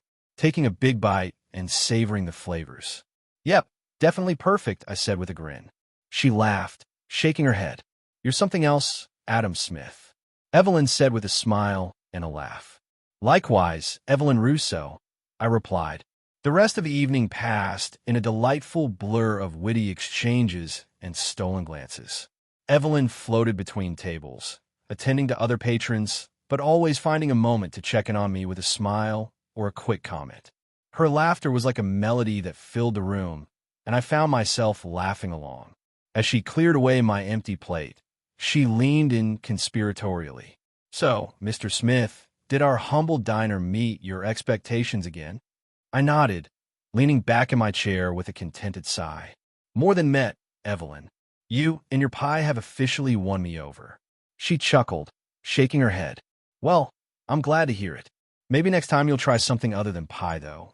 Maybe, I said, though in truth, I was more interested in the company than the food. But you have to promise me you'll be here. Evelyn's eyes sparkled with amusement. Oh, I'll be here. My shifts are pretty regular. Same time tomorrow. I felt a warmth spread through me at the thought. Same time tomorrow, I agreed, as she moved away to attend to another table. I couldn't help but watch her, a mixture of admiration and longing in my gaze. Despite my centuries of existence, the human heart within me still beat with yearning, and Evelyn had sparked something I thought long dormant, the want for someone closer than I had ever let anyone else be. The night wore on, and eventually it was time for me to leave. I stood up, straightening my suit jacket, and made my way to the counter to pay. Evelyn was there, her radiant smile greeting me once more. Leaving so soon? She asked, a hint of disappointment in her voice. Unfortunately, duty calls, I said with a rueful smile. But I'll be back, I said in a thick German accent. She handed me my change, her fingers lingering just a moment longer than necessary. I'll hold you to that, Adam Smith. As I stepped out into the cool night air, I felt a strange mix of emotions. Excitement, anticipation, and a touch of fear. Fear of getting too close, of letting someone in, only to lose them. But as I walked down the street, the image of Evelyn's smile stayed with me, and I knew I couldn't stay away. The following night, I found myself at the diner once more, greeted by the familiar warmth and chatter. Evelyn was there, just as she promised, and our banter picked up right where we left off. Each night, we learned a little more about each other, her aspirations, my carefully crafted tales of a life lived. Yet, amidst the laughter and shared stories, there was always a part of me that held back. How could I explain my true nature to this vibrant, mortal woman? How could I let her in, knowing that one day I would have to watch her grow old and fade away while I remained unchanged? A part of me realized why it was hard for Edward to commit to Bella. He didn't want to change her into what he thought of as a monster, and he didn't want to watch what he loved slowly age then fade. But for now, I pushed those thoughts aside, choosing to savor each moment with Evelyn. She was a bright spot for me in a world that had lost its luster, and I wasn't ready to let go. One evening, as the night grew late and the diner began to empty, Evelyn sat down across from me during a rare lull. You know, Adam, you never seem to talk much about your family. Do you have any? I hesitated. I have friends who are like family, I said carefully, but no blood relations. She tilted her head, her eyes searching mine. That must be lonely. I shrugged, trying to brush it off. I've gotten used to it. Besides, I have good friends, and now I have this place. Her smile was soft, understanding. Well, I'm glad you found us. And for what it's worth, I'm glad you're here. As the days turned into weeks, our connection deepened. Despite my fears, I found myself drawn to her more and more each day. Evelyn had become a beacon of light in my world, and I couldn't imagine my nights without her laughter and warmth. But as much as I cherished our time together, the reality of our differences loomed ever larger. I knew the day would come when I would have to make a choice, to reveal the truth to her or to walk away to protect myself. Until then, I chose to live in the moment, to enjoy the simple joy of her company and the thrill of our growing bond. Evelyn Russo had brought a new kind of sparkle into my life, and for that, I was grateful. Over the past few weeks, our lives had taken on a sort of rhythm. In the morning, I would have breakfast cooked by Esme, who seemed to find great joy in the simple task. Then from there, we would spend the days chatting or going out for errands. I figured why not, and bought myself a car to get around and a good number of suits. In the evening, Carlisle and Esme would go out for a hunt, while I went out to the diner to see Evelyn. After returning home, I would meet up with Carlisle and Esme. Carlisle would normally be getting ready for the night shift at the hospital. This night was no different. I was laying on my bed, staring up at the ceiling, replaying the night over in my head.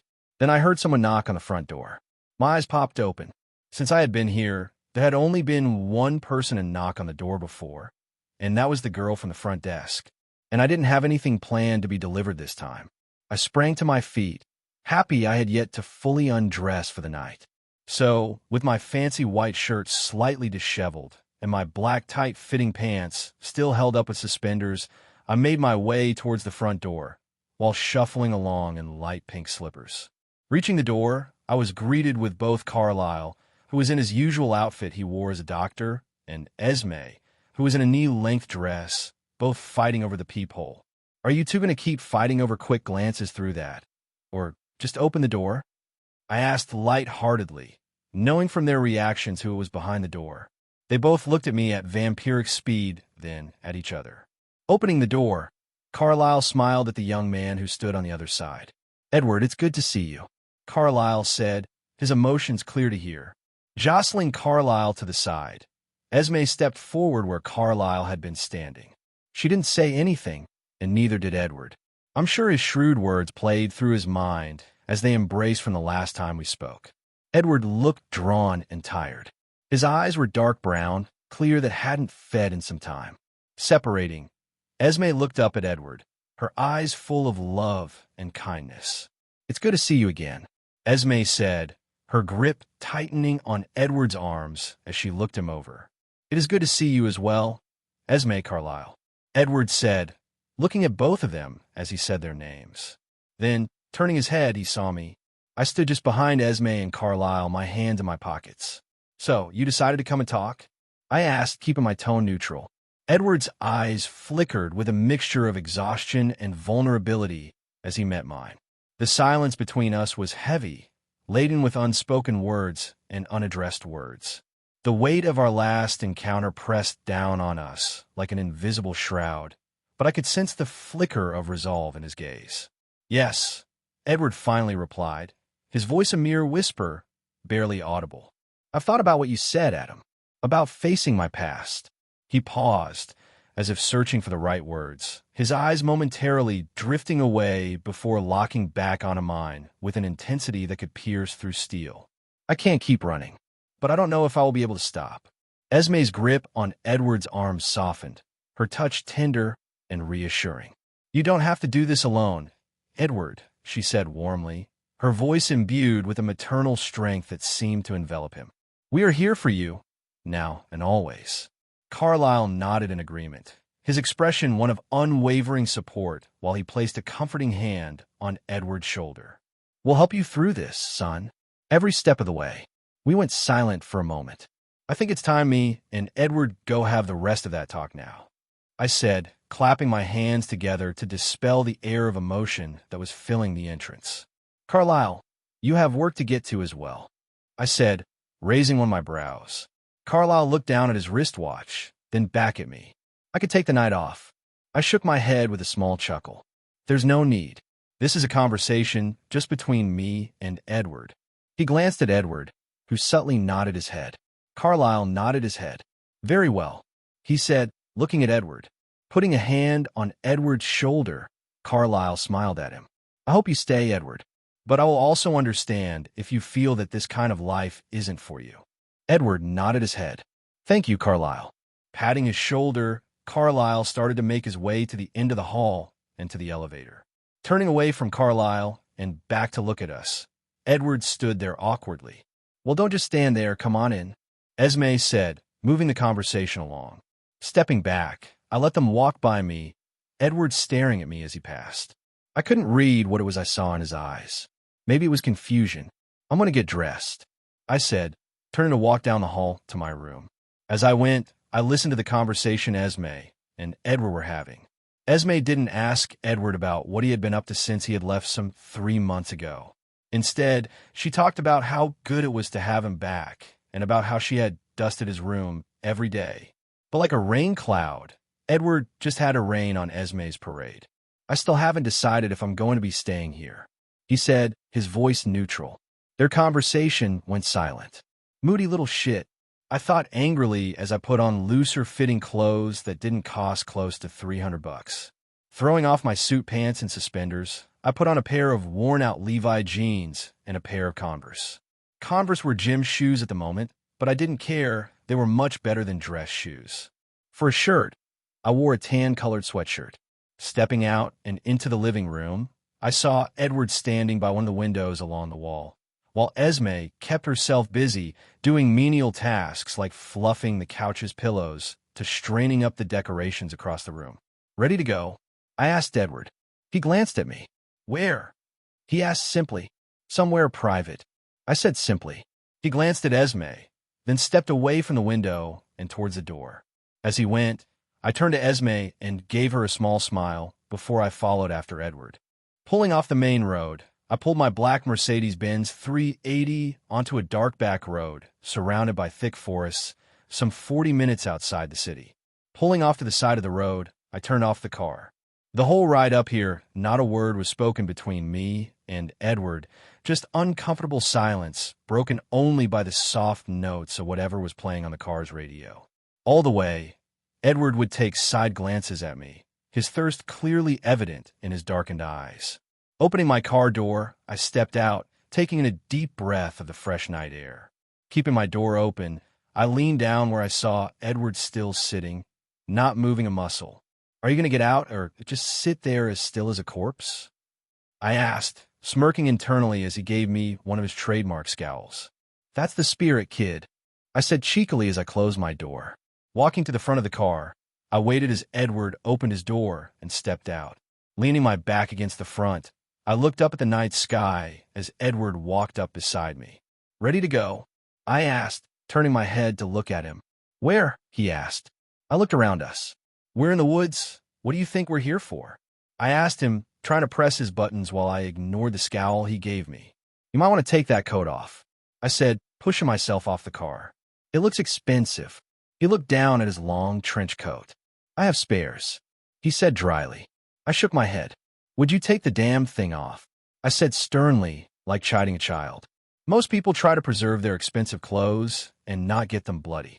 I added, exasperated. Fine, Edward scoffed, taking the coat off with a sigh, draping it over the hood of my car. Happy? Edward asked. Ecstatic, I replied happily. Now, you should take the lead on this, I said, waiting on Edward. I would prefer to have this talk when you're not constantly being distracted by my blood. We ended up finding 2 bucks in a small open clearing, which were enough to quench Edward's thirst. Dragging the dead carcasses to the edge of the clearing, I walked back to its center where Edward was staring up at the night's clear sky. You know, this is one of my favorite views, I said, putting my hands in my pockets. He looked over at me. Why? He asked, no longer sounding like the dark cloud he had been before, but instead more relaxed now that he had something to quench his thirst that wasn't human. Because it never changes. I said simply, I know every time I look up, everything will always be where it has always been, no matter how much the world around me changes. We fell into silence after that, neither saying anything as we looked up at the clear night sky. Are you really him? Edward asked, breaking the silence, but not looking away from the stars.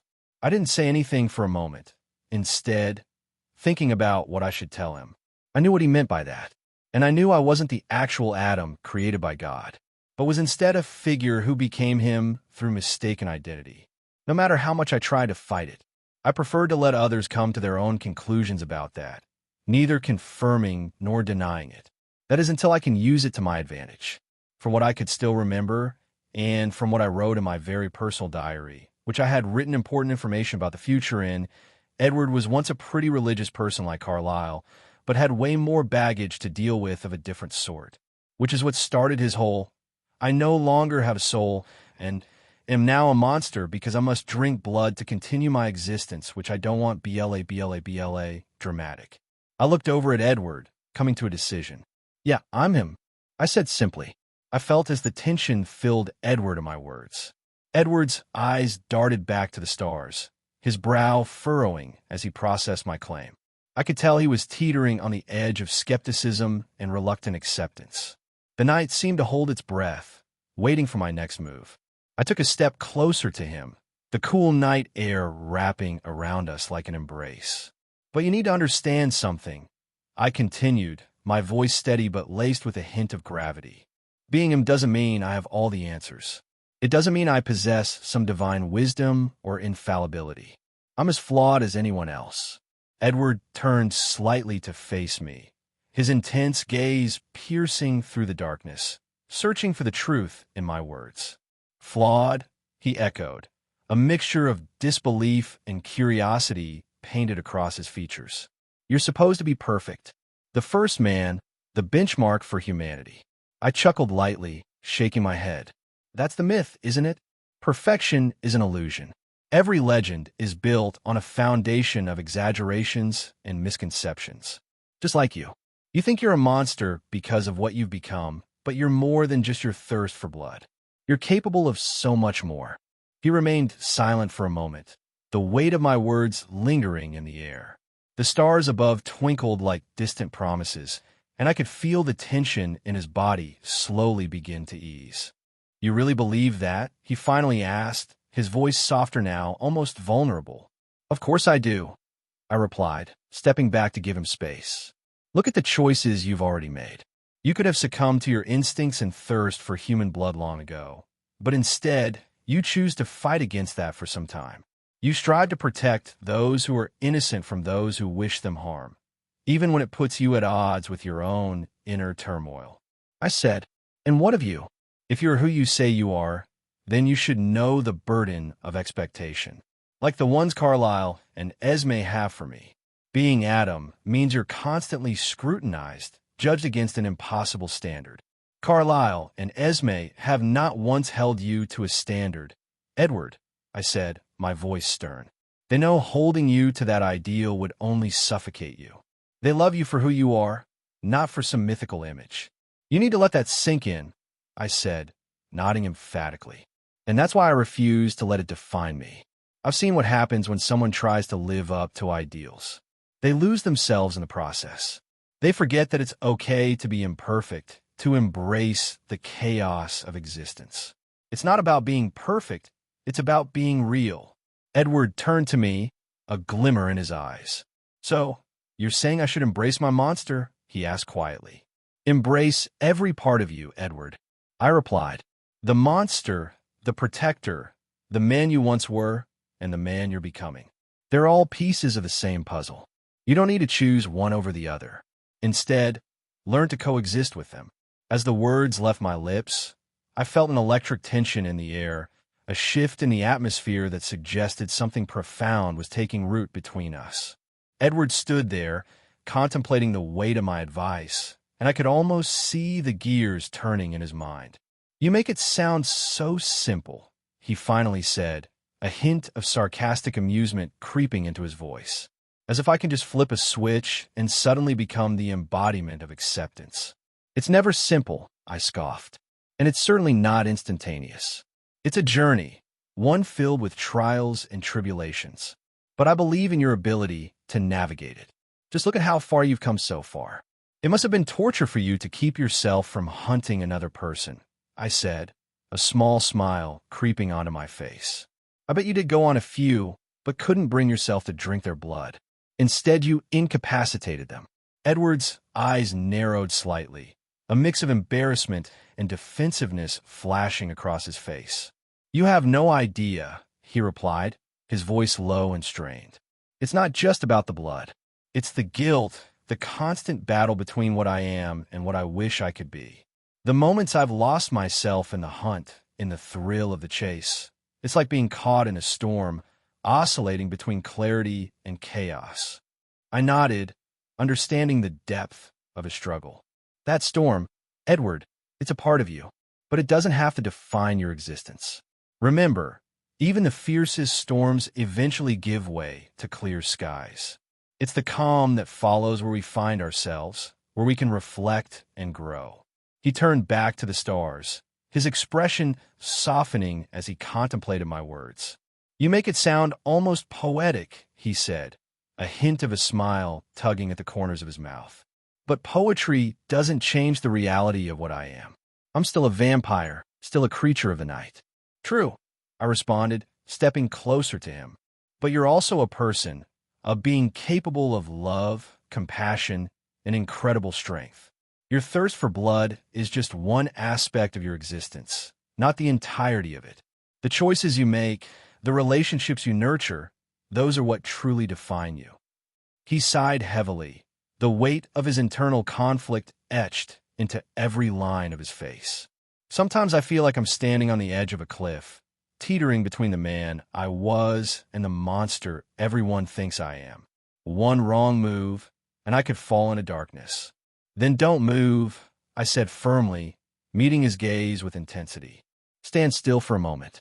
Embrace the uncertainty. Accept that it's okay to feel lost sometimes. It's part of the human experience, even for someone like you. Especially for someone like me." Edward's expression softened further, and I could see the flicker of hope igniting within him. "You really believe I can find that balance?" he asked, searching my eyes for reassurance. "I do," I affirmed, feeling a swell of conviction. "You're already on the path. Acknowledging your fears and insecurities is the first step toward true acceptance. You've faced countless challenges, and yet here you are, still standing, still fighting. That's more than most can say." Hello, everyone. As we wrap up this video, I want to share a quick note. I have a Patreon account. If you'd like to support me and enjoy on-demand audiobooks, you can become a Patreon member. Alternatively, you can check out my Google Drive link, which has 500+ novel audiobooks available through my Ko-fi or Patreon shop. I appreciate your support.